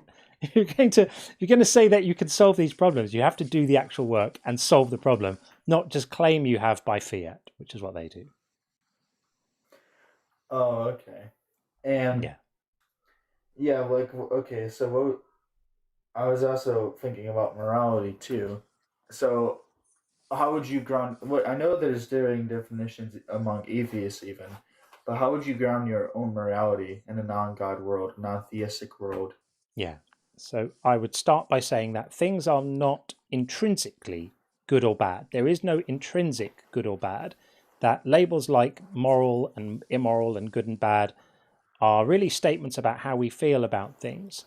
And then they go, oh, well, it's all just an opinion then. It doesn't mean it's all just an opinion. Subjective morality? Yeah, it doesn't mean it's all an opinion because what we do is we base it on an understanding that, living sentient creatures don't like to suffer. And we don't like to suffer. And we link good and bad really to suffering. If there was no suffering, if it was not possible for your actions to have a negative effect on anyone else, there wouldn't be any morality. But morality is really a recognition that that's the case and an aversion to causing suffering to other people. This is how we think about it. Other people may have different, schemes. There are people like Ian is a moral realist. He believes that objective moral truths exist. And I do understand those arguments, and I heard Sam Harris articulate arguments like that. I'm still in the sort of you could call it emotivist camp, where I just think when we call something wrong, we're saying we don't like it, but the reasons why we say we don't like it are much more objective. And they're about the fact that we want suffering to be minimized or reduced and well-being to be maximized. And that gives you a good framework to judge any action. And sometimes you're not sure, right? There are edge cases where it's not entirely clear, should you allow assisted suicide? There's going to be some benefits, there's going to be some harms, they're really complex, and sometimes you don't know. You can make a moral mistake. You can think you're doing the right thing, and it turns out that it's not. But that's not a problem with the framework. It's a problem with having the right amount of information to know what you're doing. Okay. And it's important, and John pointed out, it is important to reiterate, there isn't a atheist position on morality. I would say only like divine command theory is excluded if the divine command comes from a God, which kind of definitionally it does. That would be excluded, because if you believe that there is such a being, then you're not an atheist by definition. But there is no atheist position. John and I both happen to have the same exact position on it, that it is subjective. But as he pointed out, other atheists have secular arguments for objective morality. There's a whole field of study, the philosophy of ethics, where they dive deep into all of that stuff, and it's been debated for centuries. And what to look out for if you're bringing up God doing awful shit in the Bible, if they don't want to talk about it. Well, where do you get your morality? And then they steer you to like that debate of objective versus subjective morality. That's just something to be aware of, a tactic that happens, and you could decide to entertain it. And then sometimes I do, and other times try to circle them back to justifying slavery and genocide and stuff like that. Yeah. Yeah. I hope that helps to clear up some stuff. We've had a real smorgasbord of, we've hit all the sort of philosophy greatest hits around this stuff. I hope that helps to clarify some stuff for you. Yeah, it does. I do just have one more question. I watched a video of Alex O'Connor talking about this. Yeah. And I believe he's also a subjective moralist. So he believes that any action that is good for societal cohesion is going to be labeled as moral, and any action that is harmful for societal cohesion is going to be labeled as immoral, and an action that does neither is amoral. And there are obviously gray areas between those extremes. I mean, like, do you think that would be like a valid moral system? Yeah, I would personally be reluctant to just jump on moral cohesion as the only metric, because you could theoretically consider an action which doesn't have an effect on societal cohesion, and still find it either moral or immoral. So for me, I would want to broaden it out a little bit. For me, it's really just I'm a pretty simple guy. For me, it's pretty simple. It's like, is it likely to create suffering that could be avoided? And if the answer is yes, then it's probably not good. And if it going to help? Is it going to be beneficial? If the answer is yes, broadly, it's probably good. And okay, and you just mean like good to yourself or other groups of people? It's like it could apply to yourself too. To individuals and to the collective, both. Okay, so both. Yeah. Yeah, I think that's what Alex would I'll give you an example. I'll give you an example. Yeah, if my wife comes home and she's had a hard day at work and she's feeling, sore and stressed, and I give her shoulders a rub to try and ease up some tension, right? I've not done anything in the world to create social cohesion. I've not made society better. It's not a big move. It's just a small gesture that I've done, for a moment to help her to feel better, right? I would class that as an ethical thing because I'm helping someone. It's just a small act. It's not changing the world. It's not making the world a better place. It's a tiny little act that you do that can help someone. Similarly, if I'm walking along the street and I see a dog just on its own, and I kick the dog, right? I'm not damaging social cohesion in the society, but it's not a nice thing to do because I've caused suffering to a sentient creature, which could have been easily avoided, so easily categorized for me as wrong, right? So that's why I'm not quite ready to jump on societal cohesion as the sole measure, but it's really just about well-being and suffering. So, like, would you say any like an action that causes suffering could automatically be labeled as immoral? Not necessarily, because it might be unavoidable. So if I, I guess like it is self-defense. No, or even something like getting an injection causes suffering, but it might save your life, right? If you're going away somewhere and you need to have injections to give you protection against illnesses in the place you're going, vaccinate you against whatever it might be, malaria or cholera or something, I don't know exactly. Well, that causes some suffering, right? But it's suffering for a reason. It's suffering for a greater good.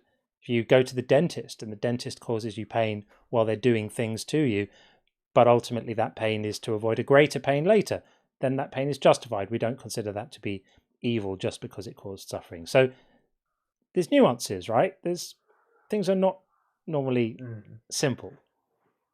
So would you say it would be unnecessary suffering? Yeah, unnecessary suffering or avoidable suffering. Always bad. Always bad. Yeah, it would be immoral. Mm-hmm. Yeah. Okay, yeah, and then you can get into like, what's unnecessary? How do you define unnecessary? Stuff like that. You just get into like a little definition game. Yep, and if you're speaking to a theist, here's a shortcut for you. If you're speaking to a theist, then there's no necessary suffering. All suffering is unnecessary, because if there's an all-powerful God could create any configuration of reality he wanted without the suffering. And if you say, no, he needs the suffering, well, then he's not all-powerful. So the moment you hear a theist responding to any problems of suffering with any kind of theodicy around, the suffering is in order to achieve some plan or some end later, that's a broken argument. I've brought up the problem of evil to some theists, and they're always like, well, if God removed suffering, we would lack free will, and thus we would lack ridiculous. We would lack value in our own lives. It's bullshit. I mean, you can ask them two questions. Do they have free will in heaven, and is there suffering in heaven? So and the answer is normatively, at least, yes to both questions. They have, there's free will in heaven. Heaven doesn't have suffering. Therefore, suffering is not a necessary entailment of free will. Anyway, dude, we're gonna move it along because we've got to start thinking about putting a lid on this soon as we approach 5 a.m. where I am right now. But yeah, thanks for coming into chat. I hope that was helpful to you. John, thank you. All right, great talk. Thanks for coming in. I'll hit John up after. Sure. Yes, sir. So, I have yet to see you ever take a bathroom break, and I'm beginning to. Are you wearing adult diapers? I don't mean to spread rumors here. I can neither confirm nor deny. Actually, I've been taking it pretty easy. I normally make my way through this entire bottle of water in the course of a stream, but I actually haven't been drinking very much tonight, which is why I haven't needed to run away. Although I'm fairly sturdy in that way. I've taken 3 or 4. I can keep on going for a bit. I'm on to you, John. I'm on to you. Yeah, I know it. So a couple of messages, and then we're going to get Axehead in. It would be lovely to speak to Axehead for. Will be really good.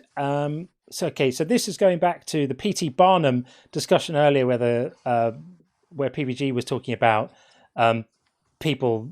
Afterlife insurance. Yeah, afterlife insurance. Absolute craziness. So yeah, Brent says, a fool and his money are soon parted. Never a truer word spoken. Absolutely. And Richie the One says, love your streams.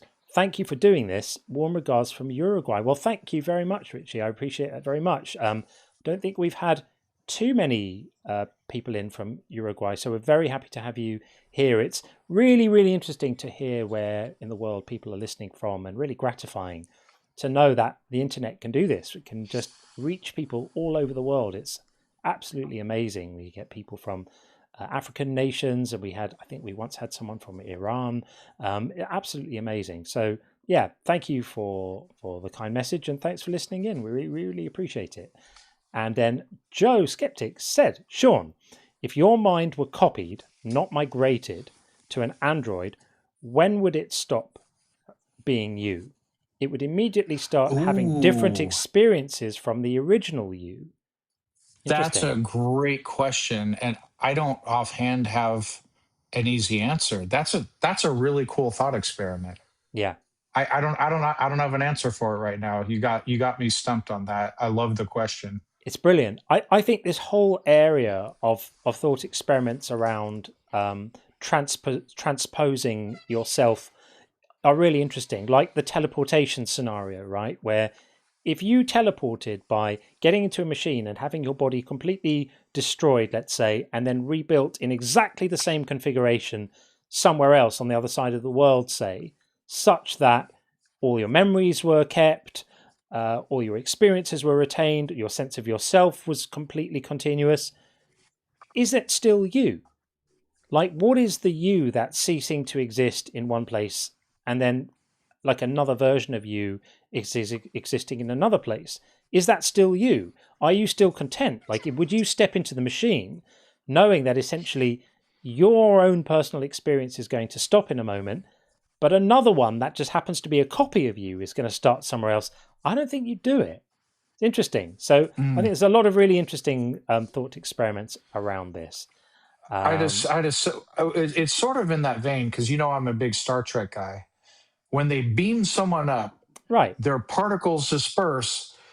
Do they die and then just exactly, and then just recreated with the new memories? Does this person's memories go away? That's exactly cease to exist, and then a new being with memories implanted exists, and do they die each time that happens? Exactly that. That's a scary thought. And would you be in a queue to have a teleport if that was the case, right? Because you basically and you would have no way of knowing, because the new you still has all the memories. So from your standpoint, you're the same guy that was beamed up earlier, and exactly. I love that this kind of stuff. Really brilliant. So Slushy says John wears the same thing as NASCAR drivers. They don't stop to pee. Love from America. Nice. Yeah, as I said, I can neither confirm nor deny what the arrangements are here. No, to be straight, I don't have any special arrangements, and occasionally I will go and say, Sean, you've got this, and run away and do the thing, and then come back. This is brilliant. But Misinterpretation says my contribution to the WD-40 fund for Sean's chair. I'm sorry, guys. You're squeaking a bit, dude. I'm actually going to get some. Yeah, I'm a fidgeter. Like when I sit, my leg shakes, or I twist a lot. Sorry, guys. I'll be cognitive of that. Someone else remarked about it in the chat too. So it's excellent. It's probably annoying, but it sounds like some kind of weird bird call. I was kind of starting to tune it out. And then just, while we're being highbrow, Tim comes in with, and thank you, of course, for this, Tim. They make it depends for men, and it literally just cups the crotch area of the underwear. It's a manty liner. Yep. It's all highbrow here. That's what we do. We do classy stuff here. Right, let's get on the YouTube side. Let's get Axehead Gaming in. Axehead, how are you? How's it going? Can you hear me all right? I can hear you all right, and it's wonderful to get to talk to you. Thank you so much for your ongoing support. Really appreciate you. You're a treasure in the community, so thank you very much for everything. Oh, I appreciate that so much, brother. I appreciate that so much.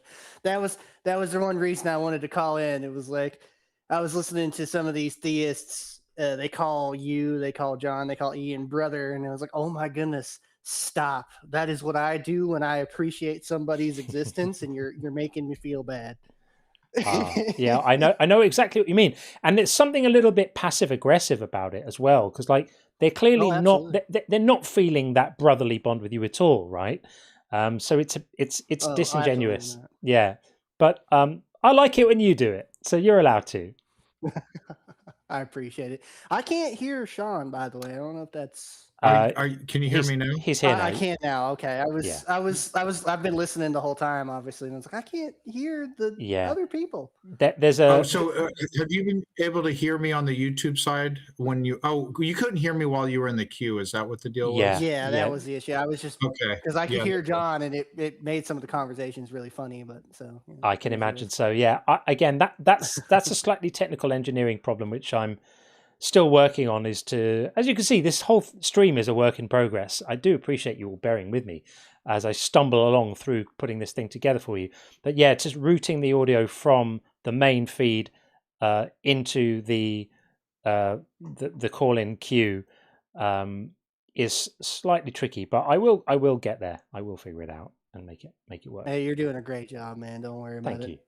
Thank you so much. No, I appreciate you. Well, I mainly wanted to call in, like I said, to just introduce myself and get a chance to finally talk with one of my favorite people on YouTube, and also to hopefully be a good example of a farm-bred Southern boy who's not full of crap and brainwashed all the hell and back. Well, I'd say you're the best example of one of those I've come across in quite some time.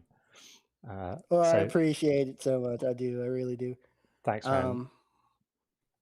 That was the main reason I called. Another reason that I called is we were talking about it earlier about the religious state of America, and it's something I like to weigh in on. For if you don't know, I work at a bar and grill essentially for veterans, and unfortunately, as I was telling people in the chat, part of my interview was they asked what church I went to, and it is this unfortunate thing where I've realized that I can't really say, hey, I don't believe in God, because I could legitimately lose my job. And that's terrifying to me. Of course. That was part of a job interview? They asked you that? It was one of the interview questions. I don't think that's legal. It was baffling to me. It is illegal. It absolutely is, but it's one of those things where they could be like, oh, it wasn't officially a question. I just wanted to get to know him. You know what I mean? Right. Yeah. That's the get out, of course, because you can't prove that would have been outcome determinative if you had said answered truthfully. Absolutely. And I live in Michigan right now, and it's an at-will state. So if they feel like they want to get rid of you, they can get rid of you. Yeah, that's crazy work. Yeah, it's unfortunate. Mad. But I did, the main reason I did want to call in was I wanted to say I appreciate you two so much, and a couple other channels on YouTube as well. You guys helped me through a lot without really meaning to. I know you're not meaning to be that way, but you do. And that's my main reason for calling in. But thank you. I won't take up too much of your time if you've got real guests. Thanks. Well, we're actually gonna put a lid on it shortly. But I really wanted to say, okay. It's enormously meaningful to hear these things, because one does this work in the hope that it's going to be helpful to people as well as entertaining or enjoyable. I care so much about it being helpful to people. So everyone who tells me that it's helped them is giving me the most incredible lift, and Sean as well, I'm sure. It just fills us with purpose and makes us realize that, this is worth doing. There's a good here. It isn't just content for the sake of content. It helps people, and that really helps me so much. So yeah, thank you so much for saying that. Well, anytime. Like I said, I'll try not to call in too often just to jabber with you. Anytime, man. Anytime. Especially when it gets quiet, and when we don't have people coming in to debate, then it's lovely to just speak to people in the community and hear what people have been up to and what people's stories are and stuff. That's great. I'm always happy to do that too. So thanks for calling in, man. Well, sorry. I'll talk to you later then. Goodbye. Good to speak to you, buddy. All the best. Thanks. Take care.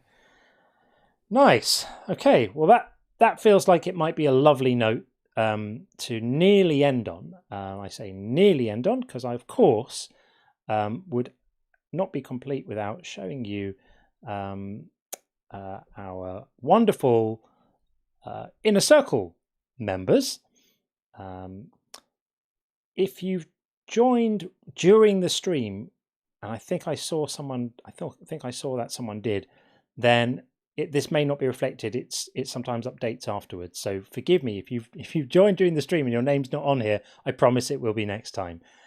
So of course we have Make It So, PVG, Stephen, the Musical Monkey, and is it Stephen or Stefan? I wonder. I don't want to get that wrong. That looks like Stefan, so forgive me for messing that up. Of course, Tracy, Oceanus, Rich, the Leakest Wink, Tim Cooney, Upshot, Amon Ra, Drew Smith, Flippity Giblets, How to Push Back, the wonderful Jiffy Cones, Devil's Public Defender, the fabulous Elizabeth B from the TikTok world, forever to be known as the first ever TikTok Inner Circle member. Loving that, Elizabeth. Thank you. Gordon Loves Science, and Issa, who has also just recently joined the Inner Circle. Wonderful to have you with us. And the fabulous Lacadian, who you heard earlier on. So these are the people who are just wonderful. Everyone else is also wonderful, of course. But I really appreciate that very, very much indeed. I think that might be about it. I think we need to do this and put, as you can see, I'm trying to make Sean big on the image, but it's making it pixelated, so that's not very good. Yeah, damn scaling issues. But Sean, it's a momentous occasion that we've got to see you today. I think that's fantastic. Oh, hang on, you're muted. You seem to be muted. No, that was my fault. There you go. Yeah, I didn't realize I was muted. No, I appreciate it, and I feel it's more engaging this way. Like I feel more engaged, even though I don't know how to explain it, but no, I actually enjoy it a lot more. It makes perfect sense, and it's great for people to see you, and it's more engaging. And so often people say, "Where's that voice coming from?" and "Who's that?" and all the rest of it. So I think it's fantastic to have you up in here with me. So really, really good. I think everyone's very happy about that. You definitely have many admirers and people who respect you in this community. So it's great for everyone to get to see you. I cannot end without finally showing you where we are at with the bingo. So we had 2 more calls. We had a Nothing Comes From Nothing from PVG. This is a bingo line. And the final call was also from PVG, Fine Tuned Universe. I can't remember if someone said that, but hey, I'm not going to argue. So that's pretty good. That's pretty good going on the bingo. Really, really love that. The bingo's fun, isn't it? I really love the bingo. It just adds an extra thing to the whole thing. I love the fact that you guys get involved with it. When I was trying to do it myself, it just wasn't the same, because I was having to sort of partition a part of my mind off to looking at the bingo board all the time and thinking, am I missing anything? And then people would sometimes put something in the chat, but I'd miss it. And I love the fact that it's interactive and you guys can get involved with it. I know it's just a silly game, but it is funny. And it is actually telling as well that so many of the same old arguments come up time and time again. So I just think it's quite funny that we get to call them out. I just think it's hilariously funny. And then the very final thing is, of course, I have to read this message from the very wonderfully named, just some random dude on YouTube who says, "What's this I hear? John wrote a book and it's available for pre-order." That's very kind indeed. Very kind indeed. This is my book. It's called Unconvinced: How Belief is Not a Choice and Why That Changes Everything. And although it's not actually out until November, it is available for pre-order in all places that sell books. This is not some BS self-published, printed to order nonsense on Amazon. Proper book, and I hope you'll like it when it comes out, because I think these arguments are really important. I want people making them. I want people equipped with the structure of how to prove this stuff to other people in discussion, and how to pull the rug out from these horrible belief doctrines. And Sloshy says, "What? You wrote a book?" Thank you, Sloshy. I really appreciate it. Support from you guys is off the chart. I really, really, really appreciate it. I'm looking over at the TikTok stream where we're like 80,000 likes. Again, I have to say thank you for bearing with me with all these ridiculous technical issues and streams not working and lagging and stuff. It kills me when that stuff happens because I like to do things really well, and I put my all into doing things well. Like I test everything before I go live. I make sure everything's good. I've got the best equipment I can possibly buy. I do everything well and right. And when things outside of my control start failing, I take it really personally. I feel like it reflects badly on me. And so I really appreciate the fact that you bear with me on it. You come back when the stream starts up again. You guys come back in. I promise you these issues will be resolved as soon as I possibly can. And then I'm going to be like greedy with the bandwidth. I'm just going to be upping the bit rate on everything, and it's all going to look great, and it's going to be stable and not fall over. So thank you. There you go. Well, great live tonight. I had fun. Quite a bit of coins, TikTok coins, tokens of appreciation. When you guys gift those, a lot of times I'm in the chat and we're kind of going, I don't see who it is. So thank you retroactively to whoever gave so much. I would only ask, I think that these coins cost money. I know they do like a payout to me. It's like pennies on the dollar. Please don't break yourself. But if it's like a trivial amount and you give coins of appreciation, I appreciate being appreciated. Thank you to everyone who gave support, and yeah, really that's a really good point, because I know I sometimes forget to or don't realize exactly who has sent a funny TikTok hat or a cloud or a wonderful thing like that. I know that those gestures are meaningful, and I also am guilty of not acknowledging them a lot of the time. So likewise, as Sean said, thank you to you all. Huge gratitude going out to you all. The next stream will be Saturday night, 10 p.m. UK time, 5 p.m. Eastern. And I really look forward to seeing you all then. So thank you, everyone. Thank you to whoever came over from a raid. I think we got... Who did we get? Did we get some people from... We definitely got a I little didn't bit... catch that. I think we got a little bit of a raid earlier. So, yeah, thank you to whoever sent people over as well. Hugely appreciate that. And with that, friends,